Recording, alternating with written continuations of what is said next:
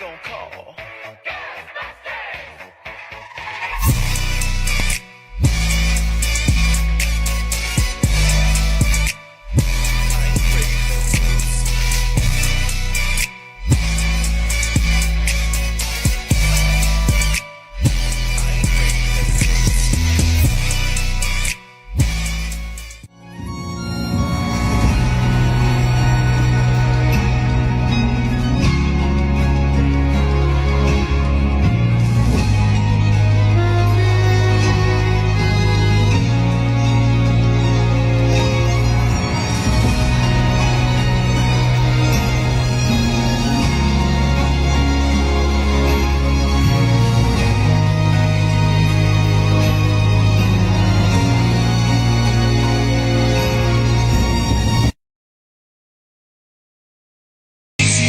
They don't know where cut is. But baby, just say nothing yet. Bullet ripped through my ear. But I felt then and believe even more so now that my life was saved for a reason.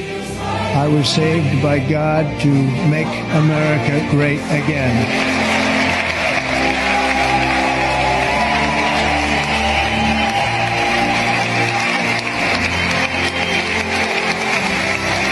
Congratulations, Mr. President. A legal way to do it, so you don't have to sneak across in the first place. We do not think the comprehensive health care benefits should be extended to those who are undocumented workers and illegal aliens. We do not want to do anything to encourage more illegal immigration into this country. We know now that too many people come in for medical care as it is. We certainly don't want them having the same benefits that American citizens are entitled to have. Every place in this country are rightly disturbed by the large numbers of illegal aliens entering our country. The jobs they hold might otherwise be held by citizens or legal immigrants. The public service they use impose burdens on our taxpayers. That's why our administration has moved aggressively to secure our borders more, by hiring a record number of new border guards, by deporting twice as many criminal aliens as ever before, by cracking down on illegal hiring, by barring welfare benefits to illegal aliens. Even as we are a nation of immigrants, we're also a nation of laws. Undocumented workers broke our immigration laws, and I believe that they must be held accountable, especially those who may be dangerous. That's why over the past 6 years, deportations of criminals are up 80%. And that's why we're going to keep focusing enforcement resources on actual threats to our security. Felon.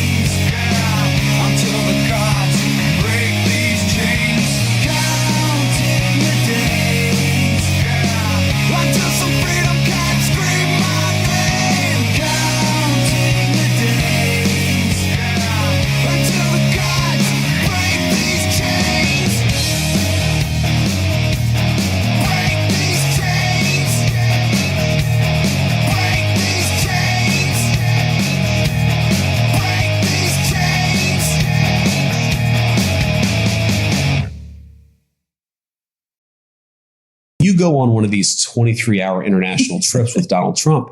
If you're lucky, he'll sleep 2 hours. If you're unlucky, he'll be roaming around Air Force One, busting your chops because you've fallen asleep. And like, oh, he's low energy. Look, he's already asleep and he's, been on the plane for 18 hours. He wakes up the journalists. Midnight gaggles. He wakes up the journalists for midnight gaggles. There is just something about him. And I don't know if it's, he's president of the United States for 4 years this term, and he's just so focused on getting as much as possible done. But he really sleeps less and still has more energy than anybody that I know that's 40 years younger than he is. And that is, I mean, you hear people talk about it. You wonder how true it is. Trust me, I've seen it from the inside. He has unbelievable energy. The drug cartels are waging war in America, and it's now time for America to wage war on the cartels. I will designate the major cartels as foreign terrorist organizations. We will show no mercy on the cartels. I will deploy all necessary military assets, including the U.S. Navy. We will guarantee that the waters of the Western Hemisphere are not used to traffic illicit drugs to our country. When I'm back in the White House, the drug kingpins and vicious traffickers will never sleep soundly again.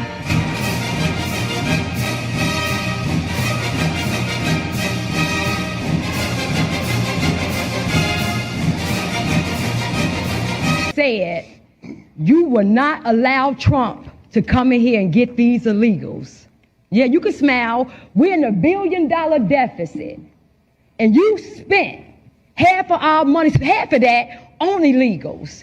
You campaign and double down that you would not raise property taxes. I won't raise your property taxes. You wanted to raise our taxes $300 million. They shut it down. Now we back here for $150 million. Okay. See, this is what we asking now. Since you want to crash out, some of y'all said y'all willing to go to jail for it. Trump, Tom Homan, make an example out this right here first. Please come here first. Spend our tax dollars to go. Michael Rodriguez, you said to take Trump to court to protect these illegals. That's cool because we about to make all of y'all aldermen famous. Y'all think this is how it's gonna ride? I think not. Flip Chicago red. We not playing. This was going to happen to you. You got Kash Patel and Pam Bundy that you're going to have to deal with sooner than later. Then it's going to be an audit. Next, it's going to be an investigation. Then it's going to be an indictment. Provision. That's what's going to happen to you. You all sit up there. Both of you mentioned the ballroom.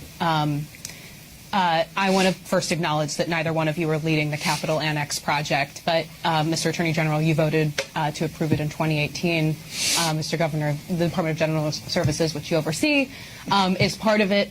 It has been 3 years since the legislature updated the public on the cost of that project. It is happening right now. I think maybe one of your windows could probably oversee it. You can see the construction is happening, but yet the legislature's Joint Rules Committee refuses to provide an update. We've reported that they have violated the Legislative Open Records Act. They are continuing to withhold public records. I have asked for an interview for more than a year now, and no one will provide an update. I mean, is that appropriate on one of the most expensive buildings in the United States at this point?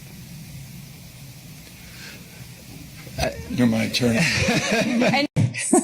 I'm a mad UFO lunatic as well. Yeah. So, and you said, I think the Ruthless podcast that you were going to, in August, you were going to figure out what happened. So have you was a little tongue in cheek. I've not figured it out yet. Right. I haven't had the time to figure it out yet. But you've got access to all this. I do. And I really want to sort of dig into it. You know, Marco's actually very interested in this too. We talked about this we talked about this back in our Senate days. So yeah, there's certainly an interest there. There's certainly an intrigue, but I haven't yet had the time to really dig in. Things have been so busy, but this is the crazy person inside of me. And there's, all of us put the tinfoil hat on from time to time. I was like, I can't allow myself to become so busy that I spend the next 3 years and I don't get to the bottom of this. So I will get to the bottom of this, but it's going to take me a little time. Because Tulsi Gabbard says that she believes there are aliens. Do you believe that? I don't. It's interesting.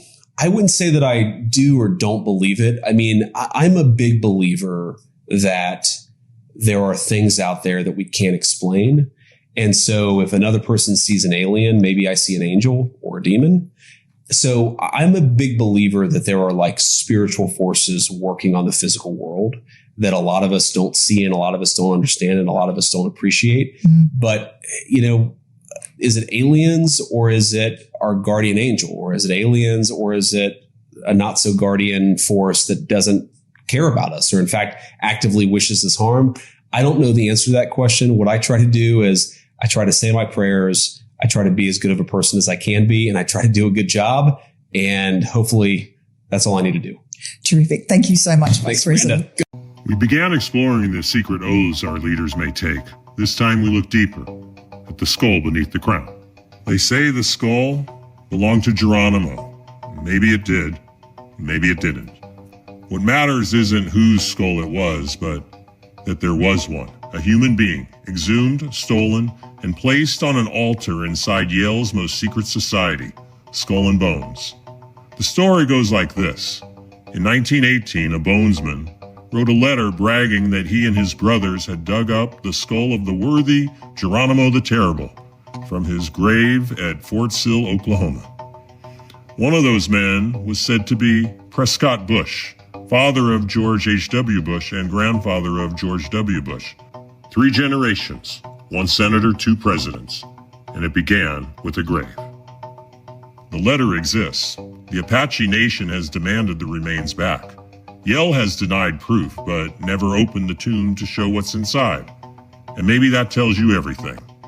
Because whether the skull belonged to Geronimo or some other soul, someone's remains were taken, displayed, and celebrated by men who would later shape the destiny of this country.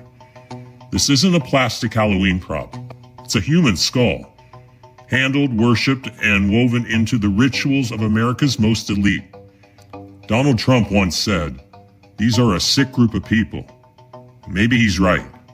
And maybe it's time even the fiercest critics, Democrats, socialists, or anyone who still believes that this is about left and right, starts looking at the evidence for what it is.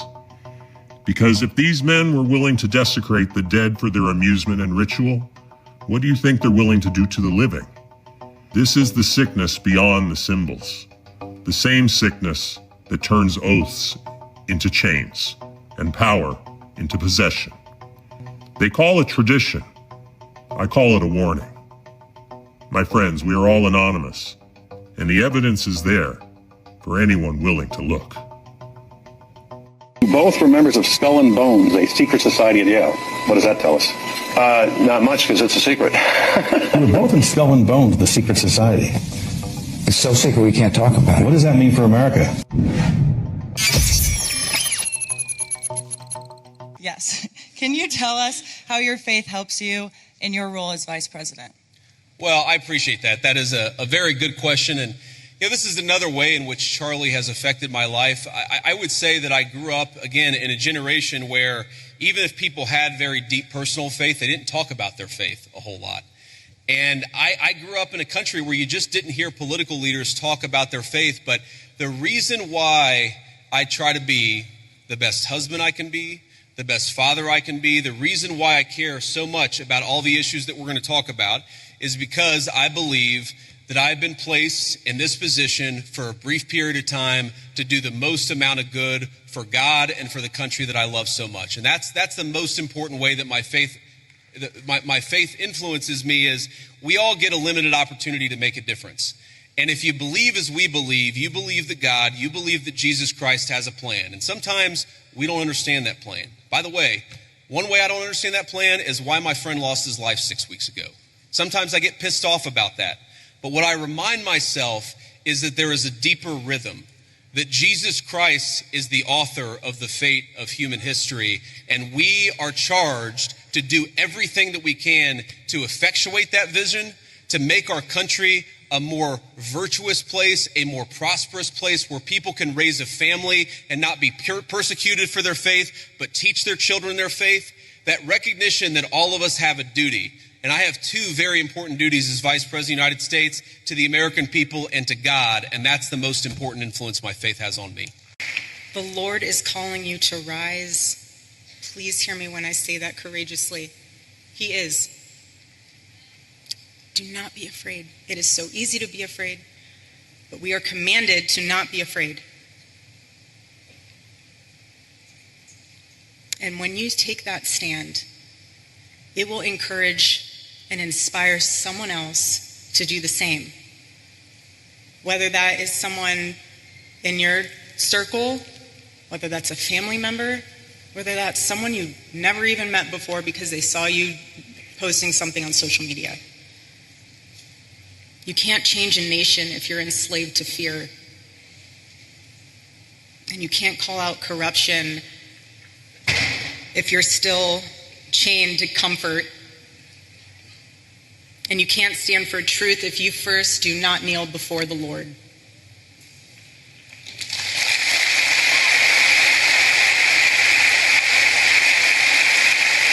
Did you know some people say it's a sin to pray in your mind? Have you ever wondered if silent prayer is disrespectful to God? Many believe that without spoken words, our prayers lose value. But let's look at what the Bible says. Psalm 139 tells us, "Before a word is on my tongue, you, Lord, know it completely." This shows that God doesn't just hear our words, He knows the deepest thoughts of our hearts. And remember the story of Hannah in 1 Samuel 1:13. She prayed in silence. Her lips moved, but no sound came out. Yet God heard her prayer and answered the cry of her heart. This proves that prayer is not about words, but about faith and sincerity as we seek the Lord. So praying in your mind is not a sin. On the contrary, it's a powerful way to connect with God, who is always attentive to your heart. If this truth gave you peace, type Amen in the comments and share this message to encourage someone today. This is a message aimed at Christians, who are the largest group of Israel supporters in the United States. And their view of Israel is colored not just by sentimental attachment, which is fine, or trips to Israel, great, no problem, but by a Christian heresy, the oldest of the Christian heresies, which is that God somehow prefers some people based on their DNA. And of course, the whole point of Christianity is that that is no longer true, that there is no chosen people. The chosen people are people who choose Jesus. That is the Christian message right there. It's not an anti-Semitic message, by the way. It's the Christian message. It's the core Christian message. And yet there are many, many self-described representatives of the Christian faith, the world's largest, who are daily sending a different message. And we should be very clear. Whatever this is, it's not Christianity. It is heresy. And among the many examples we could pick, we're going to go, because we couldn't control ourselves, with Lindsey Graham. Watch. To people in my party, I'm tired of this crap. Israel is our friend. They're the most reliable friend we have in the Mideast. They're a democracy, surrounded by people who would cut their throats if they could. This is not a hard choice if you're an American. It's not a hard choice if you're a Christian. A word of warning. If America pulls the plug on Israel, God will pull the plug on us. God will kill you if you don't support Bibi Netanyahu. That's what he's saying. And there are cheers, unfortunately, cheers when he said that God will kill you. He will pull the plug on you like a quadriplegic in intensive care. You're going to flatline unless you support the secular abortion-on-demand government of Israel. That's the Christian perspective, really. That God loves some people more because of their DNA? That is not the Christian message. That's the opposite of the Christian message. The Christian message is universal. That's the whole point of it. The chosen people in Christianity are those who choose Jesus. The entire New Testament is that story. And anyone who says otherwise has not read it or is lying. God does not prefer you because of your DNA or anyone else because of their DNA. Period. So the fact that people can stand up in the United States in 2025 and say something like that, and by the way, not even make the case, just invoke the power of God as a weapon. He will kill you. He'll pull the plug on your country unless you go along with this. We need more war. Listen to yourself. And it's not just Lindsey Graham. It's the Speaker of the House, Mike Johnson. It's a lot of people, some of whom are very nice people. People have dinner with them. They seem perfectly normal. But this is a heresy, and it's deranged. And you know it's deranged because it is a justification for killing the innocent. And in Christianity, if there's one thing that's crystal clear, it's that Christians cannot abide the killing of the innocent. People who have done nothing wrong cannot be killed. That's a sin. You are not allowed to do that, period. You were asked today if you will defer your paycheck during the shutdown. Obviously, a lot of federal workers, TSA agents are going without paychecks. Have you made a decision on that yet, sir? I'll be commenting on that shortly, but I understand the sacrifice that people are making, including Capitol Police officers here, and I'm going to conduct myself accordingly, given that sacrifice. So that sounds like a yes, that you will defer your paycheck. Well, I have more to say about that shortly, but I think consistent with the values that I just articulated. State teacher's assistant who was seen flipping over a table that belonged to a Turning Point USA chapter appeared in court yesterday after he was arrested by the feds for allegedly threatening President Trump. FBI Director Kash Patel described the threats as, quote, heinous. 27-year-old Derek Lopez was fired from his role at the school a few weeks ago and had already been arrested for the table flipping incident. He was charged with disorderly conduct and criminal damage to property.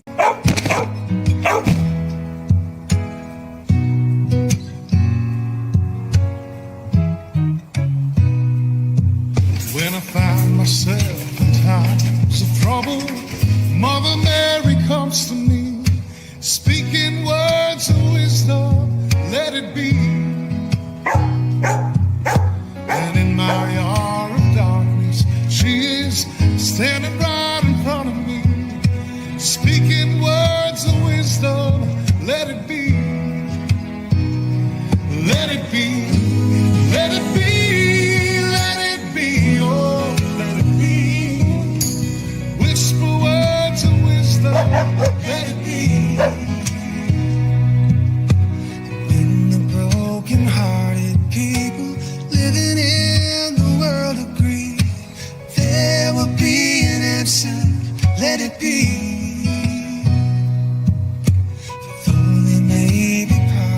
There is still a chance that they will see.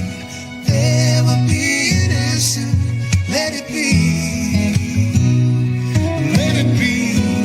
Let it be. Let it be. Oh, let it be. There will be an answer. Let it be. Let it be. Let it be. Let it be. Oh, let it be. You have to be able to see things that you can't actually see with your eyes. And that is absolutely true about Donald Trump. He has unbelievable instincts. And sometimes, like I remember having this conversation with Susie Wiles where there was a particular issue and, you had everybody trying to work the president. They were calling him. They were trying to influence him. They were trying to pressure him. And I was like, I got to get in there and talk to the president because I don't think he realizes these people are trying to work him. And Susie looks at me and she says, Mr. Vice President, you don't think that Donald Trump realizes that these people are trying to work him? And he just does. He automatically understands when somebody is trying to get one over on him. And that makes him such an effective leader because you can't be everywhere at once as president of the United States. But so long as you know who to trust and who not to trust, and so long as you have a way of navigating around the various pieces of counsel that you're getting, that's what makes him a great president, is that instinctive ability to know when somebody has the country's interest at heart or when they have some other interest at heart. I think that's an amazing thing. Mr. Vice President, yeah. Could you let us know your understanding of the president's comments that he wants to resume nuclear testing after more than 30 years? Does he mean the warheads themselves, the distribution, the missiles, and so forth? What's your understanding of these things? Well, look, I'll answer that very briefly, but I really do want to focus on the shutdown that is affecting the American people. I think the president's truth speaks for itself. We have a big arsenal, obviously. The Russians have a large nuclear arsenal. The Chinese have a large nuclear arsenal. Sometimes you've got to test it to make sure that it's functioning and working properly. We've been working very closely, even with nations that we don't have the best relations with, to try to limit nuclear proliferation. The president's going to keep on working on that, but it's an important part of American national security to make sure that this nuclear arsenal we have actually functions properly, and that's part of a testing regime. To be clear, we know that it does work properly, but you got to keep on top of it over time, and the president just wants to make sure that we do that. Mr. President, why did you change your nuclear plans? Why are you going to be doing more nuclear testing? Thank you very much, everybody. Appreciate it. Thank you. Thank you very much. Your re-election. We have spoken on the phone 3 times, exchanged several letters, and stayed in close contact. And our joint guidance, China's relations have remained stable on the whole. Given our different national conditions, we do not always see eye to eye with each other, and it is normal for the 2 leading economies of the world to have frictions now and then. And in the face of winds, waves, and challenges, you and I, at the helm of China-US relations, should stay the right course and ensure the steady sailing forward of the giant ship of China-US relations. I always believe that China's development goes hand in hand with your vision to make America great again. Here's the thing that I want all of you to remember. Charlie wasn't effective just because he had opinions. A lot of people have opinions. Charlie was effective because he was courageous, because he worked very hard, and because he made his vision a reality. And so if you care about this country, as I know all of you do, don't just complain about social media. Get up and get involved in a campaign. If you want a better policy outcome, even from an administration that you voted for, then get out and get involved and making your voice heard. If you care about this country, love it enough to get involved in the process and how we govern it. That is the only way we are going to save the United States of America, and that is perhaps the greatest contribution that you can make to Charlie Kirk's legacy is getting involved in saving this country. I'm in the fight, and I know every single one of you are with me. God bless you, and thank you for having me. So this is breaking news. The FBI just released a national urgent alert regarding a violent online network that is being called 764, which is a network that has been coercing and exploiting children and teens through popular digital platforms, especially online gaming. And according to ABC, this group is considered one of the most dangerous and disturbing threats to youth safety in recent years. So what is 746? 746 is a decentralized transnational network that originated in 2021. It was founded by Bradley Cadenhead, a teenager from Stevensville, Texas. The name derives from that town's zip code, 764.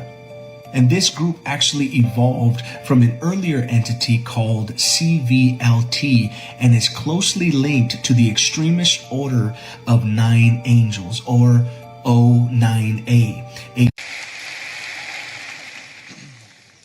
Thank you for the opportunity to speak. I'm a Christian man, and I'm just confused why that there's this notion that we might have owe Israel something, or that they're our greatest ally, or that we have to support this multi-$100 billion foreign aid package to Israel to cover this, to quote Charlie Kirk, ethnic cleansing in Gaza. I'm just confused why this idea has come around, considering the fact that not only does their religion not agree with ours, but also openly supports the prosecution of ours. Yeah, so let me say a few things about this. First of all, when the President of the United States says America first, that means that he pursues the interests of Americans first. That is our entire foreign policy. And that doesn't mean that you're not going to have alliances, that you're not going to work with other countries from time to time. And that is what the president believes, is that Israel, sometimes they have similar interests to the United States and we're going to work with them. In that case, sometimes they don't have similar interests to the United States. And this example, the most recent Gaza peace plan that all of us have been working on very hard for the past few weeks, the president of the United States could only get that peace deal done by actually being willing to apply leverage to the state of Israel. So when people say that Israel is somehow manipulating or controlling the President of the United States. They're not controlling this President of the United States, which is one of the reasons why we'd be able to have some of the success that we've had in the Middle East. Now, you ask about, sort of Jews disagreeing with Christians on certain religious ideas. Yeah, absolutely. It's one of the realities is that Jews do not believe that Jesus Christ is the Messiah. Obviously, Christians do believe that. There are some significant theological disagreements between Christians and Jews. My attitude is, let's have those conversations. Let's have those disagreements when we have them. But if there are shared areas of interest, we ought to be willing to do that too. For example, one thing I really, really care about is the preservation of the Church of the Holy Sepulchre in Jerusalem. Christians believe that that is the site where Jesus Christ was crucified, and also that his tomb is right there as well. My attitude is, if we can work with our friends in Israel to make sure that Christians have safe access to that site, that's an obvious area of common interest. I am fine with that. What I'm not okay with is any country coming before the interests of American citizens, and it is important for all of us, assuming we're American citizens, to put the interest of our own country first. That's what we're going to do. That's what we try to do every single day, I promise you. Thank you. President Vance. How you doing? Good. I have a question. Do you condone large private corporations such as Palantir hoarding data caches on U.S. citizens? No, I don't condone it. And here's the thing. So I get asked about Palantir a lot because there's this internet meme out there that somehow I am super in bed with Palantir.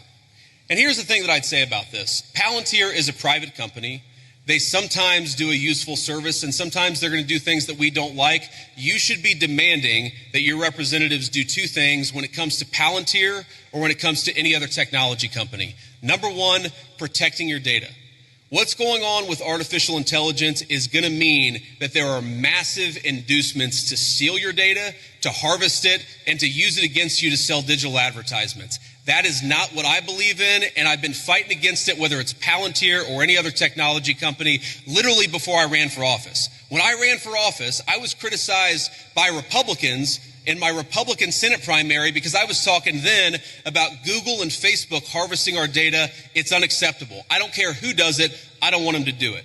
Number two, and this is also very important, what's going on with artificial intelligence, we got to be worried about large-scale surveillance, okay?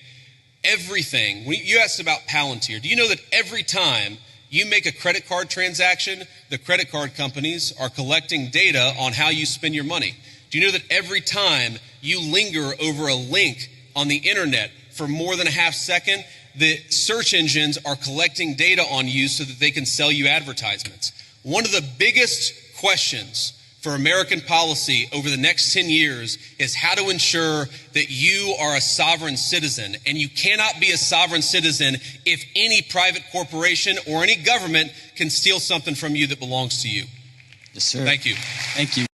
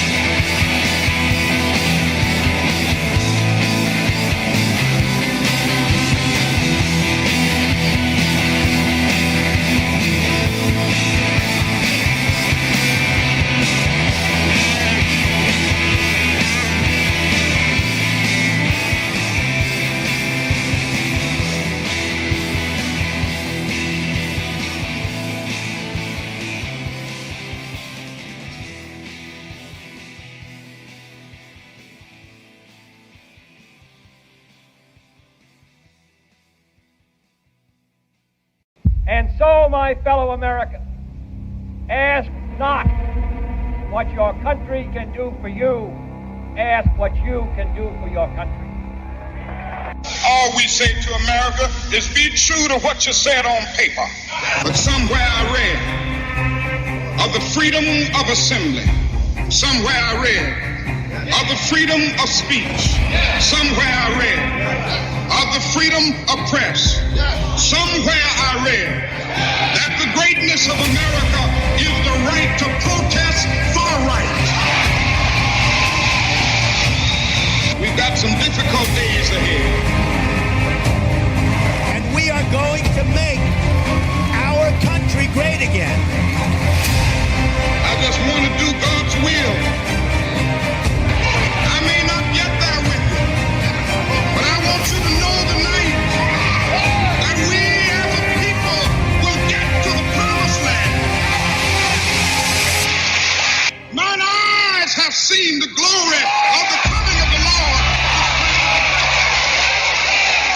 I am talking about genuine peace, the kind of peace that makes life on earth worth living, the kind that enables men and nations to grow and to hope and build a better life for their children. Not merely peace for Americans, but peace for all men and women. Not merely peace in our time, but peace in all time. God bless you, Patriots. Wow. Look at everybody here tonight. It's good to see you all, and welcome to Patriot News Broadcasting. I have a feeling, and I don't think I'm the only one by any means, that this could be the most interesting week yet that we have ahead of us. It's going to be wild. All the signs are there. We've been looking at them for days. It just continues today, and it's progressed more and more and more, and everything's right there in line. And tomorrow night especially, and then the next day, I think we're all going to be holding our breaths. Good to see you all. Let's start looking at things. What's brewing? The government shutdown, of course. National Guard in D.C., L.A., Chicago, Portland. National Guard Quick Response Force nationwide being pushed. Grand conspiracy case. Comey, Tish, Bolton indictments. Antifa designated terrorist organization. Trump officials moving on bases. Trump teasing Insurrection Act. That's only a tiny little portion of it.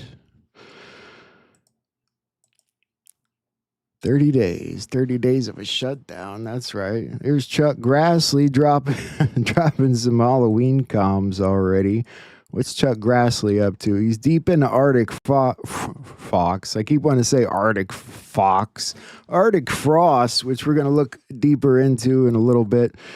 Chuck Grassley and other Senate Republicans just held a press conference to release new information obtained through legally protected whistleblower disclosures about Arctic Frost. They targeted over 400 Republicans and issued over 197 subpoenas, which targeted the Biden administration enemies. And you guys have heard about this already, but it's getting bigger and bigger. Records related to Dan Scavino, Stephen Miller, Jared Kushner, Laura Trump. They were after everybody. Subpoenaed Apple seeking records for any member, employee, or agent of the legislative branch. Records relating to communications with basically all the big networks. CBS, Fox, Newsmax, Sinclair, which owns a ton of things.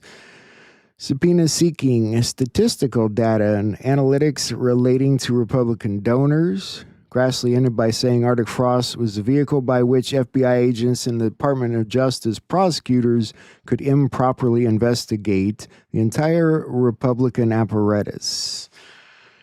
Again, we're going to look further into that a little later on. We got some more pressing things to get to here.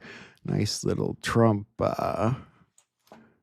comm yesterday at the 5:23 timestamp leads to the Checkmate post, and he's not the only one pushing the Checkmate. Pete Hegseth posted something yesterday I forgot to share, and he had the word untie in there in all caps, and that's also checkmate 69, checkmate, and a few other things.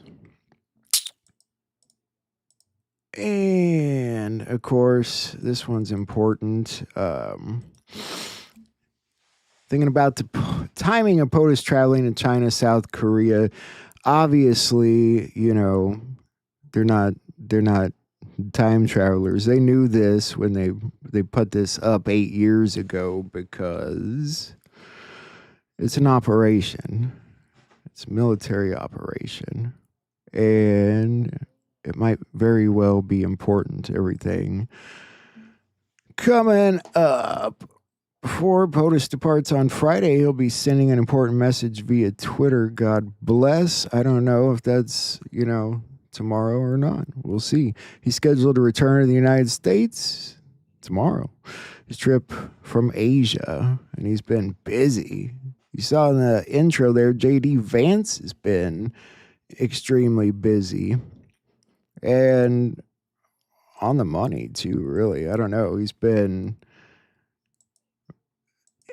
I don't know. The way he handled some of those questions there, it was really cool, I thought. He would do good at the Charlie Kirk thing, I think. All right, where am I at? Here's another one. I don't know much about the Mr. Pool guy. This is a post. This volcano just erupted, and sort of the same deal. Like, he posted this picture 5 years ago. So is the volcano not really erupting? I don't know. You gotta wonder some of this. The news gets weird. I forgot a few of these from yesterday that are important to go over real quick. POTUS 100% insulated. Any discussion suggesting he's even a target is false. Which is kind of odd after the show we did last night talking about, you know, it was the Pence-Ryan assassination plot, which was almost 10 years ago. But I don't know. It makes you look at it another way. I mean, the plot was there. Maybe he's just never in any actual danger. Why wasn't Hillary Clinton prosecuted for the emails? Put simply, Obama ultimately okayed by using the non-government email Addy to communicate with Clinton. Obama also had an alias along with each of his cabinet members. Therefore, indicting Hillary Clinton would lead to indicting Obama and his cabinet, etc., which would never happen. Remember, he lied about knowing, but that ultimately came out in the dump. We know, though, there's no real justice in the courts anyway. Huma, husband in jail. Hillary Clinton, Muslim Brotherhood, child. That Muslim Brotherhood is really important to everything going on right now. What would you do? Kiss your child goodbye and leave without a mother or father for Clinton? Where is Huma today? Yeah, it's kind of weird. She's a creepy woman. Where is Huma today? She's married to Alex Soros, right? Happened not that long ago. Remember, the FBI and military intelligence have an open investigation into the Clinton Foundation. Why did Comey drop this? Who was the FBI director during the Haiti crisis? How many kids disappeared? How much money sent to the Clinton Foundation under disguise of Haiti relief went to Haiti? What countries donated big money to the Clinton Foundation and why? How much was owed by accepting? When she lost, how would this be repaid? Yeah, you guys kind of remember that fiasco, right? All the debts she suddenly had to repay and didn't have the money. What did Obama do with cash just prior to leaving office? Repayment to those who donated for favors, access. Same thing. I think he had, things going out there too that he had to repay. Again, good people were forced into bed with this evil under personal and family threats. Could you live with yourself helping to cover up such evil, despicable acts? If given a safe way out, these people worship Satan. Some openly show it. That's the thing, even if you hold them responsible, I think Trump did give a few of them a way out if they worked with him. And I don't think they all did. Military intel versus FBI, CIA, NSA, no approval, congressional oversight, state secrets upheld under Supreme Court. Who is commander-in-chief of the military? Yeah, he doesn't need the congressional approval for anything because he's a wartime president. The divine plan was never escape, it was restoration. What if heaven descends the moment humanity remembers who they are? Oh, that was a cool post from Ben Danklin. I want to throw that up there. And of course, all these posts from John M. DeFazio II, which sounds like a lot like a John F. Kennedy Jr. alias. Werner von Braun's grave, Psalms 19:1. The heavens declare the glory of God, and the firmament showeth his handiwork. Werner von Braun said, remember, the last card is the alien card, and of all, it is a lie. And remember, it's very important right now with the 3i Atlas, whatever. 3i Atlas, 3i Atlas? I don't remember. We'll get into it more.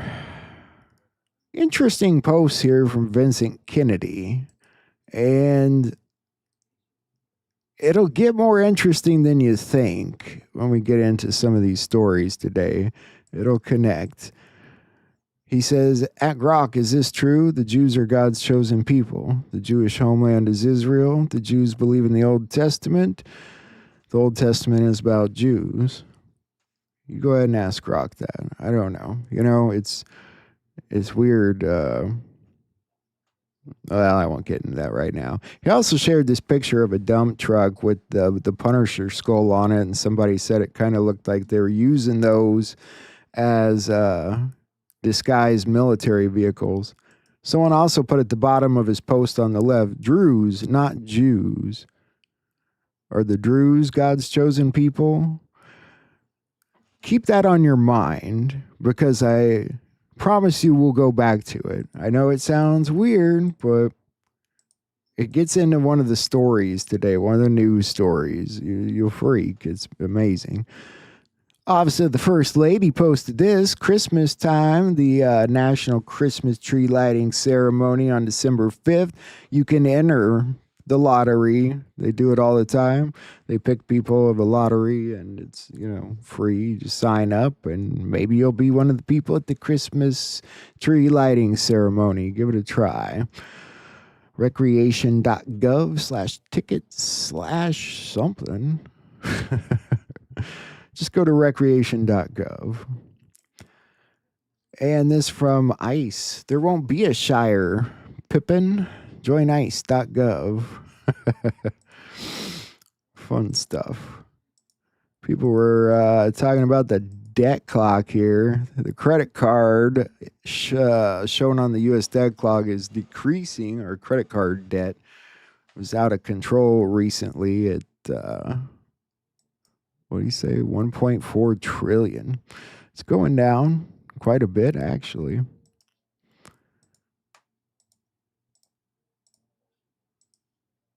Shadow of Ezra did this poll today. Charlie Kirk's assassination. There's 19.5 roughly thousand people that voted on it, and 65% of them think that Charlie Kirk's still alive.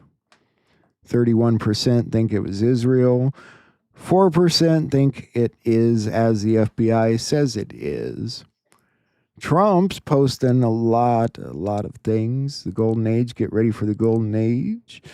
The best is yet to come. We are going to make America great again. He posted these a couple of times. He reposted this one on the left from Women for Trump with the Q plus around his collar there. Thought that was pretty cool. And these get better and better. The long-expected handshake. This is from the Chinese embassy in the U.S. You can see the flags behind them are in the wrong positions. And coincidentally, they walked on stage and shook hands at exactly 10:07. It's weird how they do that stuff with the timing.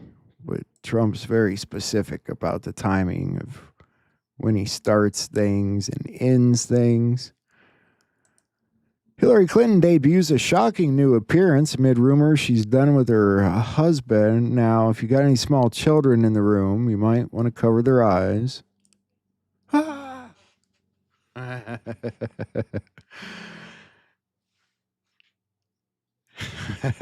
Yeah, right. If that's Hillary Clinton, I am Walter Matthau in the flesh. A couple other random things. We're getting into the news stories, I promise. Senate just voted 52-45 to unleash fossil fuel drilling on 13.3 million acres in Alaska, reversing Biden's ban, bringing back some of our energy independence, which should further bring down our gas prices. Prince Andrew formally, removed the title, the style, titles and honors of his name. He'll now be known as Andrew Mountbatten Windsor. His lease on Royal Lodge has today provided him with legal protection to continue in residence. Formal notice has now been served to surrender the lease, and he will move to alternative private accommodations. These censures are deemed necessary, notwithstanding the fact that he continues to deny the allegations against him, like they would let him go on if he admitted it. Their Majesties wish to make clear that their thoughts and utmost sympathies have been and will remain with the victims and survivors of any and all forms of abuse. He should have said, survivors of my brother. Bridget Macron's going to present scientific and photographic evidence to a U.S. court now, proving that she's a woman. She did this in France already. I guess she feels the need to prove it to Americans, specifically Candace Owens. So why doesn't she just get together with Candace Owens at a bar or something? They do their little thing and, whatever. It'd be nice to drop it. Here's a study going around people were laughing about today. mRNA COVID-19 vaccines helped extend the lives of cancer patients receiving treatment. There's no way that's true. There's no way that's true. Not a chance.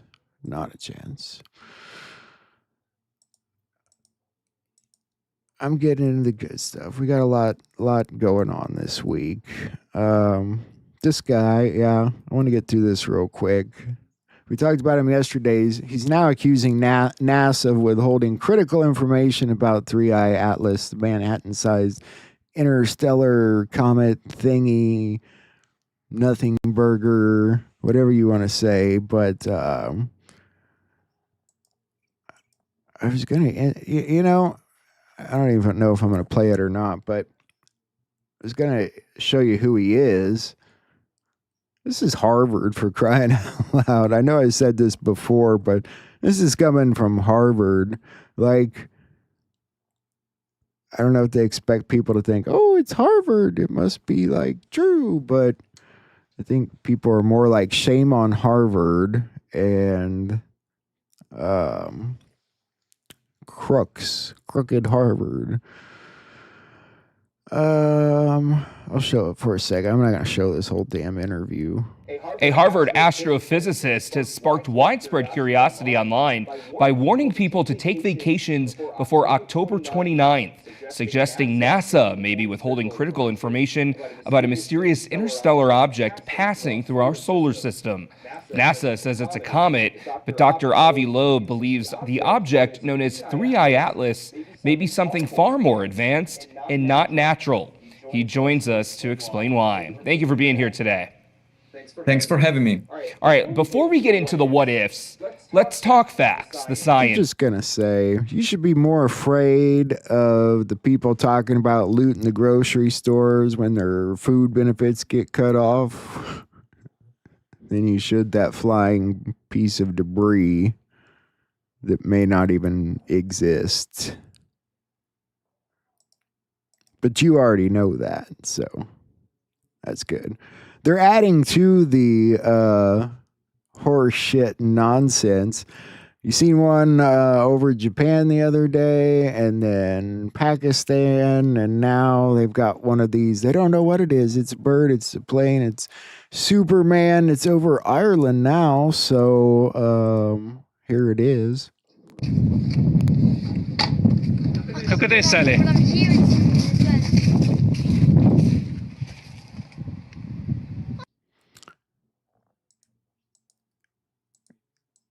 And I know this isn't political, but I had to share it. A photographer in Spain captured what is to believe the world's first ever white Iberian lynx. I thought that was cool.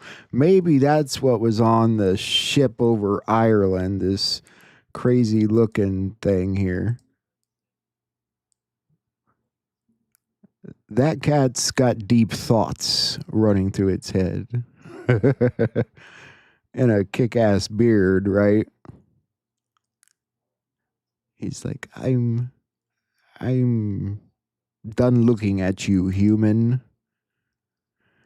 I don't know. It is a weird looking. I don't know. Shouldn't wildlife run away? He seems kind of depressed, or maybe just hungry. I don't know. Moving on. President Trump says we just won the war on the climate change hoax because the fake Bill Gates finally admitted that he was completely wrong on the issue. Don't you love it? And just like that, the climate change hoax is over and we're not all going to die. Bill Gates said in a few decades, cataclysmic climate change will decimate civilization. The evidence is all around us. Only to go on to say it will not lead to humanity's demise. People will be able to live and thrive in most places on Earth for the foreseeable future. Don't you all feel better hearing that from Bill Gates, the well-read computer nerd guy? All right, let's get into the juice. President Trump. Has he gone nuclear? The Democrats say he's gone nuclear, ordering the Pentagon to start testing nuclear weapons for the first time since 1992. And I think he said it himself here in this post here. I've instructed the Department of War to start testing our nuclear weapons on an equal basis. Yeah. You and I both know that's not going to happen, but let's look at some things about this and some conflicting news. I do want to welcome you back into Live Now. I'm Austin Westfall. We have some breaking news that we want to hit really quickly because we are seeing a new post from President Trump. This just came out moments ago. He says the United States has more nuclear weapons than any other country. This was accomplished, including a complete update and renovation of existing weapons during my first term in office. Because of the tremendous destructive power, I hated to do it, but had no choice. Russia is second. China is a distant third, but will be even within 5 years, he says, because of other countries' testing programs. The president says he's instructing the Department of War to start testing our nuclear weapons on an equal basis. That process will begin immediately. He says, thank you for your attention to this matter. What's an equal basis? Are any of them actually testing nuclear weapons? No. No, they're not. This is the ramping up of the World War III narrative standoff scare event, partial scare event, in my opinion. There's more to that we'll get to. But Trump's really, in all honesty, talking about denuclearization, but I'll show you a couple things that he said himself on the plane. It had to do with others. They seem to all be nuclear testing. We have more nuclear weapons than anybody. We don't do testing. We've halted it many years ago. But with others doing testing, I think it's appropriate that we do also. Any details around the testing, sir? Like where, when? It'll be announced. We have test sites. It'll be announced. It'll be announced. He says the United States and Russia are in talks to denuclearize. He says he sees China and Russia testing their nuclear capabilities. Says we have no choice but to test too. But I'll let you hear that in his own words. With the nuclear announcement, just one more on the nuclear announcement. Do you worry that we're entering a more risky environment when it comes to nuclear issues? No, I don't think so. I think I think we have it pretty well locked up. But we have more than anybody. But I see them testing. And I say, well, if they're going to test, I guess we have to test. I'd like to see a denuclearization because we have so many, and Russia has some. Russia's second, and China's third, and China will catch up within 4 or 5 years. I think de-escalation would be, they would call it denuclearization, would be a tremendous thing. And it's something, we are actually talking to Russia about that, and China would be added to that if we do something. Thank you all. It was a great success. It was a great honor. It's funny, both of those clips are from the same interview, but cut very differently, aren't they? When you listen to the whole thing, it sounds a little better, doesn't it? All right, let's look at the quick reaction forces. There's so much going on. It's getting kind of weird. This, he had talked about before. Either way, this is getting ramped up a little bit, though. The Department of War has quietly ordered every single state National Guard to train a quick reaction force of 500 troops per state, trained in crowd control and civil disturbance. He's preparing for widespread public backlash. Something big is coming. You're taking away their Doritos and Sody Pop. No, just saying. Let's look at this real quick. Reporting from the Wall Street Journal reveals that the Pentagon has ordered the National Guard to create what's known as quick reaction forces in every state and U.S. territory that are trained to respond to riots and civil unrest within the United States. According to the Pentagon directives, as many as 500 soldiers in each state or territory will be assigned to deploy on short notice and receive non-lethal training in crowd control, handling of detainees, and the use of batons, stun guns, as well as body shields. The news came the very same day that President Trump said courts will not stop him from using troops against U.S. citizens. Trump said so while talking to reporters aboard Air Force One. What did you mean last night when you said you were prepared to send more than the National Guard into American cities? Sure, I would do that if it was necessary. If it was necessary, I'd do that, but it hasn't been necessary. We're doing a great job without that, but yeah, if it was necessary. As you know, I'm allowed to do that, but it might be necessary soon. Yeah, he's allowed to do that. I like how the judges throw in their opinions anyway. Top Trump officials are moving on to military bases. Stephen Miller, Marco Rubio, Kristi Noem, and others have taken over homes that until recently housed senior officers. Adopt the bunker mentality with housing reserved for military officers. What are they really trying to say there? We have some big news right now. The Atlantic is exclusively reporting that senior Trump administration officials are living on military housing, taking up housing from senior military leaders, and they're literally running out of housing because Trump administration officials, from Stephen Miller to Marco Rubio to others, are living on military housing, and it's unprecedented. There has never been so many administration officials living in these military housing, and the reason why is because they're fearful from protests and more. Previously, we knew that Kristi Noem was living in these military housing installations, but now Stephen Miller... Yeah, here's the thing, it lists like 5 people here, and these people are on the move all the time. They're like, I don't see how they're living anywhere. They're living on airplanes is what they're doing. I can't stand Aaron Parnas, but all right, let's look at some other things here. We'll circle back. We'll come. Oh, you know what? I feel like I'm forgetting something here. I am forgetting this. Stephen Miller posted that, which equals that. The Green Aurora Borealis Northern Lights at night, timestamp 240, boom, boom, boom, boom. A week to remember, dark to light, blackout necessary. Gotta love it, don't you? That's a crucial one. Glad I remembered that one. I'm telling you guys, it's going to be an interesting week because wait till we get to the protests that are already set up for November 5th at Washington, D.C. It's almost like the Democrats are preparing a insurrection. All right, where'd I go here? We got to look at China for a minute. He clinched his deal with China, the rare earth minerals, all that stuff he was gonna do, work together on the Ukraine war. He says he's gonna go to China in April and that Xi Jinping will be coming here sometime soon. Yeah, that's another thing we agreed. I'll be going to China in April, and he'll be coming here sometime after that, whether it's in Florida, Palm Beach, or Washington, D.C.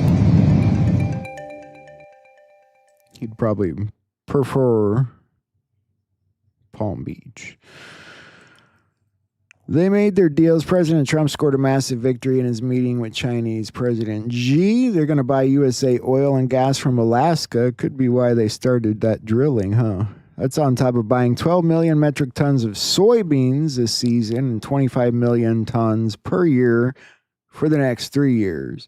They're also promising to curb the fentanyl tracking, and so Trump is reducing their tariffs from 47 to 57%.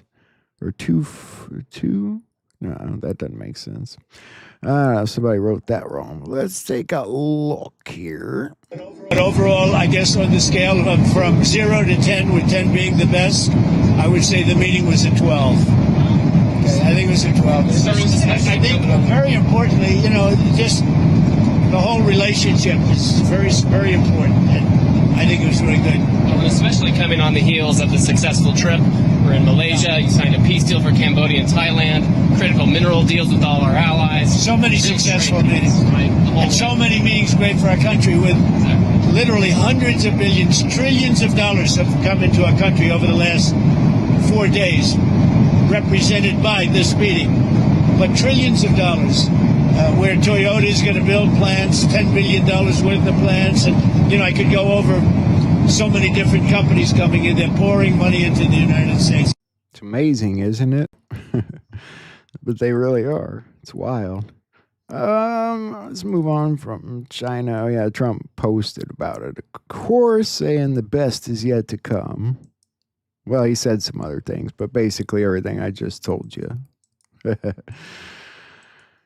Thousands of ultra-Orthodox Jews dressed in black have rallied in Jerusalem to protest against military conscription. And if you don't know this, for men in Israel, it's mandatory that you conscript, that you join the military. Unless you're a certain kind of Jew. This gets weird, I'm telling you. Let's look at it. Is military service mandatory in the Israeli Defense Forces? Have you ever wondered how countries maintain their military strength? One fascinating example is the Israeli Defense Forces. In Israel, military service is indeed mandatory for specific groups within society. This requirement has deep roots in the nation's history and reflects the need for a strong defense system. Since the establishment of the State of Israel, conscription has been a key part of its military framework. The mandatory service primarily applies to Jewish citizens, both men and women, as well as to Druze and Circassian men. Interestingly, non-Druze Arab citizens are generally exempt from this requirement, although they can choose to volunteer if they wish. Historically, Haredi Jews, who are part of the ultra-Orthodox community, enjoyed exemptions. However, recent legal changes have made them eligible for conscription as well. Now, let's talk about the length of service. Men typically serve for 2 years and 8 months, while women serve for 2 years. Some roles may requiring additional time due to specialized training needs. This structure allows the Israeli Defense Forces to maintain a capable military force. From a military history perspective, the conscription model of the Israeli Defense Forces illustrates the strategic need for a diverse military. I just find it odd that non-Druze, Arab citizens, or this specific type of Jew here. I'm not going to butcher the name. They're exempt. I'm sure there's a good reason, maybe. I don't know. It seems odd. It probably seems odd to you guys in general for mandatory conscription, but it sort of ties back to the other thing from Vincent Kennedy in his post today, right? I told you I'd circle back to that one.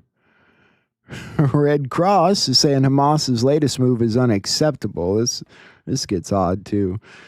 They're claiming that Hamas staged the recovery of a hostage's body in Gaza, alleging that the group is manipulating the process for political gain and straining the ceasefire. Basically, what they're saying is, while our drone was flying over, we saw you bury a body and then dig it back up. And then they even provided a video.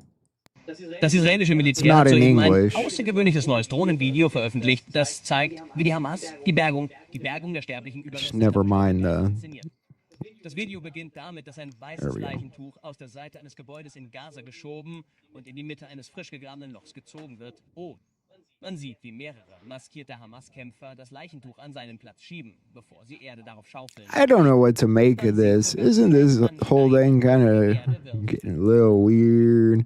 Why are they even watching them? First of all, I'm not so sure they're supposed to be doing that.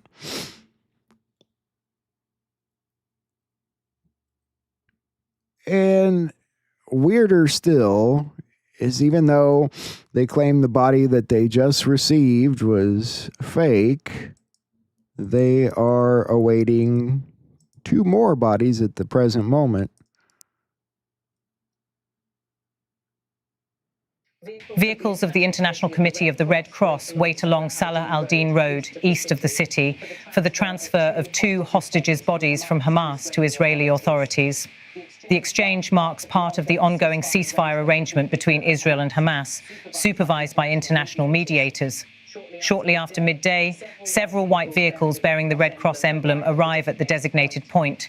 Their engines remain idling as personnel wait for the signal to proceed. The convoy includes armoured vans and marked humanitarian transport units positioned under coordination with both parties to the conflict.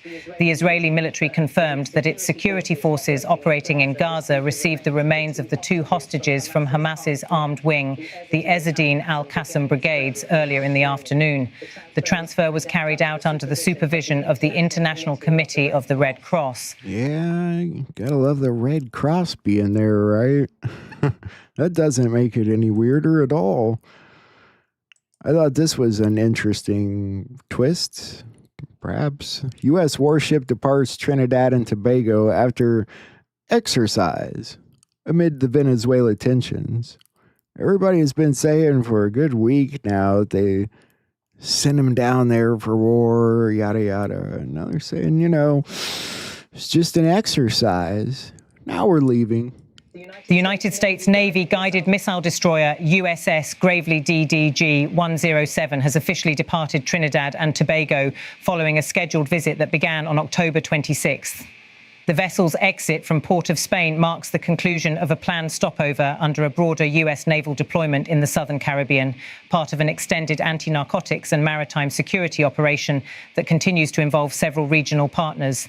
The USS Gravely's presence formed part of ongoing U.S. efforts to counter illicit drug trafficking networks and enhance coordination with Caribbean nations along critical maritime corridors used by transnational criminal organizations. According to the U.S. Southern Command, such deployments fall under the operational umbrella of Operation Martillo, a multinational initiative launched to track, interdict and dismantle narcotics routes stretching from South America through the Caribbean and toward North America and Europe. Seems like they're doing a pretty good job of that. I'll give them that much. No, they're doing a great job at handling the drug problems. France vows support for NATO ally Romania after U.S. troops are leaving. Romania seems so worried about the Russian aggression,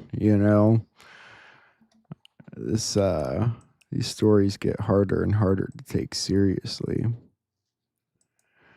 The Trump administration has limited the number of refugees that were taken in 7,500. Apparently, they're mostly white South Africans, but if I remember right, he said that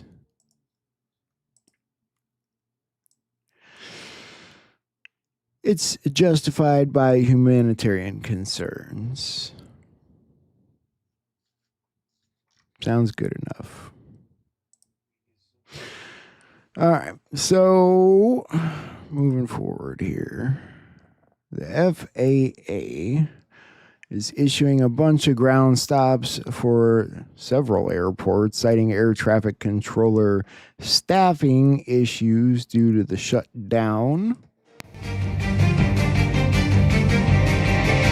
And airport disruptions continue sporadically around the U.S., with nearly 7,000 flights delayed. That's according to the website FlightAware. We're taking a live look over the airport right now. It's mostly due to staffing shortages, as essential employees like air traffic controllers miss work during the now 28-day federal government shutdown. Today, many air traffic controllers will miss their first full paycheck. The president of the National Air Traffic Controllers Association says lawmakers need to find a solution. Yeah, they're getting there. Maybe you're safer on the ground right now with all the crashes and stuff. A couple Trump posts here real quick before we move on to the protests. South Korea is building the nuclear-powered submarines in Philadelphia shipyard. Former agent Walter Gardina is a dirty cop. Yeah, he's talking about them all being investigated. Democrats are preparing to surround the White House with millions of protesters on November 5th, demanding Trump's removal from power. And they're getting really, really serious about this. November 5th in Washington, D.C., the largest sustained protest in Washington, D.C.'s history. This needs to be what happens right now. We're organizing millions of people to get to Washington, D.C., stand and surround the White House, surround the Capitol building, surround the illegitimately fascist-passed Supreme Court, and not stop until the Trump regime is driven from power. We start on the 5th, we go to the 6th, we go to the 7th, we go to the 8th. We keep pushing every day. We won't stop till we drive the Trump regime from power. I have a feeling they would just step right over you. But these guys are so serious. They even made a very short but interesting film here.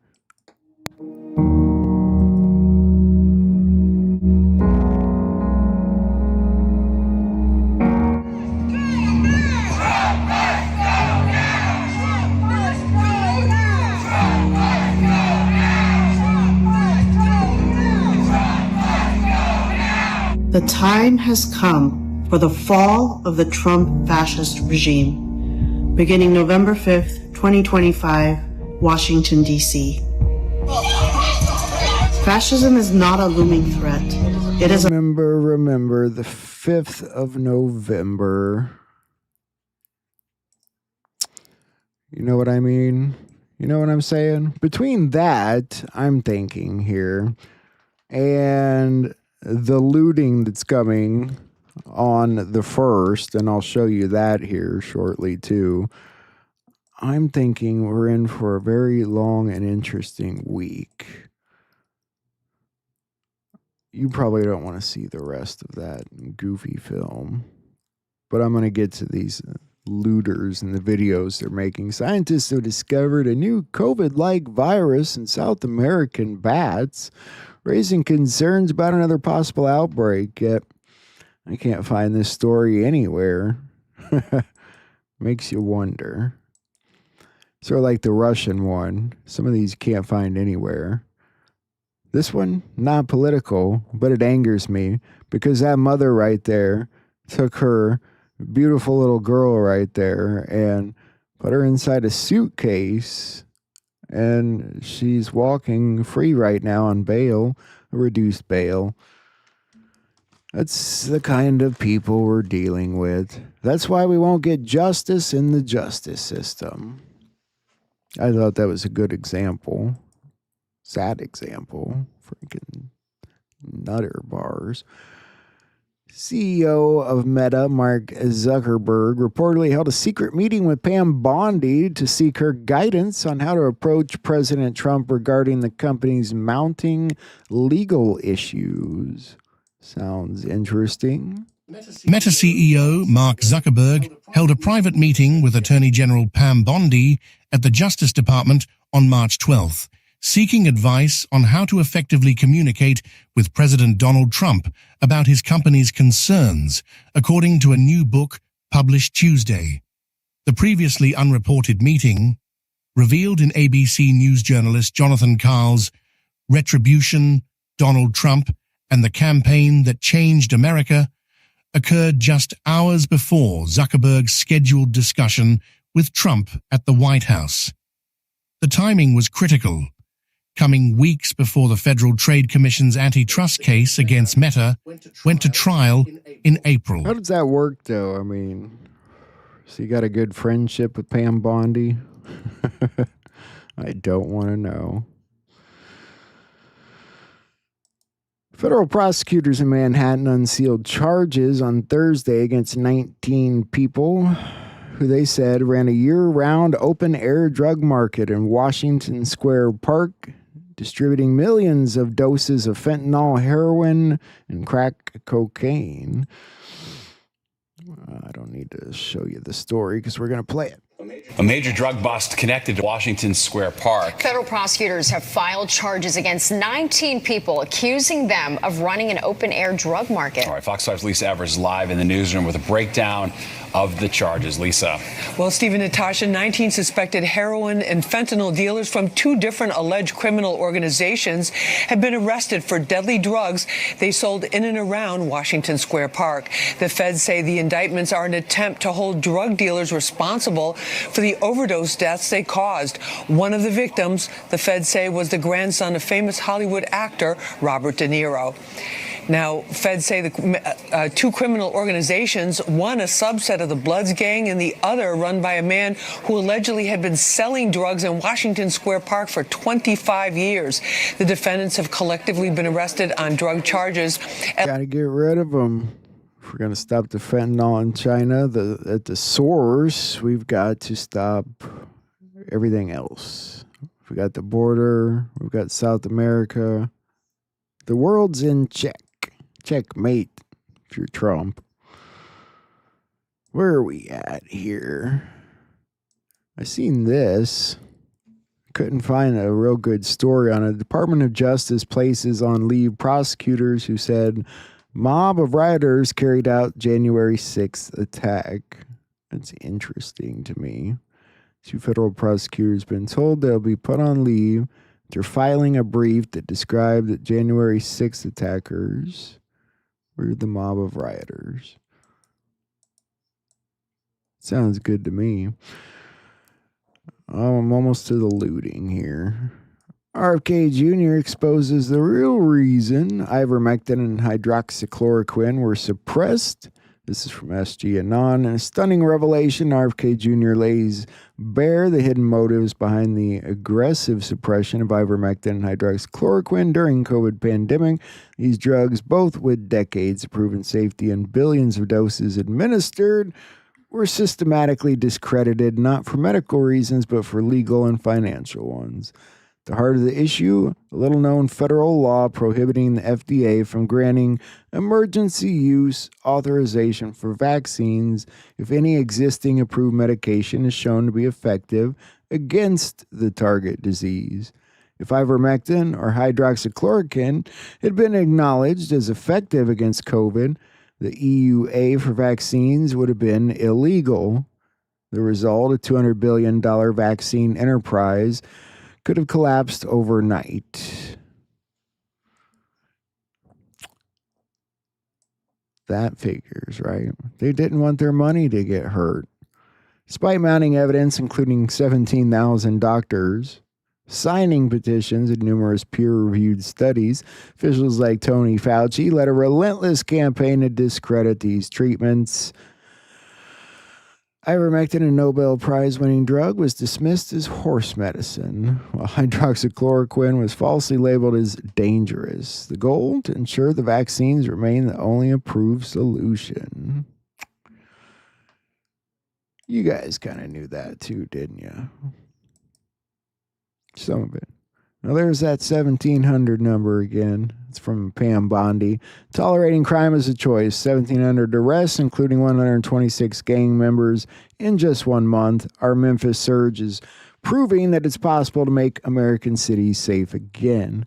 Trump post MAGA, never forget, or it will happen again.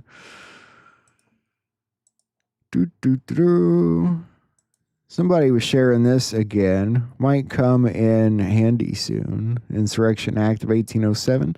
Determination that the various state and local authorities are not up to the task of responding to the growing unrest. Call the ball. It's going to be growing all right. Let's look at some of these crazies. And I just want to come on here and say to you people that be standing in front of the stores and the Good Samaritans and all of that, when November 1st come, and if they don't uplift this shutdown for these SNAP benefits, I'm going to need y'all to mind y'all business. Please mind y'all business. Those people, they trying to feed their kids, and they trying to go home and just feed their kids. And I would hate for you to not be able to make it back to your family and for you to not be able to make it back home because you trying to save these billionaire companies. You hear me? Of their funds when they actually have insurance on every box of macaroni in there. So just mind your business and go on. So we're, she's talking to the people that own the stores or guards. Just mind your business while we loot. It's insured anyway. Otherwise, you might not make it home to your family. Sounds like a bit of a threat. This one might eat you. I just wanted to come real fast just to make this video, just to make something very, very clear to the white man. Black Americans do not care about your government shutdown, and Black Americans do not care about you taking away our EBT and our government assistance, because Black Americans never depended on the American government to take care of us and feed us, because we never could. We were never able to depend on the government, in spite of what you may say and what you may try to force us to believe. So you can sit back and you can mock, you can laugh, and you can think that you're about to starve us to death. But I'm here to let you know that we are going to eat regardless, even if we have to hunt you animals down and roast and eat you. The delectable crackers and cheese. We will make it happen if we have to. Trust and believe me. And if it takes this government shutdown for Black people to finally come from under the government and understand that we don't need to be paying our taxes. I think you get the point, right? Not sure how that made any sense, saying you can cut off all those benefits we get. We don't rely on you anyway. But we're going to eat you if you cut off our benefits. I know it's probably not funny. It's really not. But again, like we said yesterday, 95% of people on SNAP and Medicaid are illegals. And that's been confirmed. And the top 4 groups are Somalians, Iraqis, Afghanistanis. I always forget the last one. And those 4 make up 56% of the illegals. And a lot of them are in Texas. It's wild, isn't it? That we have to put a stop to, unfortunately, for them. And this, somebody needs to put a stop to.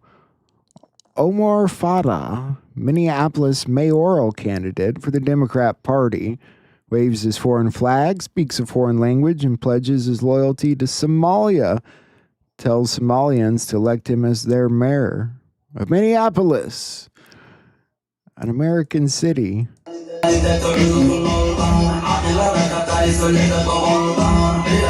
Assalamu alaikum.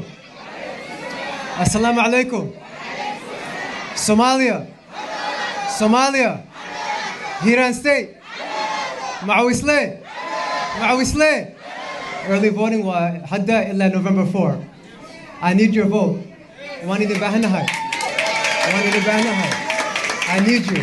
I think Minnesota needs us to help them pull their heads out of their asses, because damn, I don't know what they're thinking there. I really don't. That would not go over well in a lot of places. It's just not good. Getting back to Arctic frost, I said it right this time, and Chuck Grassley. It's Halloween season, and what's scarier than an abandoned house with ghosts? An unsigned order from the justices on the shadow docket. According to the order, the justices are asking more clarification on the term regular forces when it comes to the deployment of National Guard in Illinois. Huh. I don't remember seeing that. Jack Smith secretly obtained phone records from at least 8 Republican senators and 1 congressman. At this point, we know it's more than that. SG said this: over 400 Republicans have been targeted. It's 400 now. Jack Smith is facing subpoenas over Project Arctic Frost, and sources say FISA laws will be rewritten after the disgraceful operation of spying on U.S. citizens and political opponents. The MAGA Dragnet case could explode wide open, reaching all the way back to 2014, with Miami prosecutors circling key players. Now that sounds like something. Wasn't Pam Bondi down there? Before I get to what we're releasing today, I started the investigation into Arctic frost July 2022 based on whistleblower disclosures. Based on these disclosures, we know that weaponized taxpayer-funded agents and prosecutors advanced the investigation. As Arctic frost advanced, 92 Republican organizations or individuals were targeted, not just Trump, and they were added to its scope. And author of that targeting list was Special Agent Walter Giardino. He's the same weaponized agent who was involved in other cases against Republicans, including Peter Navarro. We've learned Jack Smith secretly obtained phone record data from at least 8 senators and 1 congressman. I've recently been informed by Verizon that at least 11 members with Verizon accounts were affected. That includes a hard line for Senator Cruz's office and a staffer's cell phone for former Senator Loeffler.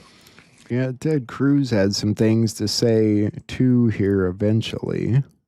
What is revealed in those 1,700 pages of documents, in those 197 subpoenas, is nothing short of a Biden administration enemies list. You know, I'm old enough to understand how toxic a term that was under Richard Nixon. This is far worse, orders of magnitude worse. People need to understand how politicized the Biden administration turned all these agencies. And again, the best way to describe President Biden's attitude were his exact quotes.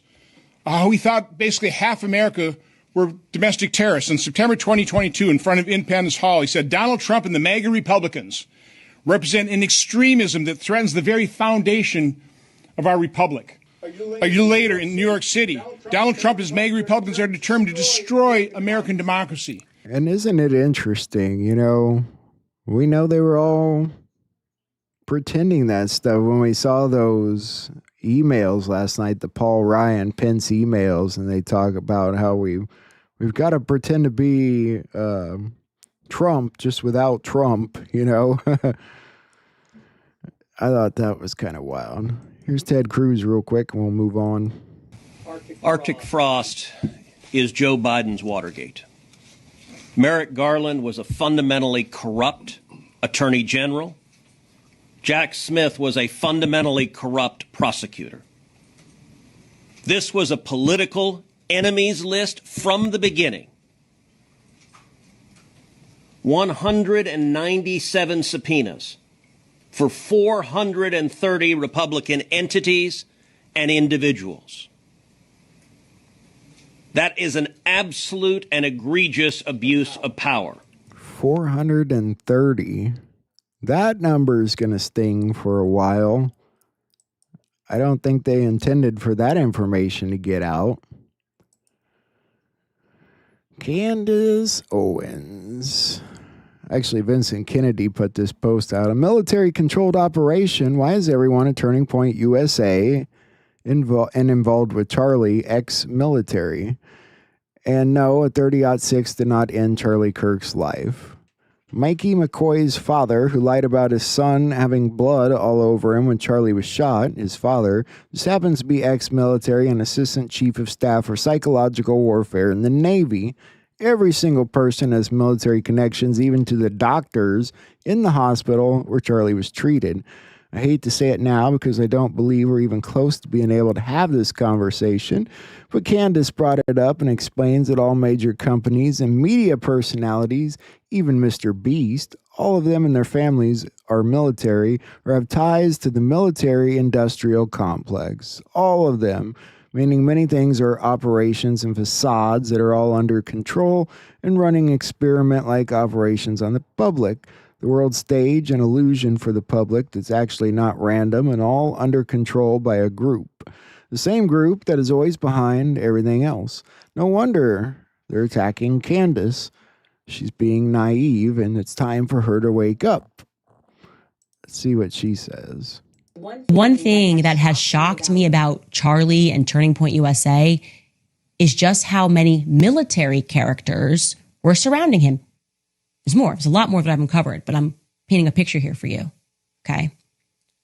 I think the military industrial complex that Eisenhower forewarned of, the military industrial complex that shot JFK to maintain power, has created a veneer of reality for us. And it is not so, right? We are under a veil. I think that these corporations, people that are put at the head of these corporations and we're told that they're geniuses, or they're just so successful, like Mr. Beast. These are military operations, is what I'm signaling to you guys. So be aware of that. I think this military-industrial complex has had a lot of actors. We have military-grade actors. If you guys don't know who Mr. Beast is, he was like the most popular YouTuber at one point with hundreds of millions, billions of views, I think. Put on all the games for the kids and stuff. And I don't know, it was kind of weird. He's kind of a weird dude from what I've heard. But she's telling you they're all military operations. She doesn't sound too naive there. Maybe she's just kind of playing on the facade while she has to. But we've heard that many times over, just like with the Tavistock Institute and the music and the Doors. Parents that come from the military, they've been controlling your music, your entertainment, everything, even some YouTube channels, apparently. And maybe even Charlie Kirk. I don't know where she's going with that exactly. Maybe it's gone on. Maybe he's been part of a military operation himself from the beginning, and maybe Trump's trying to get him out of that. I don't know. I think there's more to that one. Jim Comey is asking the court to toss the indictment, arguing that the senator's questions were confusing. He's urging federal courts to dismiss the 2 federal charges brought against him over allegedly false testimony to Congress because the questions asked by Ted Cruz were confusing and fundamentally ambiguous. I mean, really? I mean, maybe I could see that, actually. I don't know. In response to Cruz's questions, was literally true and cannot support a conviction. Or lawyers argued that his testimony in response to Cruz's questions. I think that's ridiculous. The government is attempting to try Comey on cherry-picked statements. Well, yeah. Yes, they are. What'd you guys do to Trump? Was it anything less than that? No, it wasn't. NATO scrambled fighter jets after mass Russian missile attack. Allegedly, if you want to believe that. Why would Russia attack Poland? Poland's military said fighter jets, okay, they were going to Ukraine. Maybe they attacked Ukraine. I don't know. NATO member Poland scrambled fighter jets early on Thursday to defend its airspace as Russia launched missile and drone strikes on Ukraine's critical infrastructure overnight. Poland's military said fighter jets and an early warning aircraft responded to the attacks on sites in neighboring Ukraine. You can barely find these stories. I mean, I really think it's just Europe trying to set up their World War III narrative. Trump administration drastically alters student debt relief, moving forward with sweeping changes to a key student loan debt program that will likely trigger a court battle in the coming days. Let's take a look at who this applies to. It's a subject many college students don't like to think about. And for former students who haven't even stepped foot on campus in years, student loan repayments is a topic many can't not think about. Under a recent agreement by the Trump administration to reinstate student loan forgiveness plans for millions of borrowers, many people are celebrating, particularly those with loans set to be forgiven this year. There's probably a lot of uncertainty in terms of how long. Economist Brad Hirschbein with the Upjohn Institute says for anyone with years left on their repayments, here's what you need to know. If your repayments are part of Biden's SAVE plan, which Hirschbein says about 60% of borrowers are, you need to switch to a different plan right away because that plan is no longer being honored.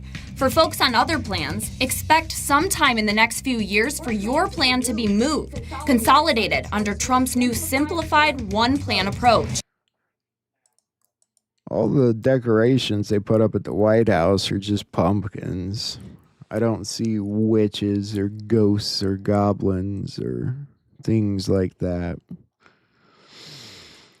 Off-camera hearings for Charlie Kirk's suspected assassin, which, you know, he wanted to wear public clothes. He didn't want to be dressed in his chains and things.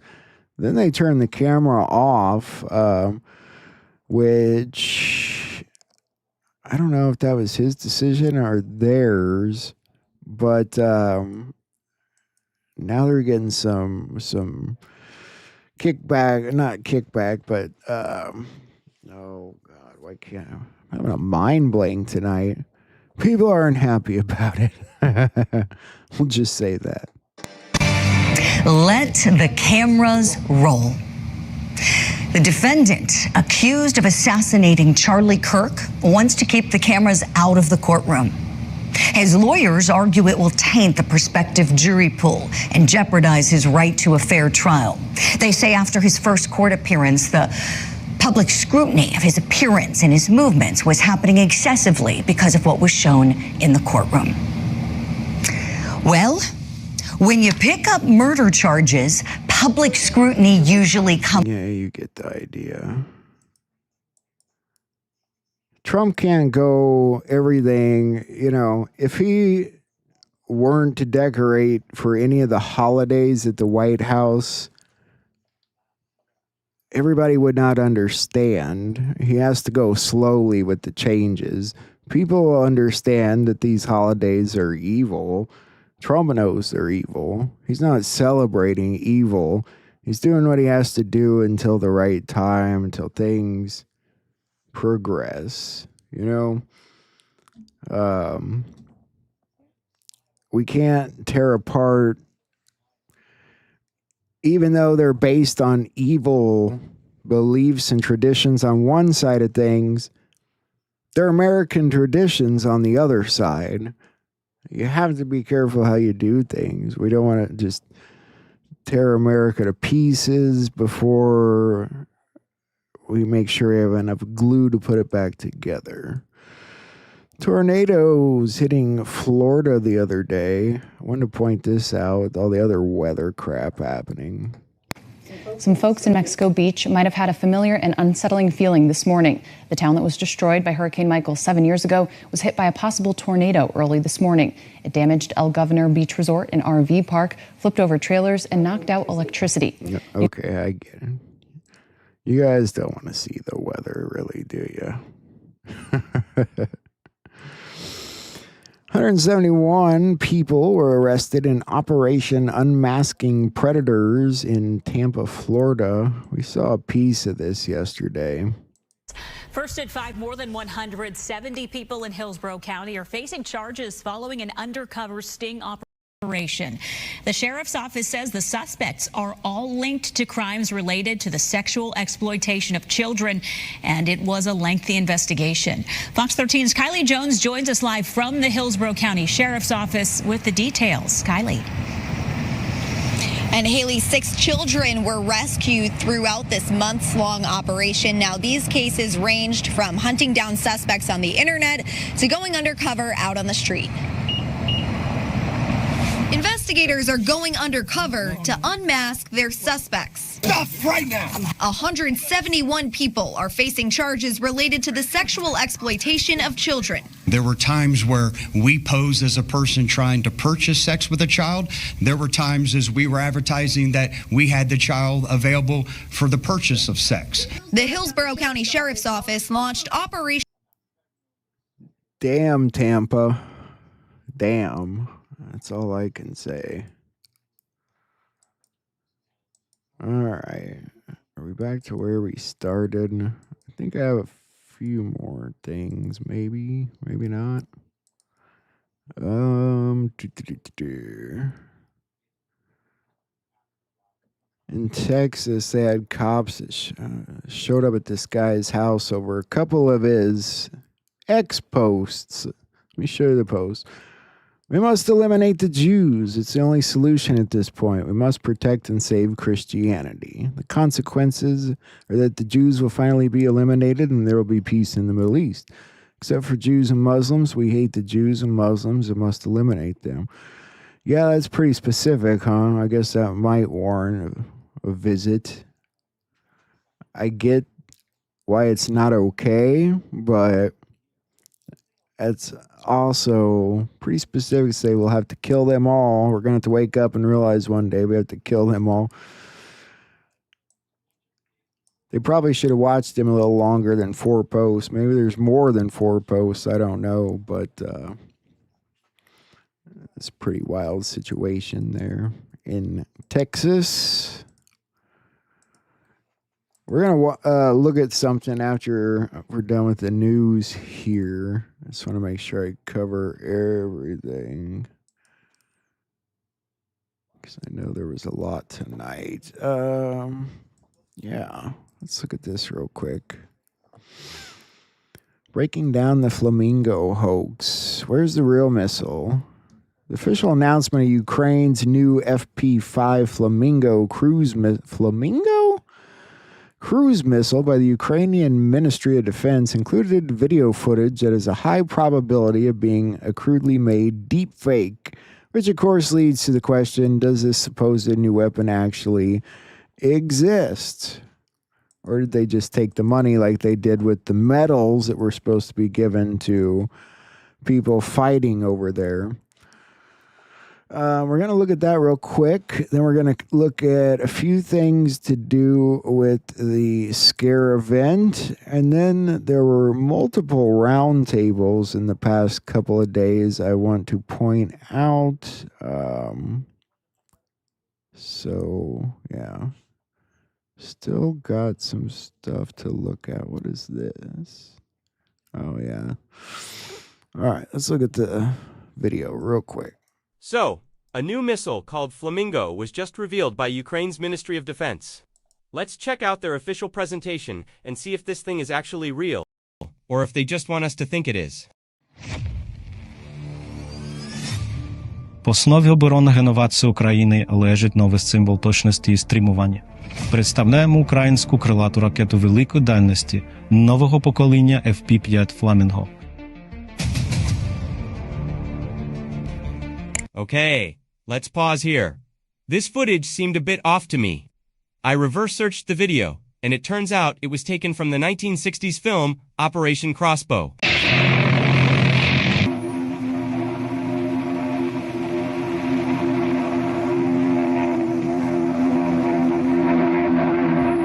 It shows German V-1 flying bomb, not a Ukrainian Flamingo missile. Although they have similar silhouettes, they're completely different weapons. But why would they use a movie scene for this presentation? Let's see what else is there.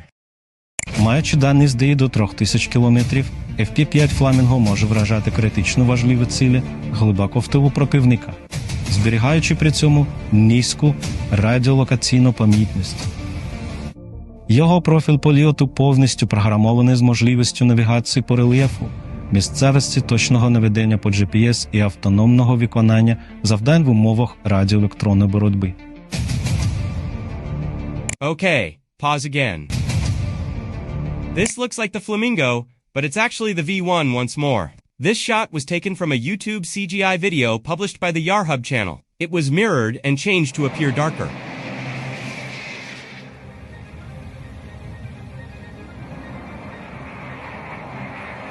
It's getting more and more weird. «Фламінго» несе модульну боєголовку вагою 1150 кг, яка може бути адаптована для виконання різних завдань. Від ударів по стратегічній інфраструктурі до особливо важливих оборонних цілей. Okay, these two are a bit tricky. The first shot is taken from the Operation Crossbow, again, depicting V1 bomb.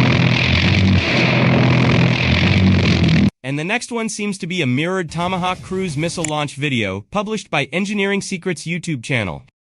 This is very necessary, especially in the initial phase of the launch, where the missile is vertical and much heavier since its tanks are full of fuel. Okay, let's continue with the Flamingo video.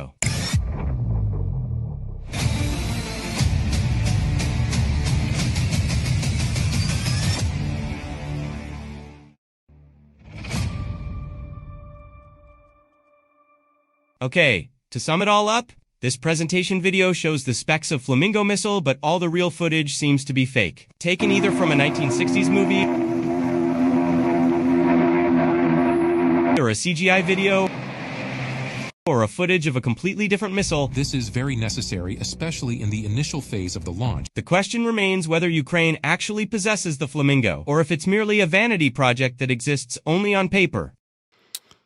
Yeah, considering they fake everything else and he's an actor and they've been striking their own people, kidnapping their own citizens off the street to fight the Russians, I'd say faking a video about a Flamingo rocket, when he just call it the Liberace, I think that would be right up his alley. You know, that's just me. These next couple videos are short. They're about the scare event. I don't remember what they're or how they went exactly. They're I can't remember who made these. But I want to show them to you before we go on and take a peek at these round tables. I'm not sure what this one is. It's a guy talking, but I don't even remember downloading that one. We're going to look at this one first.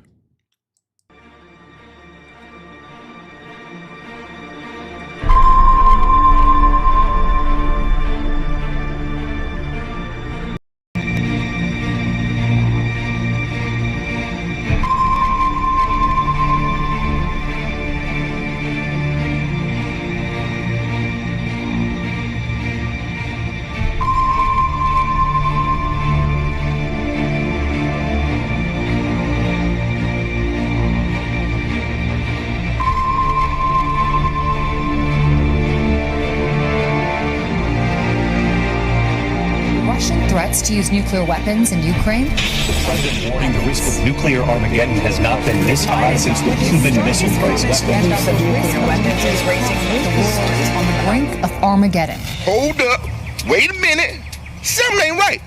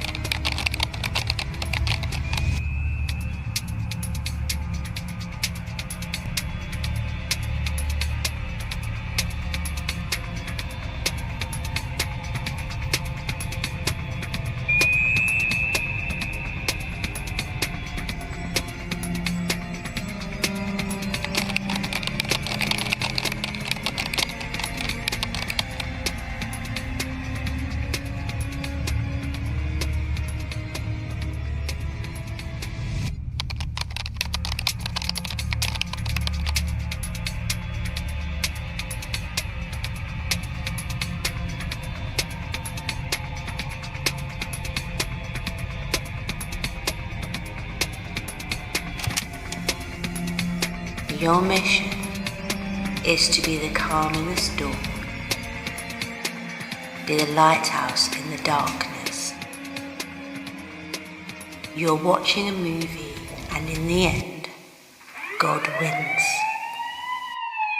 We're on a mission from God. FBI!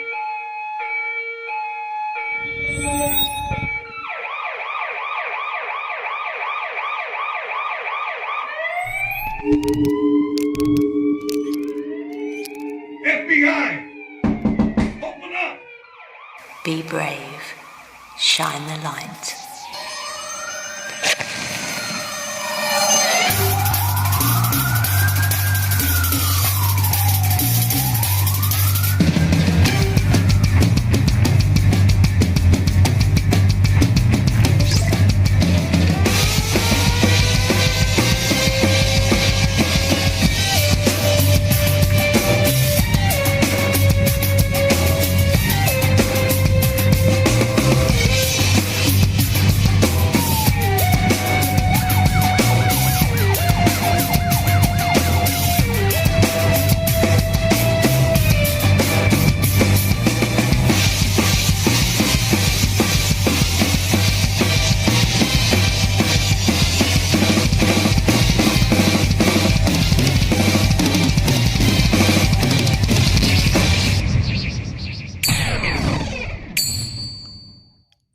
Well, I find the part about this, showing all the subs in there pretty important with Russia testing the nuclear torpedo thing yesterday. And we've got a lot of subs in the area as well. I could see something like that happening. He referred to radiation leaks there, smoke and mirrors, of course, but radiation, you don't get radiation without, well, you can, but I suppose they might make it look like there's an explosion even. I don't know, maybe they'll actually blow something up. See what this guy says. I don't remember this video. Q has always told us a scare event is necessary.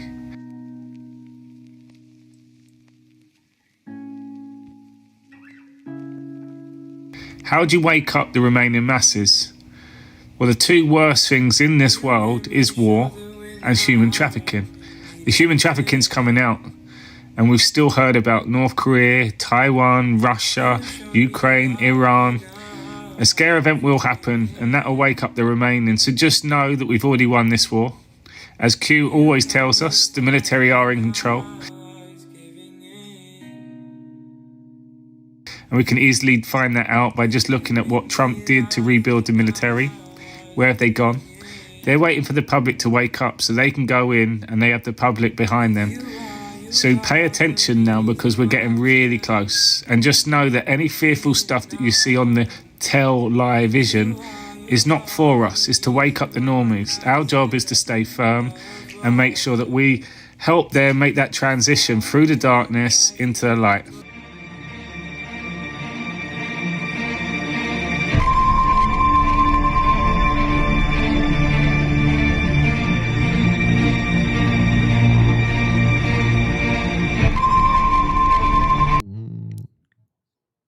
I think we just watched that. I'm conflicted about the dates, you know. You got the looting that's probably going to start the 1st when food is cut off to people. Then you got the 5th where they're calling for millions to circle the Capitol to flush Trump out, the Trump regime.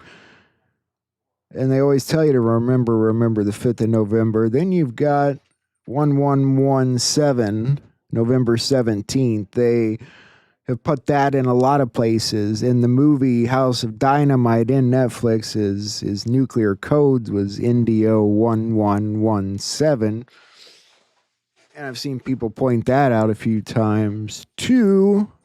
I don't know. It's a short stretch either way. I think it doesn't all happen in one day. I think things get chaotic to the point where military has to come in. But I don't know, you know. I still have this feeling like something will happen tomorrow because they talk about Friday and Trump being, you know, out of the country when it goes down. And he's going to be heading back tomorrow. So interesting stuff there, I have to say.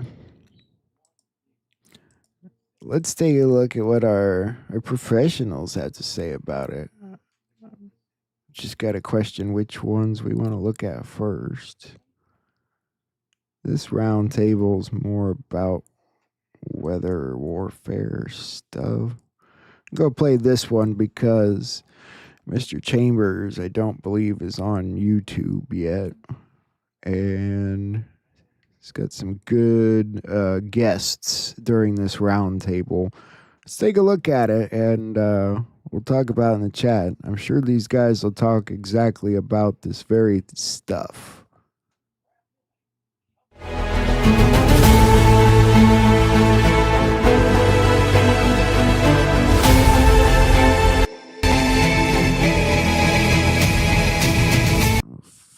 There we go. What's going on concerning, this is a kind of a quickie question. We've got more in-depth stuff we're going to get to, but I just wanted to sort of tuck this and get this out of our way. What's happening concerning the ballroom, beyond the ballroom?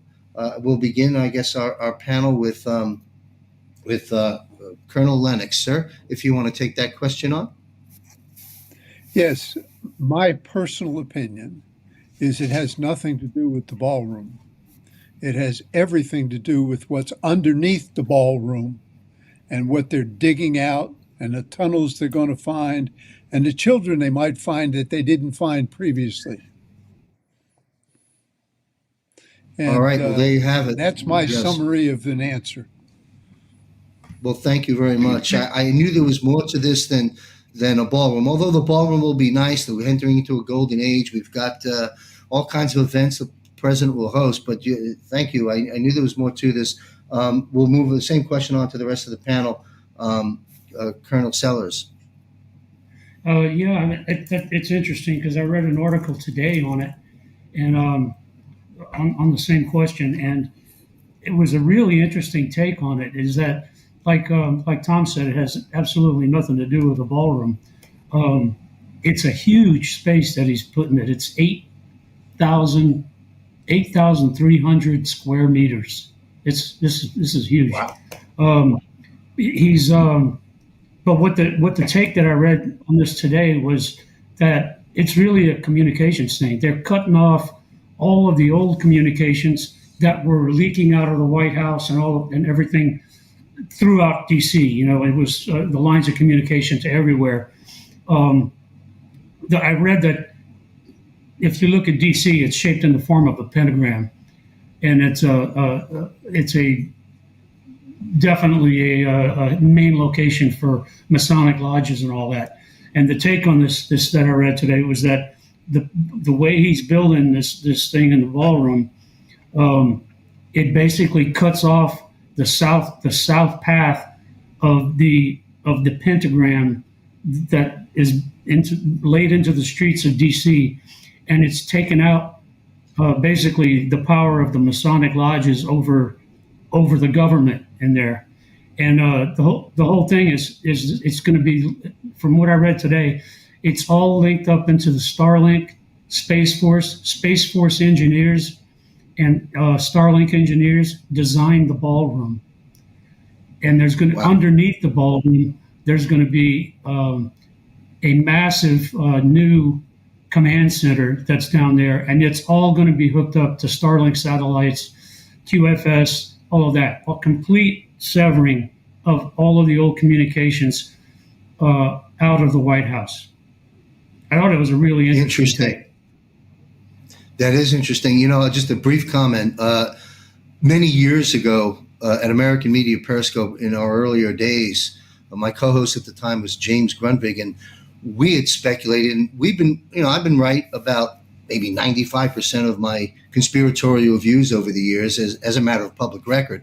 But I'm human. I've been wrong on some stuff. I had said back then, I think, fast forwarding to this period of time, that they'll probably just demolish the whole place because of what's gone on over there for decades. But I was wrong, but partially right with demolishing certain areas for the reasons you gentlemen just shared. Same question to Colonel Bosey, sir. Yeah, thanks, John. I agree immediately with both colonels, but to add a different perspective, Australian Parliament House, we built a new one some years back, and it's $1 billion Masonic lodge. The whole thing is designed along Masonic lines. So the fact that they might be demolishing the symmetry of the Masonic symbolism in DC, I think has got some merit. It's also got some merit that they've got some heavy machinery in there digging some big holes and digging up what they need to dig up and clean up. But on top of that, what I like about the whole thing is, and just add another perspective, is this is so Trump. Of course Trump's going to build a ballroom. He's going to have gold everywhere. It's going to be a big, beautiful ballroom. And it's going to send all the remaining people suffering from Trump derangement syndrome for a spin, and it has done so. How dare you spend money on a ballroom when I haven't got my food stamps to feed my 6 children from, 6 different fathers? And then it's revealed that, no, government's not paying for it. I'm paying for it. And a few of my rich friends have thrown in a few dollars to build it as well. So it's a beautiful, typical Trump. There's a bit of a feint with the right, and then he gives you a big left hook when they sort of lean into him. So that's another angle on it. I think it's clever the way he's done it. Absolutely. Well said. And it's kind of a little funny, building a big, beautiful ballroom, which he is definitely doing. Derek, you want to take the ballroom on? Well, it's everything that everybody said here. No executive orders, no laws behind this one, ironically, but it is all tied into, I'll go on the superior first. What man makes for evil, God can make for good. So that's the first thing. 2, we also know that there have been tunnels all over DC, all under DC, the White House, Capitol buildings, etc. Everybody who's been on any kind of capacity, military and or government, also knows this. It connects straight to that. Then also, I've been tracking the aircraft way back. So most of this has already been done in another manner. So this is kind of another kind of like the Discovery, the children, things like that. They already have those. They already have that. But for the target audience, if we'll go with that again, they wouldn't know that. So it looks real time. But I have the aircraft all over DC, 2022, 2023, 2024. FAA, even the Department of War, old school Department of Defense, has to have access to get into the radius, the 33-mile radius of DC. So I have military aircraft all over circling DC, tankers, strato tankers, etc. So that was way back. So all these operations are taking place. Now, also in January, of 2021, when all the chaos of J6 and all this stuff, there were things that guys like me saw that know what it was. And now this would open a massive can. You call it a simple question. It actually opens a massive can of worms, because what air and missile defense guys, what we saw in January 2021, looked like CRAM, which would be taking out nuclear weapons. All right. And President Trump, in order to have such large national emergencies and PEDs and et cetera, would be a nuclear threat. So I saw stuff way back when that air and missile defense guys would know would be CRAM. And what CRAM does, it takes out nuclear weapons. So that's a whole other perspective. But then it also ties into your Army and Navy turning over all communications, even the ground missile warning system of the Army. Every communication was turned over from the Army and the Navy to the Space Force back in 2022 and 2023. So it all ties in, it all interconnects. It has everything to do with a new command center, communications, etc. And then also, as Colonel said about the quantum, everything quantum. We're going to a whole new leap. That's why they call it the quantum leap. Interesting. Yep. I knew there was more to this than meets the eye. Thank you to the panel. We'll move on to another subject. President Trump once again was critical in ending wars and conflicts between nations with the recent official signing of a ceasefire and peace treaty here in my backyard between Cambodia and Thailand. President Trump is making the rounds now in Asia, with stops including Malaysia and Japan yesterday. Seems to me and this is, now I'm setting up the question, seems to me, and it's sort of a statement question, seems to me he's circling around the Asian elephant in the room, that Asian elephant being China, by visiting these other nations first. And he's expected to meet with Chairman Xi any moment now in China this week. What do you suppose he's up to? Because he's not just doing things on a whim. This trip in Asia is probably strategically planned. Maybe I'm reading into it more than I should be, but it looks like he's saving China for last. I'm wondering what is going on behind these closed doors. What would you speculate is happening, if anything, Colonel Lennox, sir? I speculate that he's looking at the same thing he did in 2017, and that is he's going to bring everybody into the fold. There's 209 countries that signed on to Nasara Jasara, and he's traveling around talking to those countries and telling them they're going to get their gold, but they got to get straightened out. And he's doing some straightening out that we don't see, but he's done it before and he's doing it again. That makes sense. Yes, continue, sir. No, I'm good. Okay, well, thank you. Same question to the panel. We'll go to Colonel Sellers. Yeah, I read today that there is confirmation that the U.S. and China did strike a trade deal in the last few days, and that trade deal is going to prevent on 1 November there 100% tariffs were going to go in on China. We're going to be established on China. If they had not come to this trade deal, they came to the trade deal, and that was all averted. Also, recently, I understand that they came to an agreement on the TikTok U.S. deal, and that actually happened, and that had some riders on it. It was it also agreed to delay the Titan control over the rare earth minerals that China has, and they were going to put in some Titan controls on the export of rare earth minerals. That's been delayed for a year based on these visits. And then they have part of the deal was that China has now resumed they've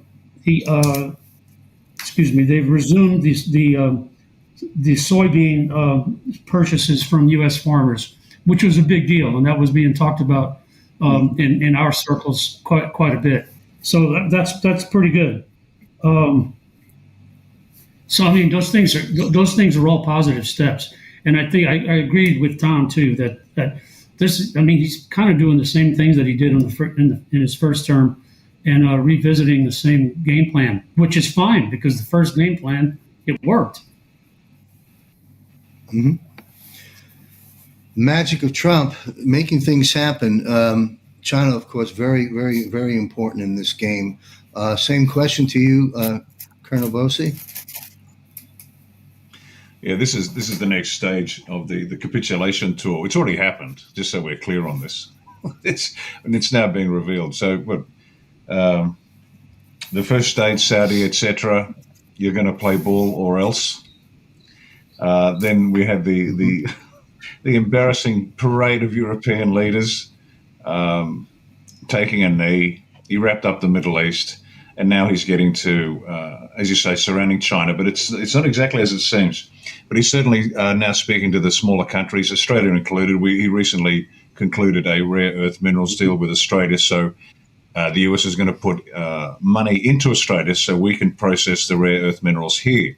Because what we do, we for over 150 years have just been a mine for Great Britain and now for China, where people come in, take the stuff and move out. Then we buy back product at an amazing markup. And the brain dead Australians have said, this is great, we can go back to the beach.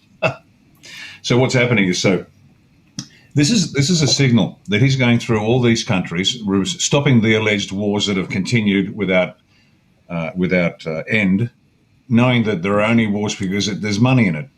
War's a racket. Smedley Butler, he said it a long time ago, great American patriot. And so he's shutting down these wars that could have been shut down a long, long, long time ago. And they've only been allowed to persist. And now the wars are being officially ended. And underpinning this now is it's an indication of the strategy. What DJT and his team are doing is they are dismantling China's penetration of the globe one by one, and then also now putting money into those countries and assisting those countries to stand up for themselves. Now, they've been so neutered for so long, they just can't. Japan, for example, Australia gives Japan gas. We don't get anything from it. And Japan then sells that to keep the Japanese economy going, because if the Japanese economy crashes, it affects the US economy. So there are all these tentacles. Now, above all of that, you've got China that's penetrated the globe. He is now cutting off those tentacles with the assistance of Xi. We know that Xi's on side, has been from the very beginning.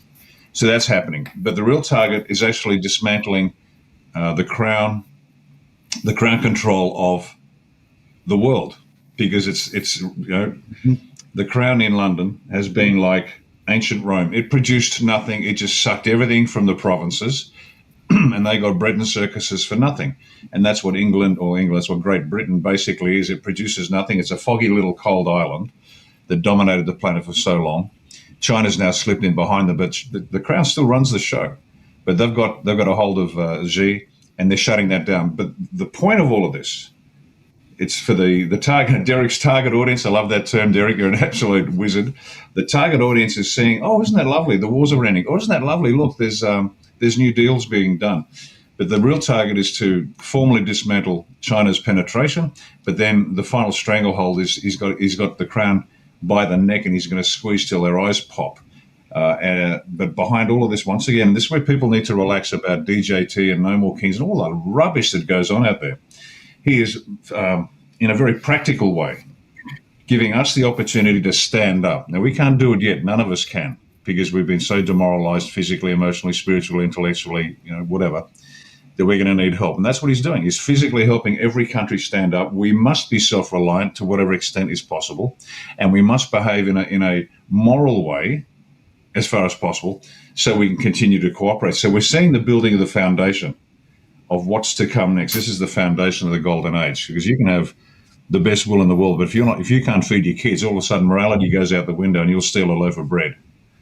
And so we understand that only saints can maintain their morality in the face of deprivation. But the rest of the planet and most people, they need to be fed, and then they can think about higher ideals. That's just life on Earth. And so that's a very long answer, but that's what's actually going on behind it. So ending the wars, helping people out, and letting the countries begin to build themselves back up again so they can meet on a more equal footing. Thank you. So well said. You know, I like the foggy little cold island with the eyes popping out of their heads. It's wonderful stuff. But great analysis, sir. Thank you. Derek Johnson, what's your weigh in on this issue? Well, there's an old quote that said, "He who pays the piper calls the tune," right? And, you know, I like to remind everybody, because I keep it local and handy right here, but this right here is what you're watching. It's the same thing. And if you noticed me earlier, if you go back and watch the video, I'd already written down the notes before Colonel Lennox was speaking. I wrote down capitulation, right? So it's all stems back to when this started. It's a continuous, the whole thing is an operation. Now, we have the target audience that we have to break it down to in their manner.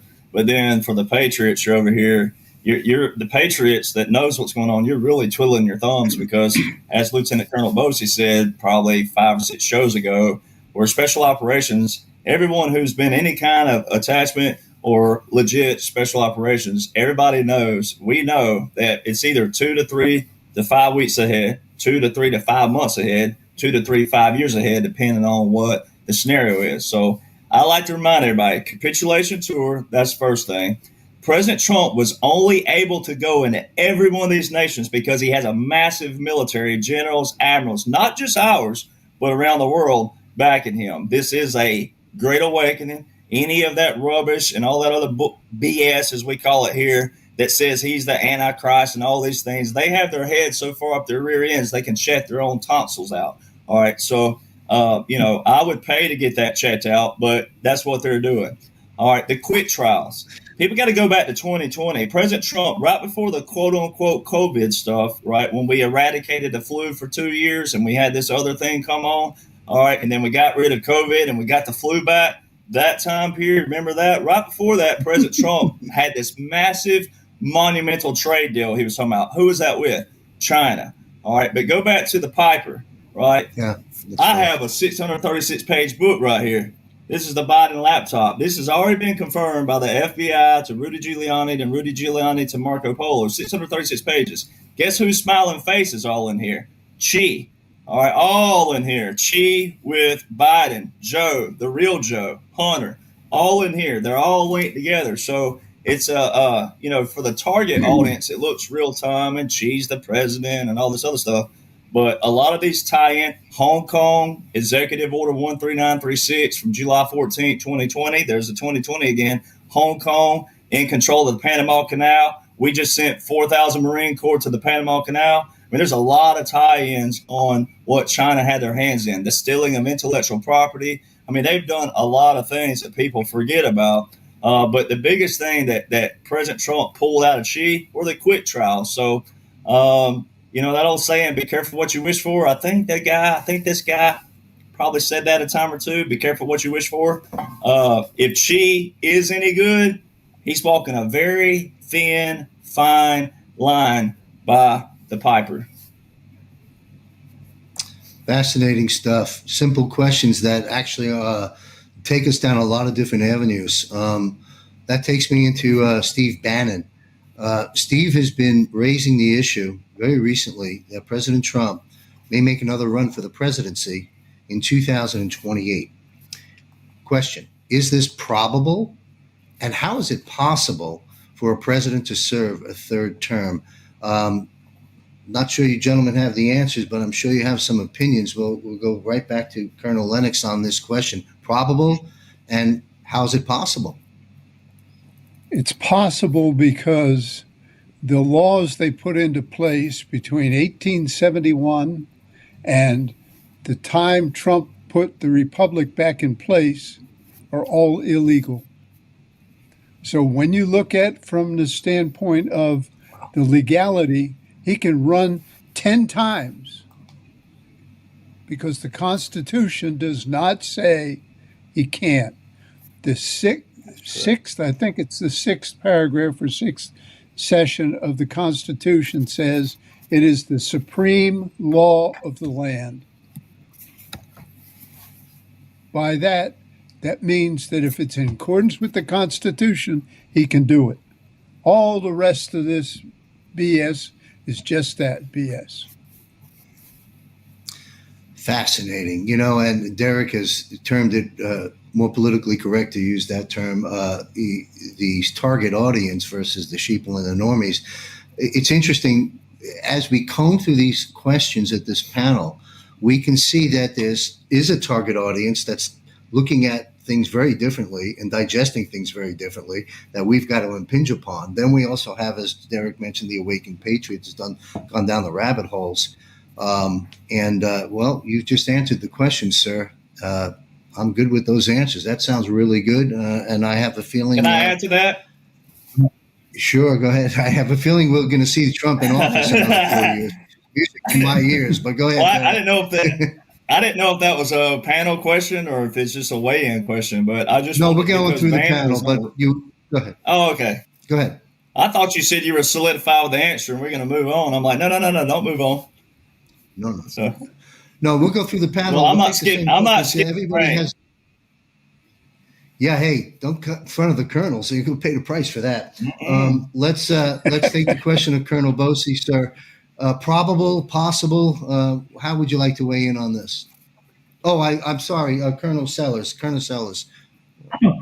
I would just like everybody to remember. Okay, just remember back in not too far back history, there were no 2-term limit rules before until Roosevelt, after President Roosevelt's 4 terms.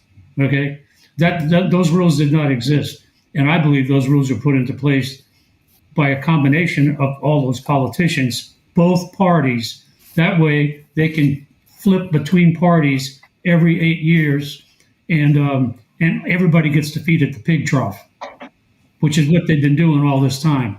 There is absolutely nothing in law or in the Constitution that says that we can't eliminate the 2-term limit. Excellent. I'm sure our panel, I'm sure our audience is the music to their ears with the answers to these questions.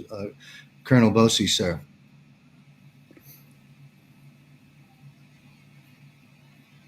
We've got no audio on you. You've been muted, Ricardo. Possible.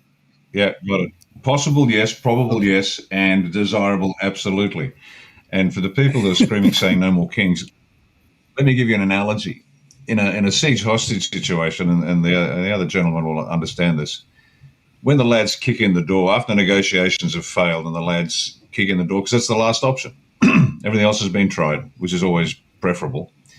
When the lads kick in the door, the first thing they have to do is maintain control of everybody in the stronghold, because they don't know who is a terrorist or who's a victim. So everybody has to follow orders. So when they say lie down, don't move, lie down, don't move, you don't stick your head up. If you do, you'll get it shot off. And people say, well, that's terrible. Well, of course it is. It's war. But the point is this. That's where the planet is. We're all been in a siege hostage situation. We're incapable of determining the truth of anything. And if it requires a gentleman called Donald J. Trump to clean up the mess over a period of, 12 or 16 years rather than 8, as some people believe, then sorry, this is an in extremis situation. The whole planet was going to go down. 6.5 billion people were going to be killed. I mean, how much more extreme can you get? So just put your rights, your claims to sovereignty in your back pocket for a minute, because unless you can defend that sovereignty, you don't have it. You have your right to your life, but if you don't have a gun, you can't defend it. And you can yell from heaven all you want to, that I had a right to my life. He couldn't shoot me. Well, he bloody did, because you didn't have a gun and you couldn't do it. And that's exactly where the planet is. We have all these rights. We're claiming this and claiming that, but nobody's doing anything about it. And the ones that want to do something about it, some of us haven't got guns to do it anyway. And so we're beyond the philosophical foundation of a moral and advanced civilization, simply because we've gone back to the caves in our heads and we're banging rocks together as a planet. So that's point number one. So it's absolutely desirable, and it's quite plausible. And the point that the laws since 1871 are unconstitutional not only applies to the US, because it frees up It frees up DJT and his team brilliantly. But there's a lesson here, and I'm not sure about other countries, but I can tell you about Australia. The laws in this country, most certainly since 1986 and probably early 86, an act was passed in Australia called the Australia Act, where the government of the day removed the Queen of Great Britain, Northern Ireland, and whatever her title was, and replaced it with the Queen of Australia, which is a legal fiction. So all the laws, at least since 86 in Australia, are unconstitutional. They have no basis. So what's happened now is when people start screaming, oh, Trump can't do another term because, and his team, his people that will get the news out there will gently say, well, it can because, just as Colonel Lennox just explained why, and in detail, and all of a sudden it starts to hit home and people realize, my God, it is lawful. And understand this, and Derek has made this point eloquently many times and people forget. Everything that DJT and the White Hats are doing must be lawful. Must be lawful, because there can be no claim by adversaries now or 100 years from now that they just decided to do something because they wanted to. No. They followed the rules. They followed the rules set down in the Constitution. They followed the rules set down by their adversaries, the corrupt corporation, and they they hoisted the corrupt corporation on their own petard, which is a lovely picture. A petard is a cannon, an old wooden warship, and when it blows up like it's been destroyed, they've been hoisted by their own petard. They tried to take them down with a bunch of corporate rules. And I'll meet you on that and rate. So there's a lot more to it as usual, which is fantastic. This is the thin edge of the wedge that'll get the useful idiots foaming at the mouth, and then quietly explain, well, it's quite lawful, and he can do as many as he likes. And if you don't like it, tough. And the rest of us sit back and go, great, keep going. Because understand this, this is DJT and his team, they have no desire to run the planet. They don't. How do I know that? There's a whole bunch of things that we know that we can't talk about yet that might be revealed down the track later. But I am more than confident that he's the guy to do it. He's the only guy that can do it. Force of nature. Force majeure. That should be his middle name. Force majeure Trump. But you've got to drive that home when you're in an extremist situation, which the planet is. So I think, as I said, I'll finish with how I started. Possible, probable, and absolutely desirable, knowing that he's going to lift all of us up. And the evidence is there from the last question. He's pulling the processing of rare earth metals, of which are abundant in Australia, and they're putting money in Oz. Think about this, Australia. Just a quiet note to the Aussies out there. Listen to what he's doing. He's putting money into Australia to build the processing capacity here for us. Now, when did any country do anything for us like that? Ever? The answer is never. Ever. So please pay attention, put your trunk derangement syndrome to one side, open your mind and look at the facts in front of your face and realize, you know what? This is a good thing. In fact, this is the only thing. This is going to save the planet. So there you go. Great analysis as always. Thank you. Derek Johnson, probable, possible? I think we know the answer. We'd like to have you weigh in, though. I just about jumped out of my seat over here. I was so anxious. I almost broke rank just for that reason. But no push-ups here. I'm not going to the brig or anything like that. But yes, probable, yes, everything. Well, and the other thing I tell people is the only reason why this number 47 would actually be a second term is because that dash just got validated with his meeting with the Turkish president about a month ago, where he said the word exile 3 times. He said he was still my friend while I was in exile. Government and exile. That is unconventional warfare, ladies and gentlemen. That's special operations, unconventional warfare. That whole thing is an operation. The only reason why 48 would be a third term is because by constitutional standards, you have to get into like the writ of habeas corpus and all those things where you suspend certain things and understand that. I'll break that down later. But this question here. So Bannon was asked a question by, it seems like the British, I believe it was, but about the third term. And he didn't really answer it the way that he could have or should have. But if I'd have been sitting there, this is what you get. Target audience or patriot. Article 2, Section 1, Clause 1 of the United States Constitution.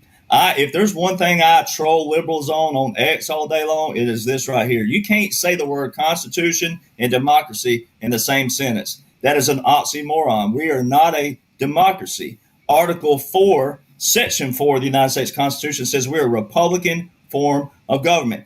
Go read our Federalist Papers. Our three founders, Alexander Hamilton, John Jay, and James Madison. And James Madison stands out a little bit more because he's the author of the Constitution, he's the author of the Bill of Rights, and a part contributor of those Federalist Papers. In Federalist Paper number 10, James Madison himself specifically says that democracies are dangerous. All right, you can't get any more clarification than the founding father, father of the Constitution, father of the Bill of Rights. You can't, the author.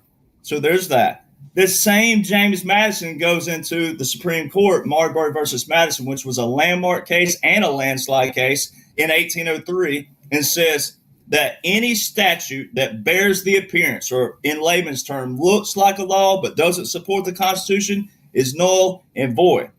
All right, so we have a lot of Americans, and even some on the Republican side who don't even know this, that our very foundation, the original Constitution, all right, specifically says in Article 2, Section 1, Clause 1, that the president to serve 4 years in a term. It never says that the Congress is supposed to do this, this, and that. There's some of our phrases, or whatever you want to call it, clause sections in our Constitution that is a command that the Congress is to do something. This is not that. And James Madison and Alexander Hamilton, two of the authors, but there's your main author of the Constitution and the Bill of Rights, James Madison, both of those men said that they thought that presidents should serve unlimited lifetime term.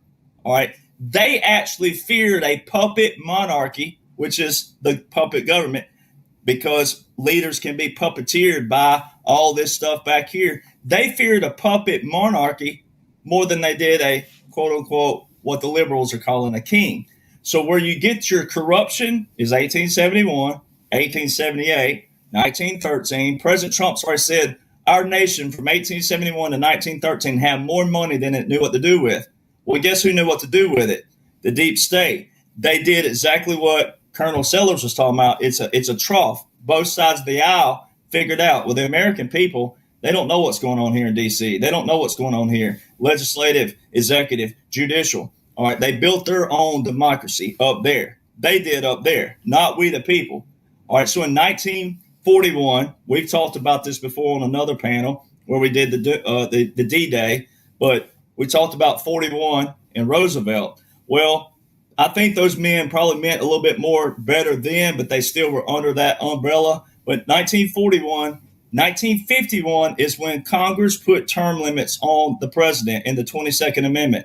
Why didn't they put term limits on themselves? So see, that's where we really went downhill right there. 1973, the War Powers Act of 41 and 42 were amended in 73. That's when the Congress and that pig trough that Colonel Sellers was talking about, that's when they tried to limit the president and put it to where he could only declare national emergency to use the military and give Congress a 48-hour window to deem that constitutional or not. All right. Now, we have opened many executive orders with many national emergencies from that time period. I think it's about 60 from 73 to 2016. All right. And they just left them open. All right. They never did anything. That was their diplomacy. That was their bureaucracy. So that 73 is exactly what Lieutenant Colonel Bosey just said. President Trump took all their playbook, took all their corruption, took all their bullcrap laws, and he's using it against them. All right, because they put it on the paper. So in a layman's term and for the target audience, all you have to do is say, okay, if it's against the law, if it's against the Constitution, then why did they leave it in the law? Why did they write it in the law? And why did they leave it there? All right, so enforcing of the law is more powerful than writing of the law. They should have never wrote the law if they don't want it enforced. They should have never kept it in the law if they don't want it enforced. So President Trump, the military, the generals, the admirals, et cetera, the active duty, the reserves, the National Guard, and the world leaders, all a part of this, are using all of their playbook against them. And there's not a thing in the world they can do to stop it. There's not a thing in the world they can do or say as well, because it will, anything they say against it reflects back on, well, why were you a leader of that? Why were you a writer of that? Why were you a contributor of that? So see, yes, he can most certainly serve again. And everything from 1871 to, the present day, but it wouldn't be the present day. It would really be 2016 because there was a line drawn in the sand 45-47 is an operation. It is truly a resetting of the Declaration of Independence. We don't even have to talk about the Posse Comitatus, the Insurrection Act, and all those things. We're back to the Declaration, but when a long train of abuses and usurpations, when they become destructive of these ends, it is the right of the people to alter or abolish and reset it on its foundation. That foundation is our founders, and that's exactly where we are. So when you hear chatter about the Insurrection Act, Posse Comitatus, all that stuff is neither here nor there. This is a true resetting of the Declaration of Independence, and it's a world operation. And it's kind of like, well, if you don't like it now, you're going to benefit from it. And in 10 years from now, I'm going to remember you. If you were real negative or not positive, we're all going to remember that. All right. But, that's what's going to happen. People are going to benefit from it, and you'll get over it. If you don't like it now, you'll get over it. And you're going to want to get over it because you're going to be in that golden age, and there won't be any kind of weird checks and balances. There won't be something where, this number's here and this number's here, all right, or this number's here and this number's here. Everything's coming back down to a reset, and we're getting everything back under control. That's why these trade deals are so big. People think it's just a business deal. It's not. It's an emergency power. The tariffs are emergency powers. All this is resetting all those currencies. It's reshifting the gold, the silver, and then what we call the fiat, which is only as valuable as we make it. And people forget about that all the time. It's the same thing Lieutenant Colonel Bosey just said about freedom. You only have freedom because of the people who provide your freedom. All right, these rights and all this other bullcrap you wave around, if you don't have somebody who knows how to protect that, none of that matters. And the evil will take it from you. And Lieutenant Colonel Bosey said this one time as well on another show, where the Christians, it's always the Christians who will fight for everybody else. Every other group fights for themselves. They think about themselves. So I think you'd much rather have all of us who knows what's going on. We may speak a little tough sometimes. We may have to get a little loose with our verbiage. Lieutenant Colonel Bosey, I'm going to throw you there. I love the men reaching in their wives' purses and pulling out their jock straps and put it back in their breeches. We have to say that every now and then because we're trying to fire you up out there, ladies and gentlemen. We know what's going on, and you can be a part of it, and you need to be a part of it. And just like we're talking about, every nation, President Trump's letting every nation rise up, all the good people. There's good people all over the world, and that's what's taking place. But he can serve again, most certainly. Fascinating. And to our viewers, listen to this esteemed panel. Each individual's contribution to that very important question. You want to share that segment everywhere. You want to share those truths backed up by all this data with everybody when you're encountering those that talk about kings and the issue related. So it's on the record. Thank you very much. That leads us. Well, before I go on to the next question, Derek, while I've got you, 45-47. I didn't catch this in the beginning, but it was brought to my attention later that when President Trump commanded the admirals and generals to assemble at the last minute, and Hegseth and the president delivered, their talking points. I didn't know this till recently, but the president himself made reference to the dash. I'm sure you picked that up. He said, "I'm that 45, is noteworthy. 46, and 47." That's correct. And then he said, "I don't like the results. I don't want the results of 46, but I'll take them." All right. And I also want to specify while we're there really quick was the fact that our founders, Madison and Hamilton, said they feared a puppet monarchy. A puppet monarchy is what they displayed to the public that is the dash, is a puppet monarchy. That's exactly what they showed everybody. But that's also why January the 20th, 2021 was a funeral service, not for just Joe Biden, but for the monarchy. Fascinating. Well, let's move on to a new subject. President Trump's been making bold military moves against the drug cartels, as we know, by taking military action at sea. What is going on in Venezuela? Is there more to what's happening behind the scenes or about to happen that goes beyond the drug cartel issue, which is very important, of course? But is there something else going on? I guess they're looking for commentary and contribution on the subject of President Trump's move and perhaps about to make moves with Venezuela. Back to Colonel Lennox, sir. I saw something the other day where Trump said, and I'm not sure when it was or where, he said, Maduro, dead or alive, will be taken out of Venezuela. And I also understand that what Maduro has done to his people is the real problem, because he has done to his people what true nasty dictators do, and that is to make them hungry, to make them not have any freedom at all. And that's why the woman who's running against him was given the Nobel Peace Prize, because she wants to clean up Venezuela. Venezuela has the ability to produce more natural resources than we can imagine. And that's my take on what's going on, cleaning it up. Thank you, sir. I lived down in Miami many, many years ago. And this problem with Venezuela has been going on for decades. And to your point, to bring it home to the reality of human lives, what you just said, these real brutal dictators, they starve them, they take away their freedom and so forth. You're absolutely right. I used to see the people flooding in. I was working in an industry at the time and got exposure, to the whole Miami community. And I remember many Venezuelans literally just getting off the plane and getting a job and crying every day because they're worried about their families that are left behind and the starvation and how could they do this we have a beautiful country and so forth and so on. This stuff is very real. Dead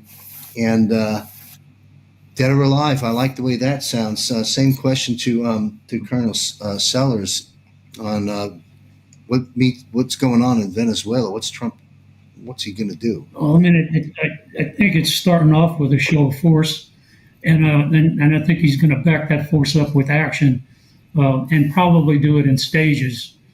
I don't think that they really want to put massive amounts of boots on the ground in Venezuela, but there's a lot of airplanes, there's a lot of fighter planes and bombers that are on that carrier that's heading that way, and if that's not a show of force, I don't know what is.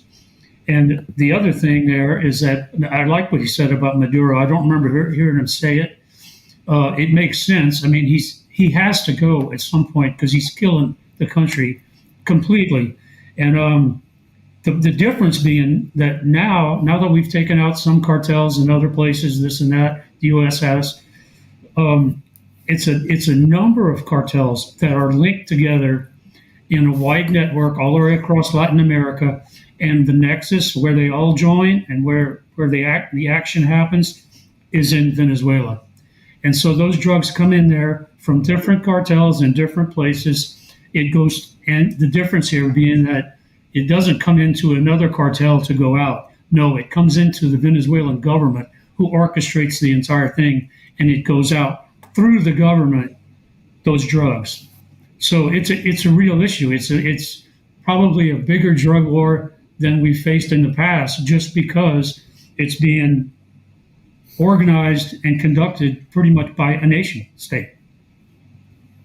Mm-hmm. Interesting. The other issues in Venezuela, Patrick Byrne's done some great work and revealed a lot of stuff in the new media space about the Dominion issues and the corruption of the elections, and some of those roads lead to Venezuela as well. And I want to ask this question, Colonel Sellers, while I have you here, before we move on to Ricardo Bossi, is you mentioned, we're showing force and we don't want boots on the ground and so forth and so on. But to go where the other side of the issue goes, they're going to be saying, I thought President Trump said no more wars. Why is he going into Venezuela? Or perhaps other nations as time goes by. I'm sure Derek gets a lot of that on his chat lines when he's having at it with his folks. So So that's an interesting question, Colonel Sells. You care to address it? What our viewers want to know? What do we say when the left, if you will, attacks the president for starting wars? Meanwhile, he's ended 8. How do we address that? I was going to say that he's ended 8, and guess what? He's going to end number 9 also. It just might take a little bit different process to make that happen, but that's where this is going. It's really kind of inspiring to go and listen to Miss Machado, I believe it was, that ran in the election last year against him, and because it's inspiring to listen to this woman because she's got a lot of good points. And the thing that they have done, they investigated that election heavily, and they have proven beyond any doubt that Maduro stole that election from her, and she actually won that election. And it's and now that's common knowledge. That changes the playing field a bit, I believe. That gives Trump more power to show more force, in my mind. Thank you, sir. Colonel Bosi, Venezuela, what's going on? Yeah, this is bigger than it looks, and let me give it to you as quickly as I can because there are so many moving parts. It's not funny. Let me just kick off by saying we've all seen the movie Patton, one of my favorites. It really was. It inspired me as a young man of what a forceful will backed by capability can. Now, whether you like the guy, whether you wanted to work with the guy, whether you think it's nonsense is largely immaterial. And the scene out of that film that always intrigued me the most, and it shaped the way I looked at life and battles and everything, was when the Battle of the Bulge eventuated, and there's the meeting of the generals. They're sitting around the table, and the problem is outlined. We've got the 101st stuck in Bastogne. They're all going to die. What are we going to do? And Patton says nothing. And oh my dear, it's all too hard. Monty can't do anything. He spilt his teacup last week, so he's still crying over that. And Patton waited to the end and said, or the actor playing Patton, George C. Scott, said, we can have, a couple of divisions heading that way in 48 hours. And the guy, the Omar Bradley character says, I'd give myself a little bit of time if I were you. And Patton goes on to explain he's had his people working on this. He had to give one order. 2 words, play ball. Because the staff had it all sorted out. It wasn't just some lunatic yelling at his people. He thought ahead. That always intrigued me. The ability to look into what was possible and then preparing for it. I guess that shaped the way I look at things. Now, I set that story because of this. We've got the war on drugs, which apparently can't be won, so we should legalize it. Well, it never could be won because it was never intended to be won. That's why. And so what appears, and again, DJ Teenage people are showing the people something that they can see. They can relate to this. It makes sense. Drugs. He's blowing drug boats out of the water. Yahoo! Finally, something. Now, is that important? Well, of course it is, because it's saving lives. Is that the reason for it? No. This is just one of the.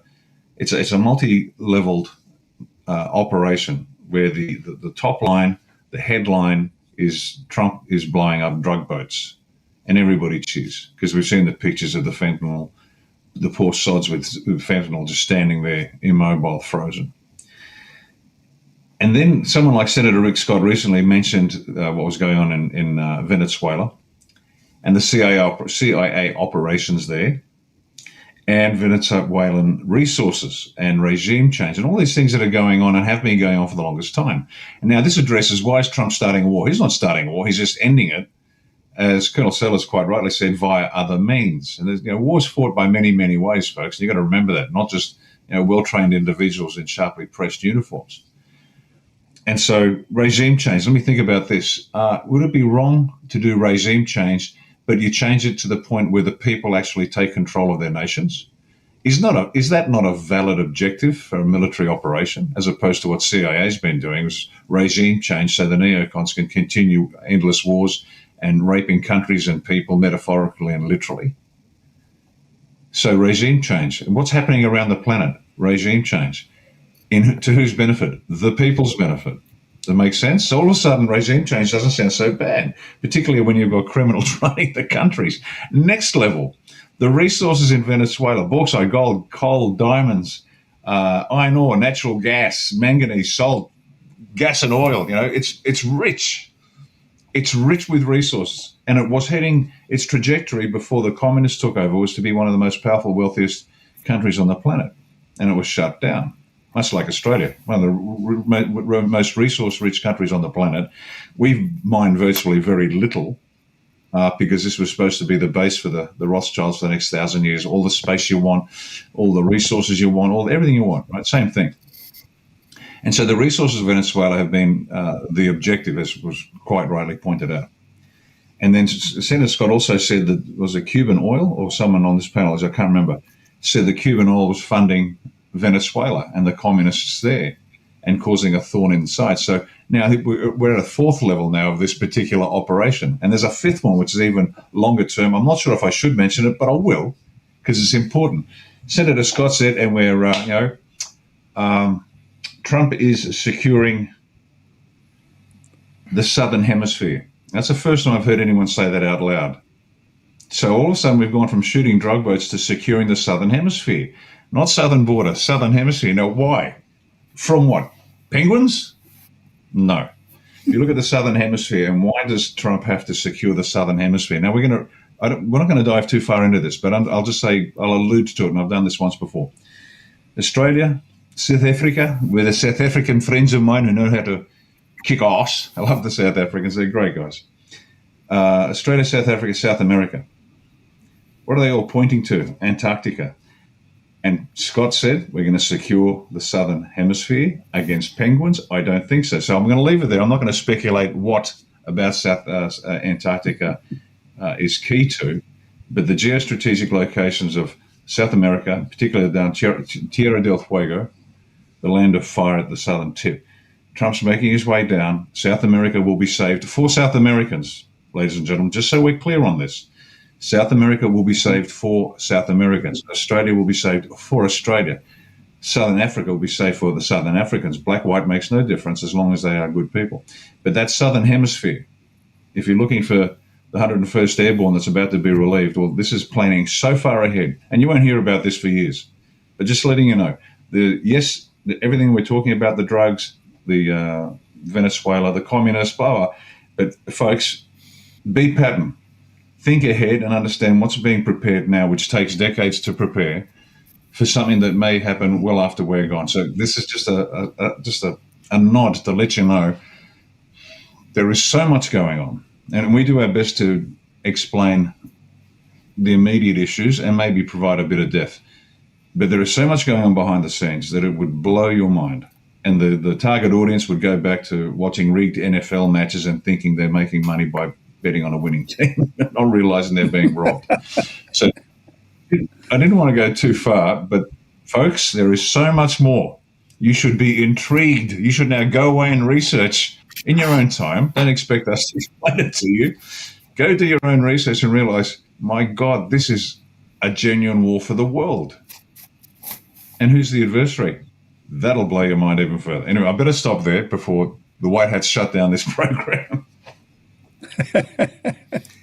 Well, thank you for divulging what you have, and it really is incredible to be alive right now and witnessing this analysis from the panel is incredible. And looking at the world we live in and the geopolitical restructuring from top to bottom in every corner of the earth, strategically planned for years before, presently more going on behind the scenes than meets the eye, and the future that you're alluding to. And I really, it hit me when you said CIA's regime change versus President Donald Trump's commander-in-chief's regime change are quite different. And that's a big takeaway for everybody. And while this is a barge moving slowly in the great big sea, at least it's moving in the right direction right now towards a world without war and the dawning of the golden age. Derek Johnson, same topic and question on this Venezuela issue. Boy, one word Venezuela, and look at all this information that came from this panel. Go ahead, Derek, sir. Well, and there's more, right? There's always more. Well, first and foremost, yeah, I'm like Lieutenant Colonel Bosi. I'm like, well, it sounds like a simple question, but it is really not. It's a lot bigger. But let's go with the terminology first. There's a huge difference in a war and a battle and a mission. All right. So President Trump is not starting a war. Huge difference. It's not. These are all strategic operations. And guess who started them? Not President Donald John Trump. Right. So Executive Order 13692 was Barack Hussein Obama in 2015. Executive Order, national emergency with whom? Venezuela. Well, what were they going to do? What was Obama and then the potential Hillary? What was she going to do? What was the real Joe Biden going to do had they kept in power? Had the military not stepped in, had the strategic operation in plan, what were they going to do? Keep it going like all their other executive orders with national emergencies? Yes, we have evidence of that. We have 60 plus of those to prove that they just kept them going. They just kept them passed right on to the pig trough, as Colonel Sellers talked about. They just kept feeding on that. President Trump said we're going to end what? Defense contracts and lobbyists, because all they do is make excuses to keep us in wars.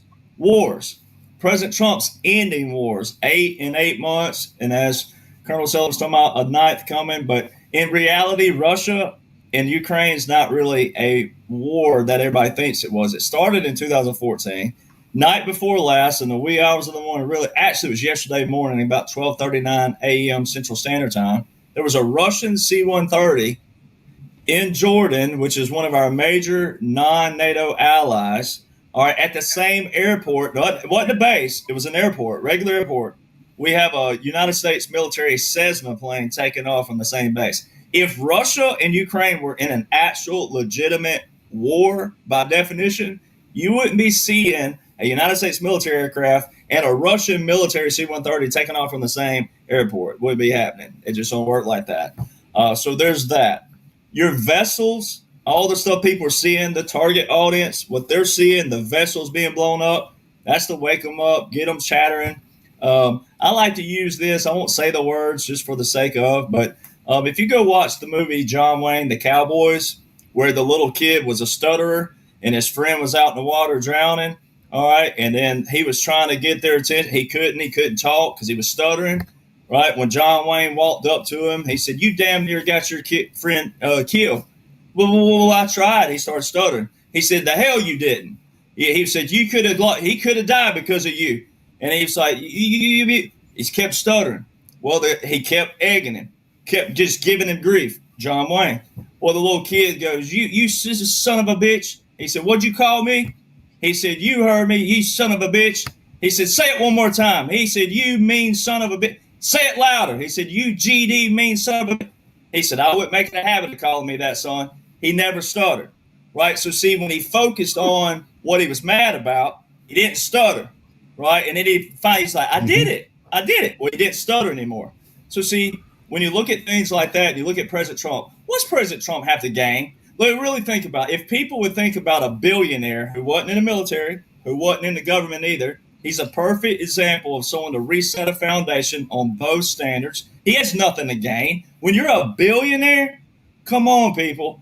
All you got to do is look at his lifestyle. Look at the Rolls-Royce aircraft. When's the last time President Trump actually drove a vehicle? Let's just be honest. All right. So when you think of who drives him around, et cetera, long before he's president, he has nothing to gain. So it's kind of like all of us here on the panel. Now, I'm a little bit more, probably a fire starter. I'll probably, light some fires under some asses out there a little bit more on social media than Lieutenant Colonel Lennox would be doing maybe. But I like to do that. Right. But it's because I know what I know in my lane, of which I know I stay in my lane. But also, once you know the commander's plan and once you know your basic core functions of government, basic core functions of military, then all this other stuff out there is just chatter. So the target audience that's falling for the vessels, or the liberals, really, that's to stir them up. It's to light them up, get them engaged. They're paying attention. They're the little stutterer. They may be stuttering. They be mad, thinking they're mad at President Trump. They're going to have their answer down the road. What Lieutenant Colonel Bosey just said that was so important about the Southern Hemisphere, this is how everything ties in lawfully. So President Trump, you're going to hear it, Title 50, Chapter 33, Section 1550 was a lawful, it's recorded in the War Powers Act for that sake, but it's a temporary codification because it's not going to be used for future presidents. All right, but that 1550 was December the 20th, 2019. That is your entry of the War Powers Resolution that allows President Trump to engage in these hostilities, as it says in that clause. The key important of that day also is when the Space Force was established on December the 20th, 2019, the same time this order. It was a Democratic House under President Trump, House-controlled Democrats, and a Republican Senate. So it's bipartisan that day that was put in there. The reason why that's important is one of the executive orders in that first 180 days clause, it's for the enhanced counter-narcotics operations launching. All right, but it was where President Trump gave a direct order to the Secretary of War now, but then the Secretary of Defense. It specifically says where? In the Western Hemisphere. What did President Trump post all along the way? He posted a picture every now and then of the Monroe Doctrine. All right, the Monroe Doctrine of 1823 is one of our key documentations in history that reminded the Europeans, you stay where you are, we'll handle the Americas. All right. And that meant all the Americas, the South America, the Central America, the North America. All right. Our founders were already talking about the Americas, plural, not just the United States of America. All right. And it was a reminder that we got this. We'll handle this. That's in President Trump's executive order in the same clause that fits under the War Powers Resolution Act. So see, on April the 1st, just 29 days before that order, Southern Command launched the operations for the counter-narcotics operations of drug trafficking with 22 joint partners.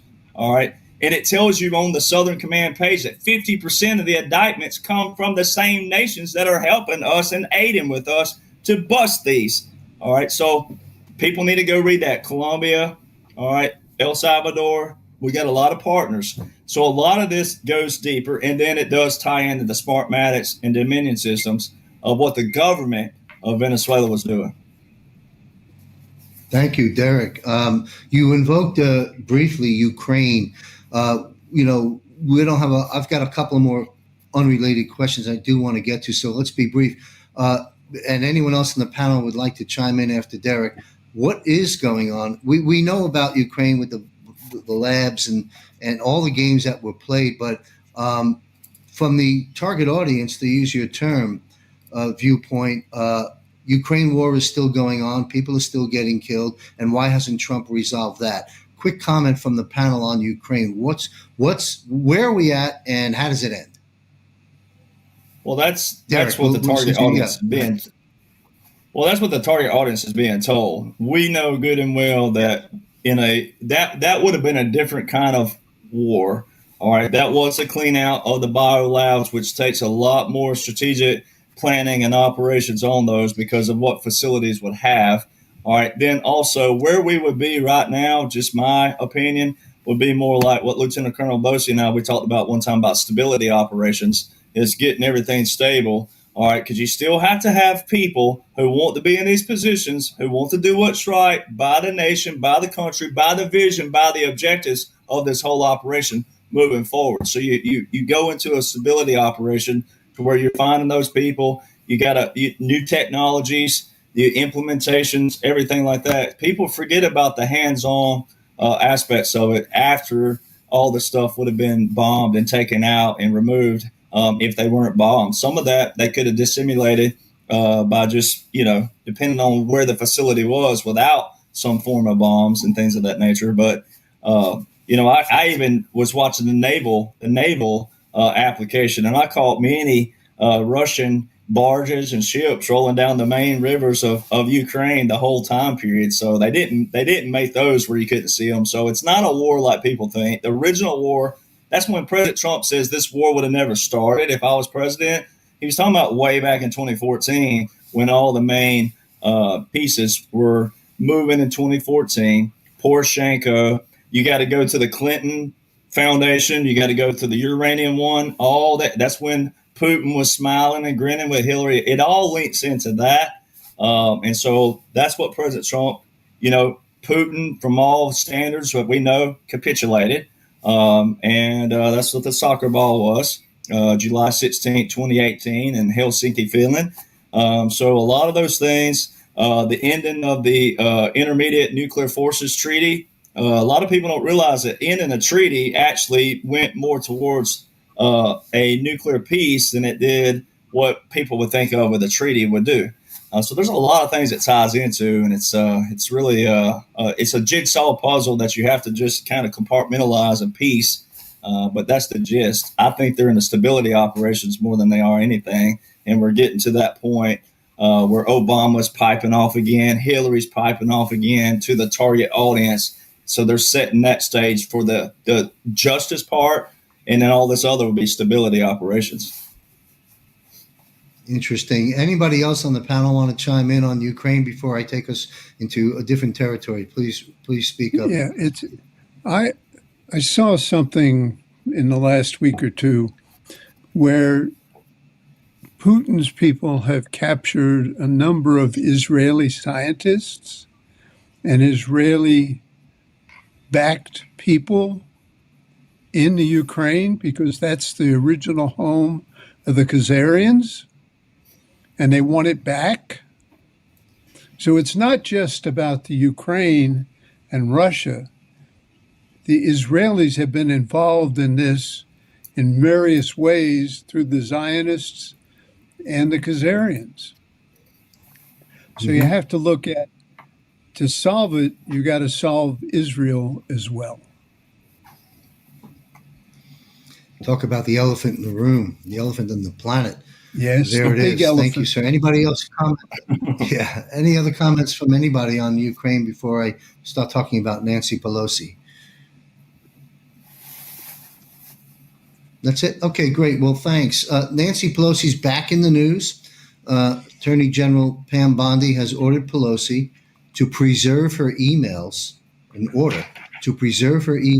fresh off the heels of Pelosi recently ordering ICE agents to be arrested. So that's the comeback from the AG.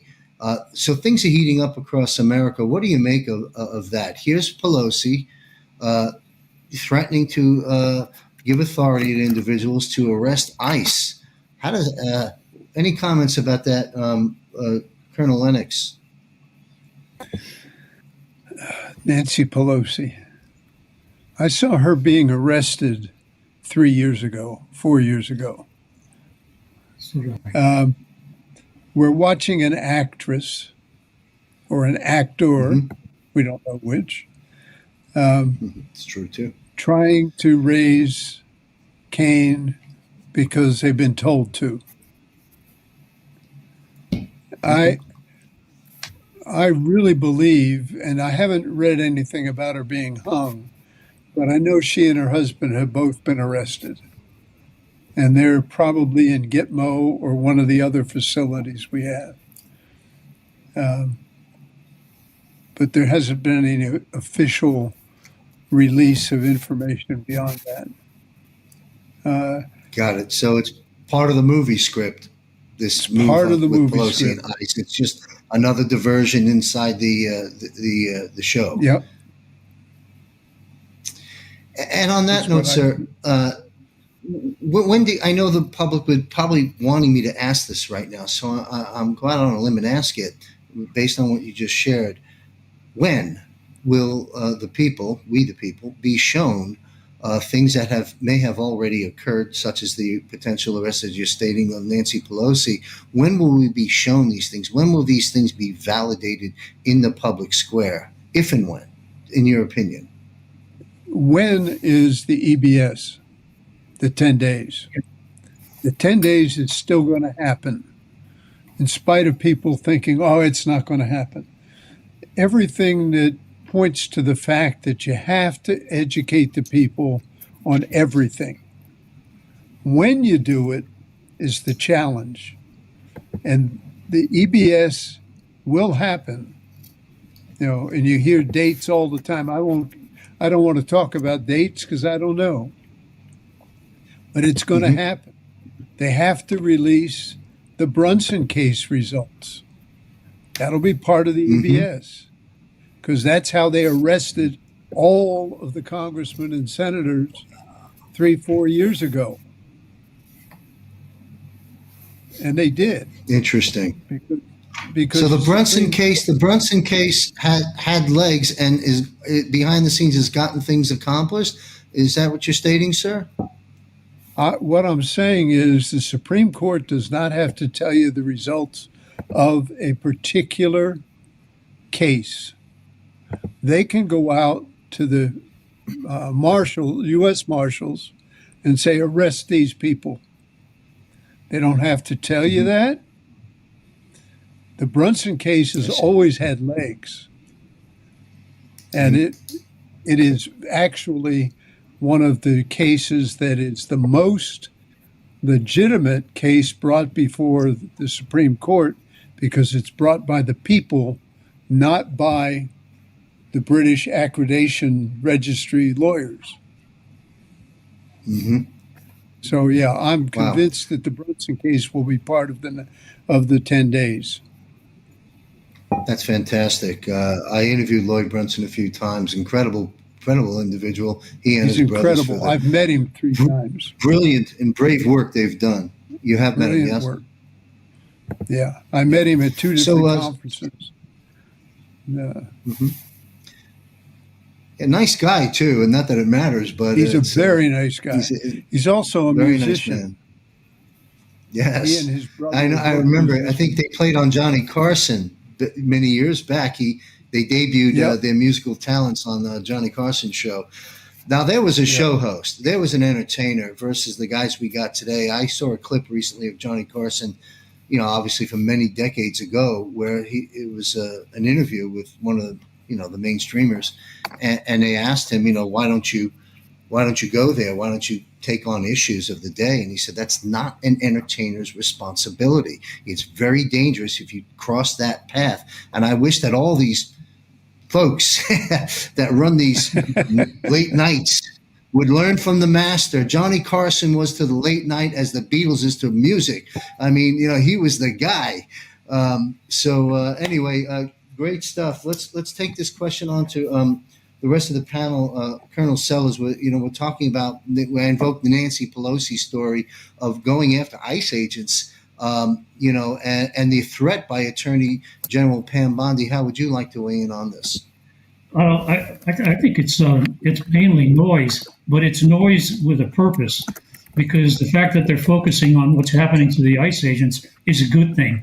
That needs to get out to everywhere. And if they're going to use Pelosi as the vehicle for it, let them do it. I'm totally with Tom. I think Pelosi's been gone for years. She's not the only one. There's other actors in that government that have been gone for years as well. But I really like the idea that maybe it's a really smart propaganda or psyop, because just keep ICE in the public eye. I think that's very important. Because every time you keep ICE in the public eye, all these idiots that are talking on TV about attacking ICE, we need to kill you guys, we need to go after you guys, they are fools, and they look like fools. And the people need to understand that ICE has a purpose, it has a reason for being, and it is helping to keep the streets safe. Yeah, great points. Colonel Bosi, if you want to weigh in on this issue. I agree with both what's been said. Pelosi was arrested, executed. The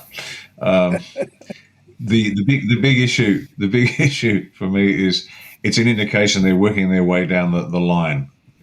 Which names have come up so far? We've got Comey, we've got Brennan, now we've got Pelosi, we've got Obama, and they're starting to stack the court list, so to speak. So now there's an expectation. People will go, okay, we've seen that trial. Who's next? I think Pelosi's next. No, it's got to be Comey next. And so they're actually getting people involved in the sequencing of what we're going to see. And that's what it is. And I agree with both other colonels. They're exactly on the money. Keeping ICE in the frame is important, because that's, again, of immediate impact to the people, to the target audience. So it's just a beautifully choreographed and produced show. Excellent. Thank you, sir. Derek, you've heard the colonels. Weigh in, if you will. Yeah, I mean, same thing. You're taking the old CIA's playbook. The first thing President Trump went after when he first became president was he went after the 3-letter agencies, but he said specifically, it's not the agency itself, it's the senior level leadership. So you're taking their playbooks and you're playing it against them. They've always used doubles. That they have done this for years. But this is the final act. This is the final stage of that. And just like they said, you keep ICE in the front because that's the bigger objective. That's the bigger goal, strategy, plan. But then over here, you get these key names. You're bringing them back because most people have forgotten about Pelosi. Let's be honest. In the target audience, she kind of faded off, over here. But you got to remember what President Trump back on J6, he brought her to the table then saying, she called off. Well, first off, all of us know for fact, not a representative would have any say-so whatsoever, even the Speaker of the House, about National Guard or even reserve components whatsoever. So all that was theater then in a different manner. And then, President Trump's hammered Pelosi about her granddaughter doing a video on her and all these things. So it's the greatest theatrical event. And then the, executions and all that part, the target audience are sitting there going, oh, you guys keep talking about this execution about. They have to set the stage. If they released everything on one day, which would not even be possible, there is no way possible that everything, when you go from drug trafficking, child trafficking, human trafficking, sex trafficking, the fiat, the currencies, every aspect, there's no way you could cover this. 10 days is even a stretch in another manner, but it's possible, right? And then you hit the big things. You're not going to hit who Pelosi's runners are and who their rovers were. You're going to get the bid names, and the bid names will be enough for the target audience because they love drama. Well, you got to give it to them in which way they perceive it. If it was all our ways, we wouldn't be doing it this way. But I may be speaking for myself, but I'll try to speak for them too, maybe if they'll allow me. But if it were our way, we wouldn't have done it this way. It'd have been more visual. It would have been more like, your dad or your mother saying, I love you and this is for your own good, but like that. That would be me and my way. But it's brilliant what they did. And you show the people, you tell the people, and then you find the people who want to be a part of the light. And then you expose the darkness. And President Trump just said that in a press conference not long ago, that the light exposes the darkness and you want to be a part of the light. So all that, Pelosi, actress, all this stuff, and it ties back into your J6 because they're not going to forget about that. To exonerate President Trump, you got to go back over every discrepancy that the target audience thinks was a hiccup or a hang up or something on his resume that was bad or whatever they thought it was. You got to go back. So you bring in all those key players again, and then you set the record, which will be exoneration. They're going to exonerate him, though. It won't be a Republican, conservative, general, admiral. It's going to be them. It's the squeeze. What someone said earlier, squeeze them until the eyes pop out. Well, that's what this is in the target audience. To the patriots or operators, it's already been done. But to the target audience, this is the part where they're on the squeeze and they've been funneled down to a trap. And that trap is a wall. And we know who specializes in walls. Excellent. So well said. We're going to wind this down a bit, this broadcast, and I appreciate everybody being here. This has been very valuable. You mentioned Mike Pence. It dovetails into where I'd like to go on Mike Pence. Mike Pence enters the scene now. We'll use those words very carefully. Mike Pence enters the scene as a result, I believe, in the Bolton indictments. Pence, among other things, allowed the certification of the election results in 2024, as we know, to proceed without allowing the credible evidence of fraudulent ballots to be heard, and many other things surrounding Mike Pence. So the drums are beating. We've got the grand juries, the indictments, Comey, Mueller, Letitia James, Bolton. Let's not forget on the horizon, Schiff and everybody else. We got Pelosi we've just talked about, and now Mike Pence. So there is new evidence released by the DNI, Director of National Intelligence, which confirms that the Obama administration manufactured and politicized intelligence, which was later used as a justification for baseless smears against President Donald Trump, an effort to delegitimize him, his victory, before he even took the oath of office. Of course, this is election interference at the highest level. House Oversight Committee deemed all Biden auto pen actions to be null and void. Now, I lumped together a lot of different things there as we're approaching some of the escalating scenes in this as this war and show plays out. So we'll go to Colonel Lennox to comment on the drum beating of all the names I just invoked. What's happening? We know all the rest of the names on the horizon, and now we have this House Oversight Committee deeming that the Biden auto pen actions, and there's a lot of them, are going to be null and void. So how would you like to weigh in on that, and what happens if they're null and void? What's the next series of activities and steps that'll take to unwind all that madness? You started talking about Mike Pence and ended up with the auto pen. And Mike Pence, I believe he's also gone, but he was a pedophile. Absolutely. Yes. Pedophile. The auto pen is very interesting because of the people who ran the auto pen. They find that maybe Michelle Obama ran the auto pen a little bit. And they also talk about the senator from Massachusetts, the Indian, phony Indian, ran the auto pen. And we don't have any idea how many people ran that auto pen. Probably some secretary ran it for a lot of things. Anything that was written and signed at the auto pen is invalid. All those people that thought they got pardoned, that's the real biggie. Because there's a whole string of people that were allegedly pardoned, but they were pardoned with the auto pen, not with the pen that Trump uses or his predecessors used to sign pardons. When you look at that, whoever was running that auto pen for those pardons, that's treason. Treason is punishable by death, and it can only be tried by the military down at Gitmo. So there's a whole lot of people lined up to go to Gitmo for using that auto pen. That's my thoughts. Wow. Well, thank you. And I'm going to have a follow-up question before we wrap up, but let's stay on this point and move on that question to Colonel Sellers. No, I agree. Intertwined, the drums beating. Yeah, I'm sorry. Go ahead, sir.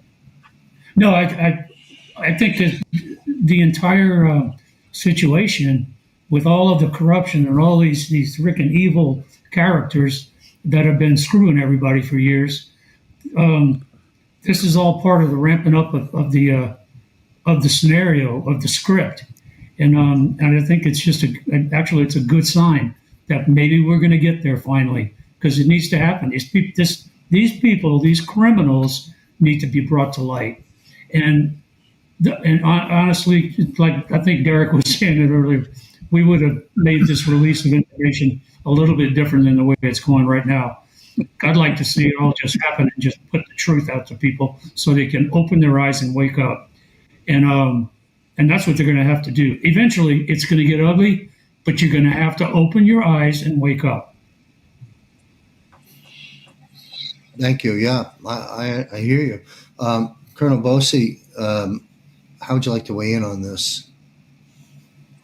Yeah, this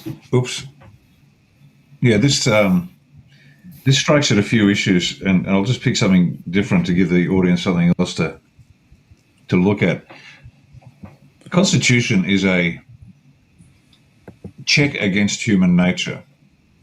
That's why yours is such a unique and brilliant document. It is a check against human nature. And people have to remember that. So the underlying assumption is that people are not angels.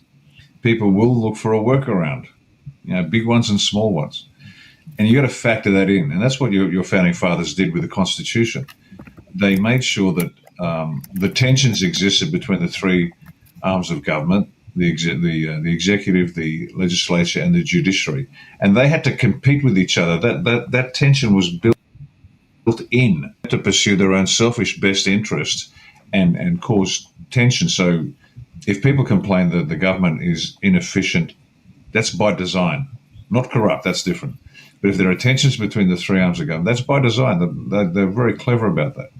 They had their own bag of gold they could deal with, and they would always protect their own turf against encroachments from the other two. That's point number one. So the Constitution is this guard against human nature. And what we're seeing here addresses the issue of sovereignty. Who is sovereign? Why are they sovereign? What is the source of that sovereignty? What are the limits to that sovereignty? And once again, and I'll talk to the Australians here just briefly, if I may, in that we've been pushing for some time the need for a constitutional convention based upon our Australia One's purpose, method, and end state. The end state is a list of elements that must be achieved. And what we are successfully doing over a very slow period of time, because it takes time to get people's heads around it, is this idea of their sovereignty.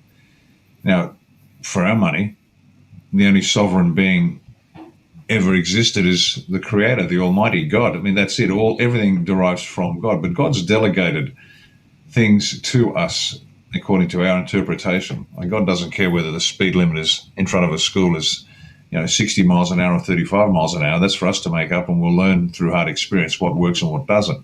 So there's this concept of delegation through, as somebody else earlier said, through our elected representatives, and that's great. But the AutoPen has an interesting parallel in the German development of the concept of sovereignty going back maybe hang on, I'm going into the archives now. This is between the period of Rousseau and today. And at one point, the German thinking was, well, a department can have sovereignty and a department has authority, literally a department, not an individual selected to head that department or even elected by the people to oversee that department. The department has has sovereignty, has the force of law behind it, and the department can send out edicts. This is German thinking. I won't give you the dates, but that's literally what they were going through. And that's just laughable. What the chairs, the building, the doors, what they have authority. Now, this has delivered itself an example in Australia where people are receiving documents from a department, no name, no signature, not even an AutoPen, not even an AutoPen. The Sheriff's Department is the Downing Criminal Courts. No name, no explanation, no authority, no delegation from anybody with authority, literally the department. And so this AutoPen is an excellent example of where you end up. So if you think the AutoPen is bad in Australia, no, you just get a letter saying do this or we'll deregister your car. We'll invalidate your driver's license. And this is where we are in Oz. That's how sad and pathetic this country has become. They don't even do us the courtesy of an AutoPen. At least you had Michelle, Big Mike, signing document. Who knows? Who cares? It doesn't matter. But it speaks to a deeper issue of what is sovereignty, what are the sources of sovereignty, what are the limits of sovereignty. And this is great for us because we're going to use this as a stick to beat our current constitution to death with. And then realizing that a constitution is a guard against human nature, we're going to literally push as much authority down as low as possible, ensuring that those making the rules for the people live as close to the people as possible. So we don't have counties now. We've got corporations called councils. But counties will have massive power because now you've got the lawmaker as close, your next door neighbour's the mayor, and if the mayor cocks up, you're going to let him know or her know in a very personal way. And so politics will cease to become a profession of choice. It'll be a burden like serving on a jury. Yeah, I'll do it. I don't want to do it because it's not a lot of fun. And it shouldn't be fun. It should be hard, bloody work. And so we're going to push this down to the counties as much as possible. So counties take care of a lot of what life is all about. That's Mike Flynn says that's 6 inches in front of your face. So you can control your county. And then we've got regions or states, depending on what we want to call them. And they only deal with state issues. They don't touch anything else. And you've got the federal that deals with federal issues and nothing else.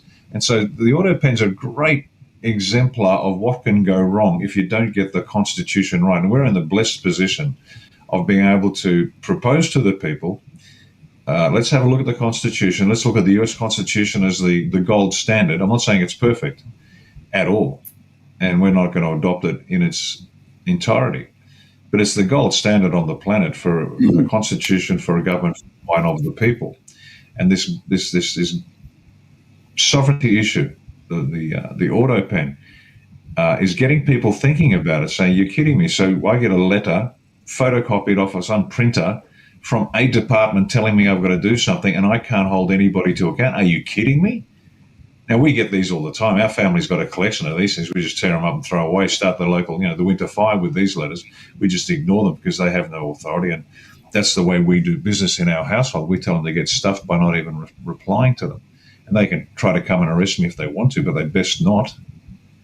Bring your body bags, fellas, because you're just making demands with threats. That's a crime. And you might be carrying a tin badge, but you're no fucking police officer. You're just a corporate crook with a gun. And just recently, I wasn't going to mention it, but I will. We received word from two very independent sources, because I made a statement recently about refusing to adhere to their alleged legal demands, which they're not. And I wasn't going to address it.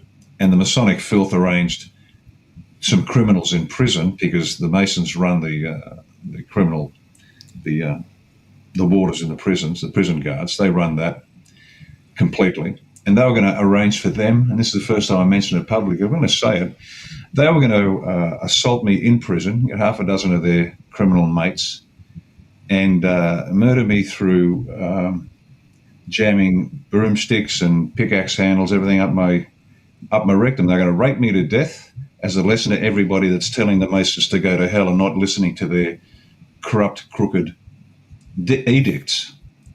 And I was told by some good people, play it safe, be quiet, keep your head down. And that was such an offensive suggestion to me. Not because it wasn't smart, it was very smart.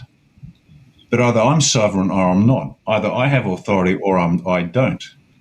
And I wasn't going to duck and weave. I cannot, and I always defer to Jesus Christ, because he's a great role model, because there's nothing that we're suffering that he hasn't suffered. And I said, I can't remember when Christ said to the Pharisees, I'll tell you what, I'll back off on the Son of God shit if you just take crucifixion off the table. I can't remember him doing that. At some point, you've got to play the dumb move, the stupid move. Because I can't remember how many times I've been told in my career, oh, don't fall on your sword on this issue, mate, fight the fights you can win. No, fuck that. You fight the fights you got to fight, and if it costs you your life, then tough shit. Get on with it. The target audience can look away from the fight. A leader can't. A leader's got to face the fire and walk into it. And if he dies, then so fucking be it. I'm sorry if I get a bit animated on this point, but words are cheap. And if I die in prison at the hand of half a dozen Masonic fuckwits, so be it. And there better be some people behind me, because I'm going to come back from hell or purgatory or heaven, wherever I end up, and I'm going to haunt you for the rest of your bloody days for not stepping up and being a fucking man and doing what you're supposed to do. So I know we've drifted a fraction back, but this centers on the auto pen so acutely. We are sovereign or we are not. And if you can't defend, if you're not willing to fight for it, hey, just admit you're a slave. Be like the Hebrews. Let's go back to Egypt. At least we had food and shelter. Fuck that. No. This is a fight for the planet. This is a fight for your children. I don't know how much more personal you can make it. Oh, sorry, kids. I was too much of a wuss. I was a hothouse orchid. I looked good, but, there's nothing much to me. So you deal with it, because I couldn't. What man can say that? Well, that's the trouble. We don't have men anymore. Whatever we've got, they're not men. They value their lives too highly. So anyway, auto pen. Ladies and gentlemen, that's God's way of letting you know, step up, do your bloody job, otherwise you will be put to death in a prison at the hands of some Masonic filth, some Satan-worshipping, goat-fucking Masons who think they know better than you. And you've got to fight. You've got to fight the fights you've got to fight, not the ones you can win. Otherwise, every soldier's death in every war has been fruitless, has been pointless, and it hasn't. Men die for you. Women die for you. At least do them the courtesy of standing up to the extent which you can. So there you go. Auto pen or death. When you look up the words bravery and integrity and many other words of that space, you see your picture in the dictionary, sir. Very, very important words. And,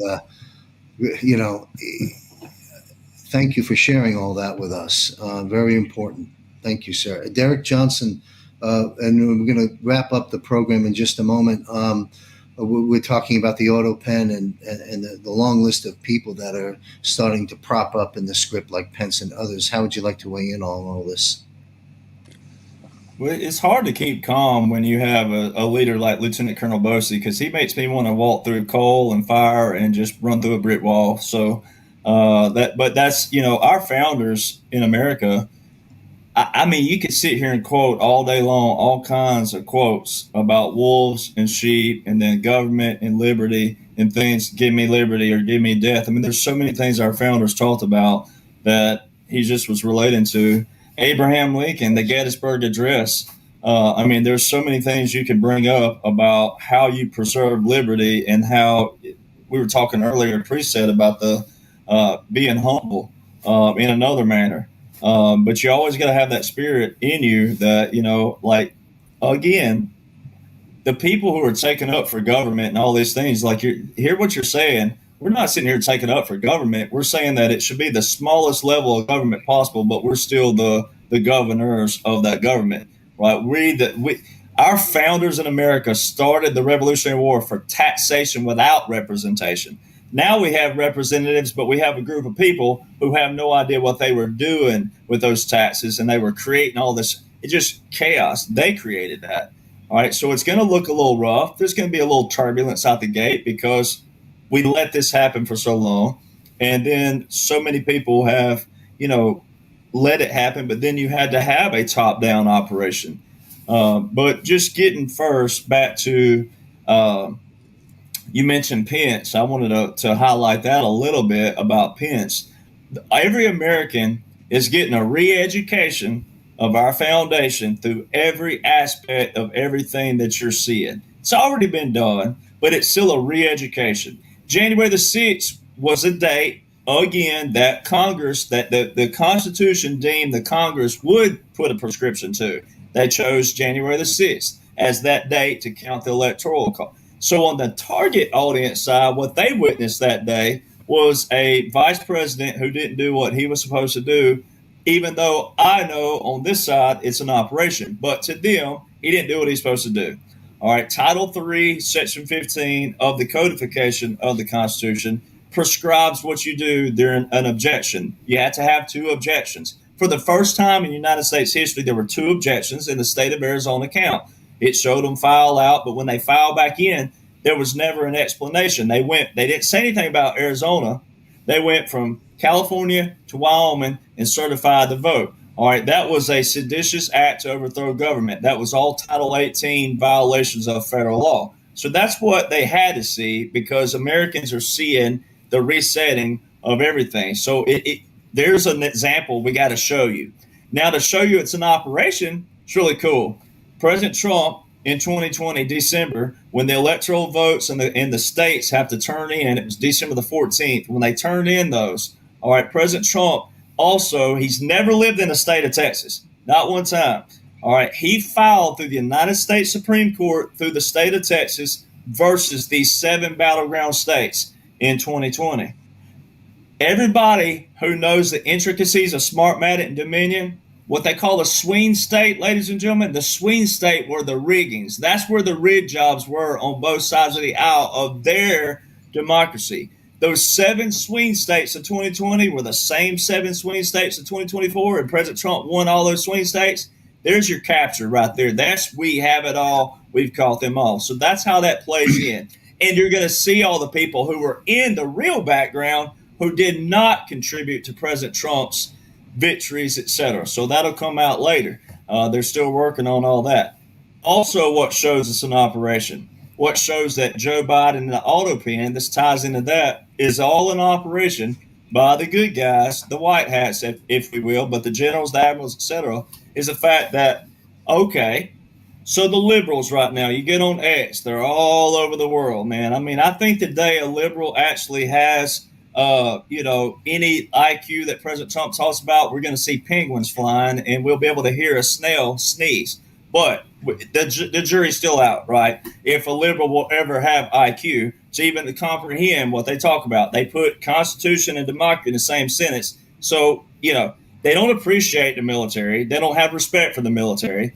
But if they're going to say President Trump's a dictator, if they're going to say he's a fascist, a Nazi, a communist, authoritarian, and all these other things are yelling out there, then they have to explain why President Trump signed the executive order, declared the national emergency for election interference. Then they have to explain why there's a Title 32 federal call-up of the National Guard in 2018, 2020, 2022, and 2024. Why would, quote-unquote, Joe, why would he continue a Title 32 National Guard order that's on the same operation? All right. The National Guard have been in control of the election polls. We do that because we work on analog, not digital. So we can't be what? We can't be hacked. So we have the real numbers on the election. So that alone proves the operation. John Bolton, you mentioned him really quick, and then removing his security clearance and all those things. In February 2024, the same month that President Trump was at the border of Texas with the Adjutant General and the governor of Texas telling everybody it's a military operation, which is federal. You got to keep in mind, ladies and gentlemen, anything border related, it's not a state, that's federal. All right, President Trump, that would have been a violation of his own executive order for election interference because it was election year. All right, it would also have been a breach of national security if Joe Biden was a real sitting president. That would have been a breach, having the former president with the governor of Texas and the Adjutant General, the commanding general of all the armed forces of Texas, and also all the armed forces operating in Texas. All right, 14 states deployed to Texas before and after that. And you got President Trump there. Ladies and gentlemen, that was your Daesh operation. That was your government in exile. John Bolton, the same month, was on CNN. And you got to listen. The CNN reporter said, can President Trump serve a second term with all the accusations and lawsuits against him? John Bolton specifically said that President Trump, he said it like this. He said, the Constitution specifically bars the president from serving a third term, but knowing Trump like I know him, he will seek to ratify the Constitution to stay in power. Well, there's that ratification. They would do it by law. Even though we know it's against the law, they would still do a convention. You need 34 states for it. They're already talking about it. They already have 27 states, even though I know they already had the 34. But for the target audience, they have 27 states that are going to ratify the Constitution to do that. Now get to your auto pen. So I got to do it again. Got to pull it out again right there. There's your Daesh. That is your auto pen, is the Daesh.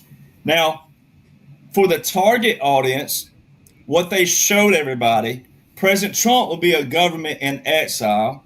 Joe Biden would have been what they call a puppet government.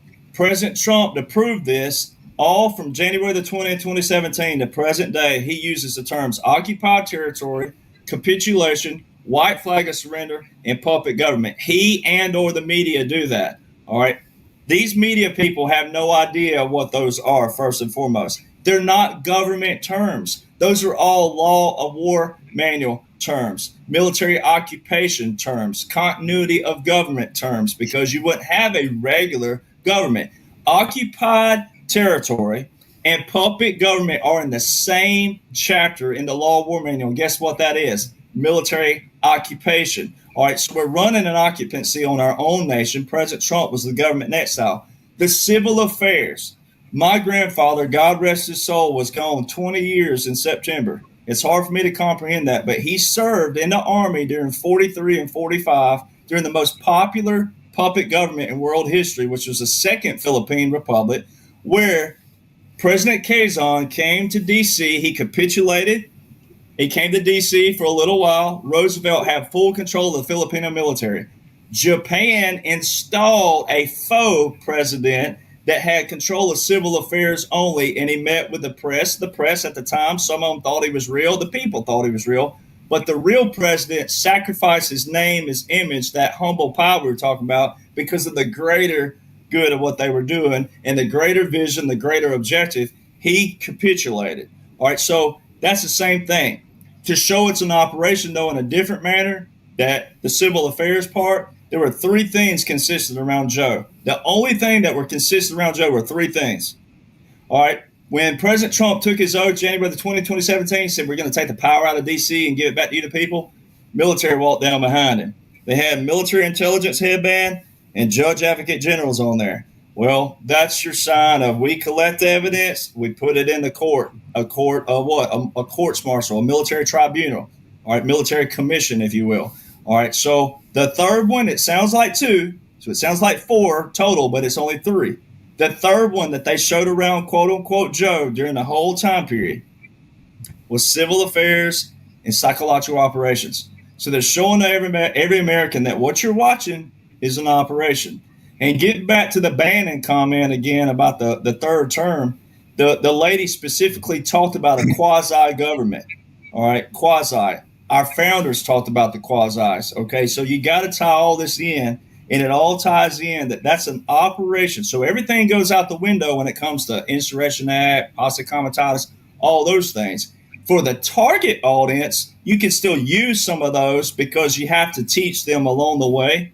So that's what they've been doing a lot of this, like the governors, like Illinois and all the things people are hearing with Pritzker. You have to show certain people that because you can't have loopholes. But overall, the bigger picture, that 45-47 is that special operation, that strategic, unconventional warfare, irregular warfare. And the component of that is in your Title 50, Chapter 33, Section 1550, where it says regular and irregular military forces. So it all ties in. There's no loopholes. The auto pen is getting people engaged. Same thing with ICE. You're keeping them engaged. They've been talking about the auto pen. President Trump's been. You keep them engaged, but that's how they're going to flip that narrative whenever they get ready for all the, like, we don't know that. No one knows that. As Lieutenant Colonel Bosey says, we don't know that. Only the commander knows that. And he mentioned I'm not trying to steal his thunder here, but he talked about how God, even the angels don't even know what God the Father has in store, right? So people have to take that in consideration. But the closest thing to knowing what the commander is doing is knowing his blueprint, and there is a blueprint, and it's that dash. What an incredible panel. The information that's flowing out of all you gentlemen is so incredibly valuable. Should be part of history. Let me ask you this, Derek. I think, folks, this is our 7th or 8th monthly Global Defense War panel. And for those that are just joining us on these panels, because the word's getting out, why don't you break down briefly, Derek, the definition, because the theme throughout this panel discussion is the questions are being addressed predominantly from 2 vantage and viewpoints. 1, from the target audience. 2, from the operation. And that in there lies the incredible value of what you gentlemen have shared with all of us. So to keep it simple, Sam, for those just joining us, Derek, what does the target audience mean? And what does the operation mean? As fundamental as that question is, it might serve some value to those listening.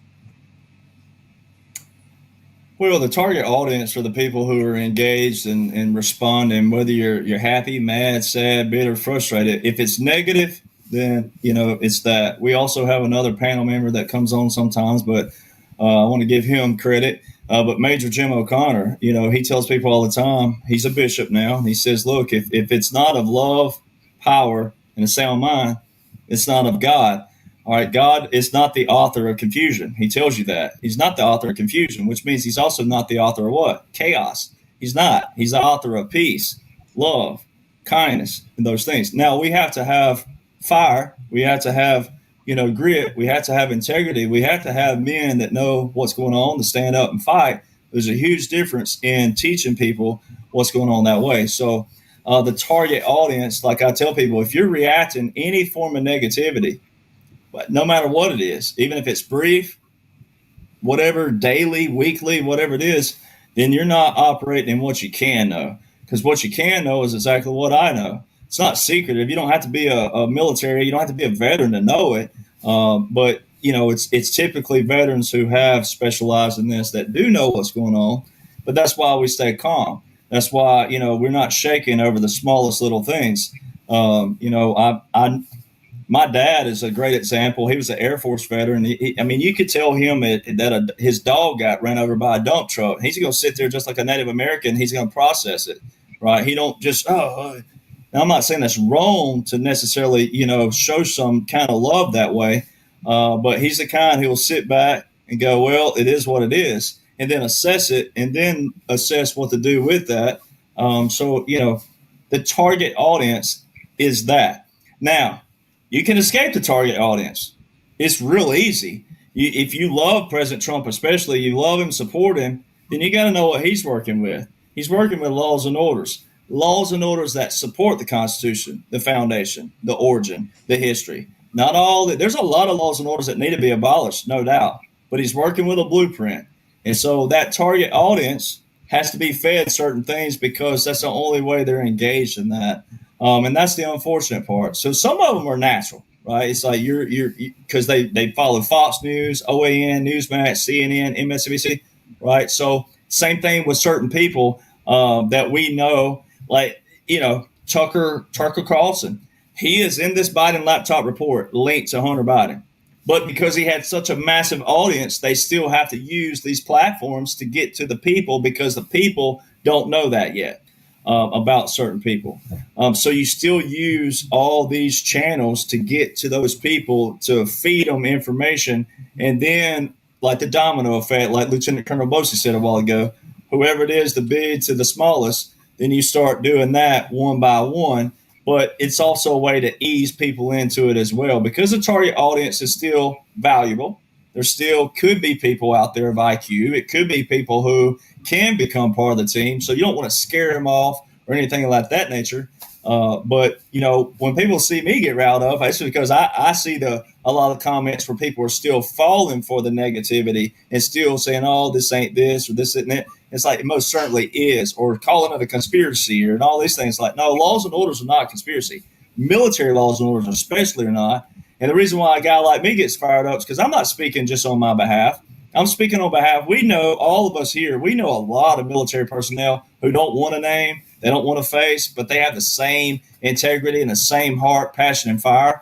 And they're over here rallying us on to keep doing this, keep doing that, keep saying this, keep doing this, and keep the fight. We got you. We got a support group back here like that. And so then it goes to all of our fallen. Every one of us here knows someone who took a fall in the military, some more than others, some more soldiers than others. And it's really carrying on their fight. Same thing about the Gettysburg Address. It's really picking up what they fought for and speaking on their behalf and moving that forward. So the target audience is valuable, but we also have to get to them as well and say, you don't have to be in that target, but if you're reacting negatively or you're up one day, down the next, you don't have to be. There's a reason why we're Cool, Calm Collective. And so I found a way to not call them sheep and normies in another manner, even though I still use it if I have to. But, the target audience is more of a business term. So I thought, you know what, I'm going to take that out of the business world and apply that to what's going on because it works so well. It does. It's great chosen words. Thank you, Derek. Our last question to the panel will go to Colonel Lennox. And kind of just brief answers, if you will, on this, because it's sort of like you'll understand. So are the charges then arrests? Right now we have grand jury. We're going through the process. We have grand juries. We have indictments. We have next would be presumably charges, and then arrests, and then justice, right? So are charges, then arrests imminent? Are they imminent? And will this include Clinton's, Obama, and Bush? And I know, just to disclaim it out, if these things already took place, good. If they haven't, they will. In either case, as you mentioned, Colonel Lennox, earlier on in the broadcast, that the EBS will be the reveal that we're all waiting for. So having framed that question that way, are these arrests imminent, charges and justice for Clinton, both of them, Bush, at least GW, and Obama and his Big Mike? The charges are imminent. The revealing of the charges is imminent. There's 700,000 indictments. I saw that number today. That's globally. Those are happening as well. And the arrests are occurring every day. Every single day, there are more and more arrests.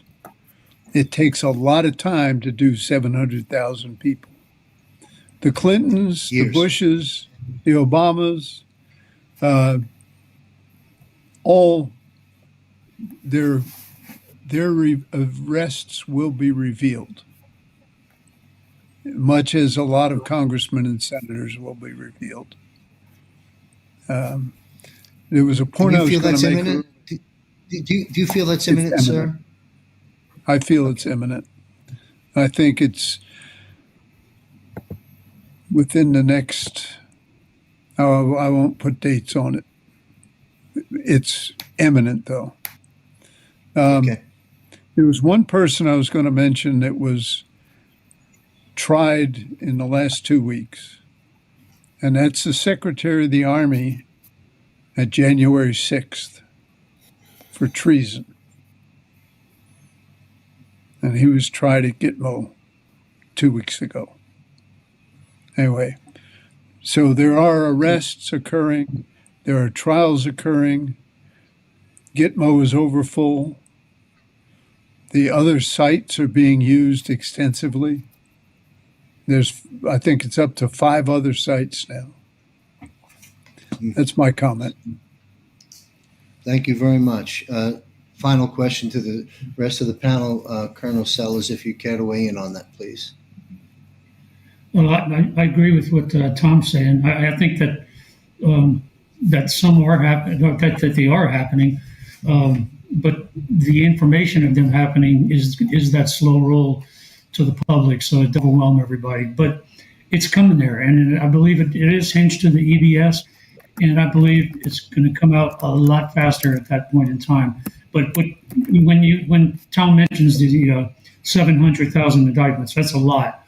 But I think what they are going to do is highlight the key individuals that are at the top of that stack, and they'll make examples out of those for full public consumption, so we can see the entire process play out. Yes. Can I make one more comment? Thank you. Absolutely. One more comment. Just one quick comment. Just for people to think about in this government shutdown, a Democrat operation. I call them Democrats sometimes. The first 5 days of the shutdown, President Trump canceled or what he axed 97 government contracts, corrupt government contracts. It was $160 million savings in just the stroke of the pen. 2.3 billion saving in the first 5 days. So that's what he was focusing on, while these Democrats are pulling shenanigans, or Schumer, the actor Schumer,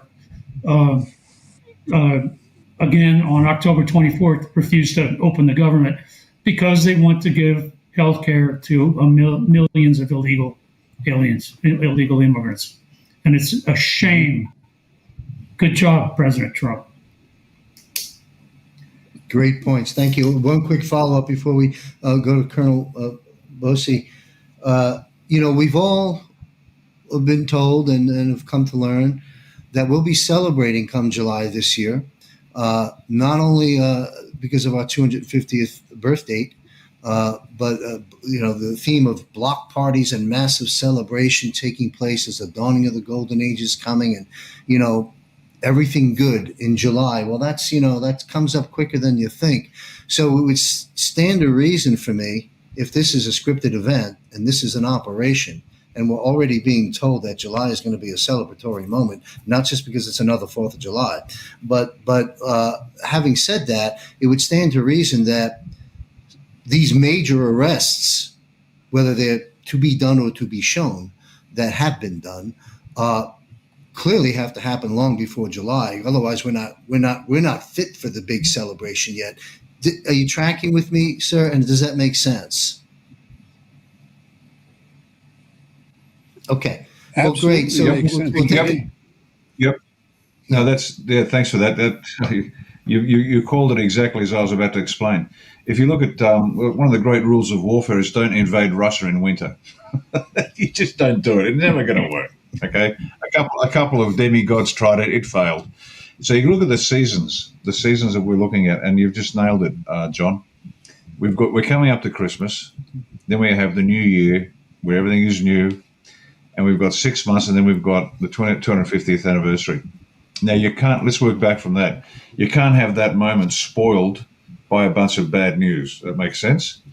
The boil has to be lanced, and the pus has to be spilled well before the 250th anniversary, because the people have to go through that psychologically. And so what have we got? DJ Teeny's people have to finish tying up the relations between the nations on the planet and establish a new understanding, if not actual forms of governance. Does that make sense? So that's got to be done. The last of the Masonic filth and the useless idiots need to be cleaned out, so something can be done. The arrests then can start being released. We know it's been done, but they can start releasing it and doing it in a way and at a pace where the people can process it, because this is going to be extraordinarily destabilizing for a lot of people. Now, they're doing their best to inoculate the people against the shock of who's going down, and they're doing a great job with that. But the actual arrests and then the executions, they have to build the people up to a point where they're saying retribution is appropriate. And so they can see that and they go, okay, this is great. And so all this has to fit into the period between now and Christmas and the New Year, and then New Year to the celebrations. So if I had to pick a time, and I could be wrong, but we're going to see some arrests that'll get the globe's attention before the New Year. We might see, I reckon we'll see the scare event, the financial collapse, which is absolutely necessary before the New Year. And then from the New Year on, the people will be psychologically prepared for what's coming next. There'll be a rollout of the arrests, the trials, the executions. They get through that as best as they can. The majority will be taken care of well before July celebrations. So as you say, they can have their block parties, and it's the golden age, and things are great. But we've got to squeeze that boil, and I don't know if anybody's ever had one. Once you lance it, it hurts like hell as the pus comes pouring out. But once it's done, you're relieved, because a boil is extremely delicate to the touch. It's extremely painful. But once it's lanced and the pus is out, then we can start recovering. So that's the way I'd call it. EBS, the scare event, whatever you want to call it, the financial collapse before New Year, from New Year on, and some arrests, and then from New Year on, we start, I don't know, maybe Q1 with a series of trials and executions, and then we'll get through the fast ones as quick as they can, and then there might be some more to follow on after that, but that'll just be like taking out the trash. No one's going to be too fussed about it. So that's the way I'd see it. Thank you, sir. You know, I'm going to do something that I don't normally do, but I'm going to do it. If you're available, Colonel Bosey and Colonel Lennox, Wednesday, 8:30 p.m. Eastern. That would be this week. Wednesday, 8:30 p.m. Eastern. I host a show called The Global Financial Reset. While the show is scripted out already, the way I do these shows, you know, the dialogue set in advance, I have that done, but I certainly can maneuver. I am the host and in charge of it. So I have an attorney out of Bangkok. Actually, that's attorney out of Bangkok. That'll be next week. What am I saying? Let me get to the point. I do have a guest for the show this Wednesday, but if you are available, Ricardo Bosey and Tom Lennox, I would invite you, both or one if you can make it, to make an appearance, because you just invoked something very important, Colonel Bosey, that being a potential orchestrated financial collapse, perhaps somewhat imminent. That's very, very important and dovetails perfectly into the concept of the show of a global financial reset, the battle of these resets. I've got a lot of questions about that. So I invite you, Ricardo Bosey and Tom Lennox, sirs, if you can be a guest. Sandy will contact you perhaps as soon as this broadcast ends. If you're available, even if you can give me 10 minutes in the broadcast, it would be wonderful. So I've got my weekly green room on a Wednesday, but if I can fit it in, John, yeah, I'll be there. just get Sandy to send the details. We'll see if we can get you in.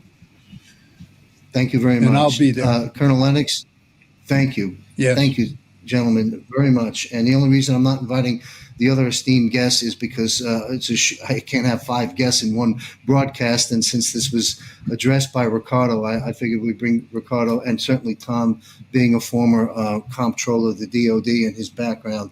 That's why I've invoked that. No disrespect to anyone else. And by the way, my other show, Conversations of Consequence, I've yet to get these gentlemen to Sandy, who's listening, one of our producers right now. I know we have a long list of people that I want to feature on Conversations of Consequence. And by the way, for those that don't know what it is, that's a show where we focus on the journey in the life of what I consider to be some of the most important voices of our time. And I've had a lot of very, very powerful folks over the years in Conversations of Consequence. We've got to get this panel. Derek's already been a guest on Conversations of Consequence a couple of months back. Thank you, Derek. I want to do the same thing with everyone on this panel. We've done Michael Jaco already. So let's make note of that, Sandy, to our producer, and move that forward. So our final question goes to Derek Johnson, and then we'll conclude this panel. I appreciate everybody's time. We're talking about are the arrests imminent, or the reveal of arrests for the Clintons, the Bushes, and the Obamas? That's kind of the question that we've been circling around here. How would you like to comment on that, Derek? Oh, yeah, absolutely. They have to be because those are the big names that everybody focuses on. And then the target audience still would never probably dream that the Bushes are connected with that as well. There's still a lot of people that are in the target audience in the Republican sector, conservative sectors that don't even know that. So that is why the target audience is prevalent. So they have to see it. And it also is going to teach a lot of people that I've told people along the way that, look, there's some people playing roles that they look bad, but they're good people. That's how you get in and you infiltrate and you figure out where the money's going, these operations, right? Then there's some that, like we've been showing people, that it's old saying, it walks like a duck, talks like a duck, acts like a duck, but they're not really, they're not the duck you think they are. They're still a duck, but they're not the duck you think they are. So there's a lot of that has to be revealed to people. Engaging people is always a good thing. President Trump alluded to this not long ago about people who may be upset, riled up, fired up, whatever. Hey, well, guess what? Good questions, right? As long as you're still engaged, it may seem dumb at first, or it may seem like a irrelevant question, but at least if you're engaged, right? So there's not all hostility. In some ways, it's not always a bad thing. It just depends on the perception and or what it is. Now, what I do with people is say this: where are they? Where is Hillary? Where is Bill? Where's Obama? Where's Michelle? Where are they? All right, I'm going to show you. Here's my phone. I got a new case, and this is not an actual remote control. This is the sign of my generation, right, of the Nintendo. But this is my cell phone. Now, every one of us, we're guilty in another manner, whether we sit on it as long as some others do or not. But the average study shows that people sit 8 hours on their phone, 8 hours on their phone. So that's the average study. So that's your target audience right there. All right. But we're guilty of having these things. So if you know anything about the 2016 and prior, you know anything about the line in the sand, the November the 8th election, you know anything about January the 2017, President Trump revolutionized social media by being a political figure on social media. All right, so that's one thing. That's one aspect. The other flip side of that is just that. Everybody that lived before 2016 that paid attention to politics, it was dog eat dog. Right. One person said one little thing about the other, man, they were gnashing at the teeth and they were defending themselves. All right. James Comey is a prime example out of this one. James Comey has not posted on his X account with 1.1 million followers since June the 10th. If he is free to roam, how come there's videos of him on mainstream media, but the same videos are not on his personal account? Why doesn't he have access to his personal account? All right. Now, Obama, Michelle, Hillary, they're a lot more prominent, bigger figures. Even though they're on the other side, they're dirty, they're corrupt, but they're still prominent in the sense of names, right? So they would be in a different category than James Comey and their social media. They're using them with their social media differently. They're making them to be holier than thou. They're making them, vote yes on 50 in November. Obama do. They're painting that scene again, bringing them back to the forefront, bringing them back to the target audience, and here's Obama, he's chiming up again. So that's a whole different thing than Comey, but it's still in the same operation. But if Comey was free to roam, he would have all access to his phone like we do. Why hasn't he posted to 1.1 million followers? All right, Obama and Big Mike, they have together combined, I think it's 148 or 49 million people. You do your math on that, that's about 44, 45% of the population of the United States alone. All right. Why haven't they taken up for the DNI? Why haven't they said anything about Russiagate? So it shows you that the days of old, the dog eat dog, the swamp, and the way they did their publicity battles, it's not there anymore. So that shows you, if you want to escape the target audience, that's how you come to the Patriot side, and you dig in and you understand strategic special operations, the unconventional warfare, irregular warfare, and then even just cyber, right? That would be on the cyber side of things. But still, it's showing people that. Now, like the shutdown, something like that, here's another thing to tie that into, a continuing resolution. So how's President Trump flying to Asia, all right, when there's no continuing resolution? Did Joe Biden know to put this Malaysia trip in on the 2024 funding for 2025 fiscal year? So that shows you right there, this is all an operation, right? Because all those are appropriated back here, like the funding for the next year. All right, so that little thing. The other thing about that is, look at the timing. We all know what Q-Board says, what takes place in October and November, but look at the time. Why is President Trump spending so much time over there all of a sudden when all this chime, it's chattering, and he's posting all roads lead to Obama, read truth if you want to see military tribunals? President Trump did this. That's not me. I'm not his intern sitting there posting things. All right, that's him saying, post this, put this up. It's on the same photo. All roads lead to Obama. Read truth if you want to see military tribunals. All right, so President Trump's doing that. So when you look at where he is, he's not posting a lot on Truth Social right now. He has not made he's made some of your average posts, nominations and this and that, but he's not posting a whole lot. So it's another way strategically to remove him where it doesn't, he can't look like a dictator because he's not. And the laws and orders show this. But you remove him out of here. They asked him about John Bolton. He said, I don't know. He said 18 counts. I don't know what the guy did, right? So that's for the target audience, all right, because they're a lot bigger than those of us who knows what's going on strategically, but even more intricacies. So there's a lot of it's hard to divide that, but I like to use the example. I had an accounting professor when I was doing my master's degree. I hated accounting in my undergrad, hated it.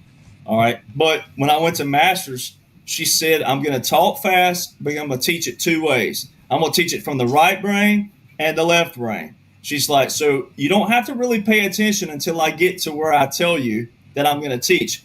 So she was literally giving us a hall pass not to listen to her talk until she says, okay, right brain thinkers, listen to me. So it was the basic formula of an accounting ledger, whatever you want to call it. You get there and you go, there's where a fork would be. I don't know where to go here. That's where she would go, okay, if you're a right brain thinker, I'm going to teach it the way you think. She said, left brain, get on your computer, go to the bathroom break. Well, you still have to know your strengths. You got to know, am I a right brain or left brain thinker? Left brain, you're creative. Right brain, you're more analytical. Yada, yada. All right, so the right brain, she'd teach that. Left brain, we go to the bathroom, get on our computer, do whatever text, whatever we need to do in class. Then she'd get done with them. She said, okay, y'all do that. Now left brain thinkers. So she taught accounting from two different perspectives at the same time in the same class, right? So it's the same thing. It's like there's a target audience, all right, and they're hearing this. But then if you really want to escape out of that, this is what's actually going on with the laws and the orders and the strategic, special operations.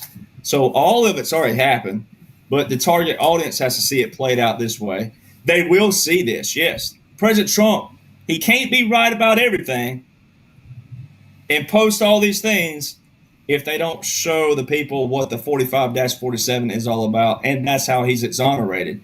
But they're going to tell on themselves. So a lot of this, as we know in special operations and strategic, when they arrested these people way back here like this, a lot of these things you're seeing are because they didn't take a deal back here. So they're going to put it on their record, but eventually they will confess to whatever it is. And then that confession will be put out there to the public by these people whenever they get to these trials. They're still going to be punished. If they got treason, they're done. But there may have been someone who has a guilty conscience and they got in too deep and they couldn't get out. But for humanity's sake, they put it on record that, yep, I did this, I did this, I did that. But they had a guilty conscience and they spilled the beans and they told the truth, where it's accounted for in history in another manner. Because once you're caught, you're caught. So a lot of people don't think like that, but they could and they can and they need to see what they're doing with this. Thank you, Derek, and great observations in that dialogue. We'll work the panel backwards now, starting with finishing this broadcast with you, Derek. What's the best place for people to follow you and your work? Well, I always tell people there's so many fake and fraudulent accounts out there now that, it's like the best place to do is to go to Linktree, my Linktree, LINKTR period. That's where the period goes. EE/1776 Nation. If there's not a link on there, it's not mine. So that's the best way to find it. It's my Linktree. Thank you, Derek. And Colonel Ricardo Bosi, what's the best place? I know you've got a wealth of a library of information for people. Where's the best place for people to follow you and your work and your book? Sure. Go to www, and you've got to put the W's in, Australia One Party, as it says up here, australiaoneparty.com. And we've got our social media links there. Also go to our Rumble channel, and like Derek and like everybody else, there's a lot of fakes out there, so please be careful. Go to our Rumble channel, over 500 videos, maybe 600 now, I don't know, between an hour and 3 hours long. We've been at this for many, many, many years, so you can see the track record there. And as always, for the new people, the one thing that's going to get us through this is leadership. You have to lead yourself. Stop relying on other people. Oops, where you go? Oh, there you go. Rely upon yourself. Your family need you. And this book is not about military stories and daring do. This is real leadership. Military knows very little about leadership. They know about command, which is important. That's the lawful execution of authority. But real leadership, this book is written for single mums trying to raise good kids in an immoral world, all the way up to leaders of nations, chief executives of corporations, coaches of football teams. Makes no difference. It's in its 5th reprint, so obviously it has some value. And if you don't think you need it, that's fine. Buy one for your children, your grandchildren, your great-grandchildren. They will benefit deeply from it. So that's it. So, go to wilkinsonpublishing.com.au. Wilkinson Publishing. Michael Wilkinson is willing, ready, and able to take your money and send you a copy. Thanks, guys. Excellent. Thank you, sir. And a good Christmas gift, passing on your great wisdom, experience, and knowledge in the pages of that book. Thank you, sir. Let's move on to Colonel Sellers. I understand perhaps there isn't a platform for everyone on this panel, but how can people reach out to you, if at all? Charles.Sellers, SELLERS 87 @gmail.com. Thank you, sir. And closing out the people panel. have reached out to me on there. I'm sorry, say that again? People have reached out to me on that. Okay. Thank you. Colonel Lennox, best place for people to reach you if there is such an avenue. The best way to reach me is to email me at tlennox, that's Lennox, 99, wait a minute, tlennox99 @gmail.com. Great. Well, thank you all very much. And I do get people sending me notes all the time. Excellent. Well, I can't thank you enough. America thanks you. The people of the world thank you. Those that are listening, And perhaps to Derek's point, some of the target audience might be listening a little bit more closely now. They certainly will be as these things get more prevalently revealed, if you will. So we'll just wrap it up here. Colonel Bosey and Colonel Lennox, we will follow up. Sandy, if you're still in the back channel here listening to us, please shoot these gentlemen a text and an email and see if we can have them attend this Wednesday, 8:30 p.m. Eastern, the Global Financial Reset Show, because I'll adjust the panel based on what Ricardo Bosey alerted us to a moment ago, that there could potentially be a collapse as a big event happening relatively soon, and I'd love to explore that in greater detail. So thank you all very much. I salute you on behalf of the people of the world at this point. This was an incredible episode, really so educational for posterity. Thank you all very much, gentlemen, and I'll be right back with my closing comments and advice to our viewers and best way to follow me in my work. Take care, guys. Thank you. See y'all. Thank you all very much. To my producer, are you with me? If you are with me, let's move forward with our program. So I'm going to sign us off. Thank you very much. All right, Patriots, there you go. God bless you all for being here tonight. We're a nice little family. We're all about connecting Patriots. We're not monetized. We're just about being together and learning together and trying to figure out the truth the best we can. Remember the 5th of November. It began in Dallas. It will end in Dallas. Those are all November dates, aren't they? I mean, there's a lot of things about November you were supposed to remember. Hypnotic November. I think we're in for it, and I think that's all there is to it. If you're new here, I'm on every night. I'll be here again tomorrow night at 7 p.m. Central Standard Time. Kickoff's usually about 6. I try and keep you up to date as much as possible with what all these guys are talking about, where they're at.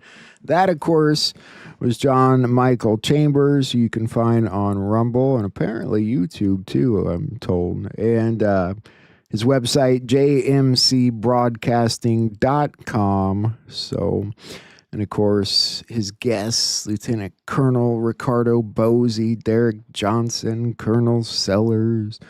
He had a great lineup there tonight. I love when they do roundtables. I love those roundtables. I love to see these guys on the same page. I loved seeing Juan O'Savin's page share a Derek Johnson post the other day.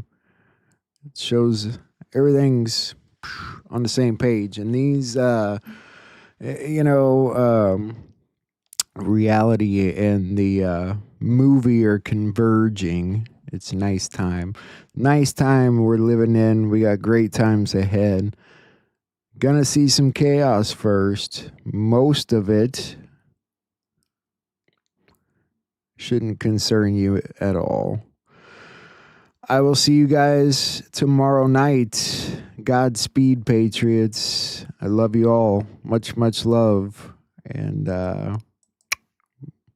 yeah, be nice to each other. Be kind. Smile. Smile more.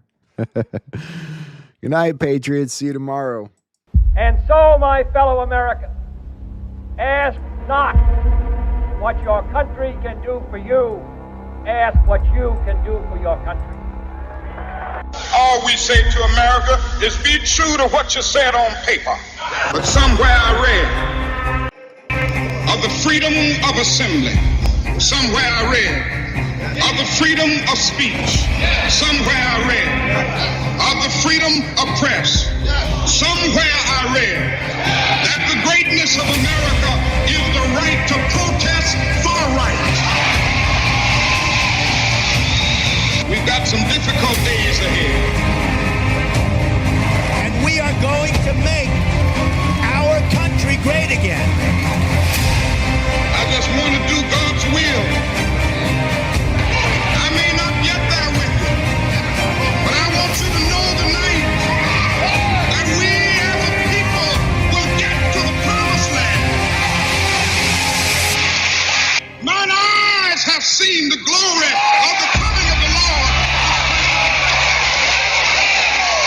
talking about genuine peace, the kind of peace that makes life on earth worth living, the kind that enables men and nations to grow and to hope and build a better life for their children. Not merely peace for Americans, but peace for all men and women. Not merely peace in our time, but peace in all time.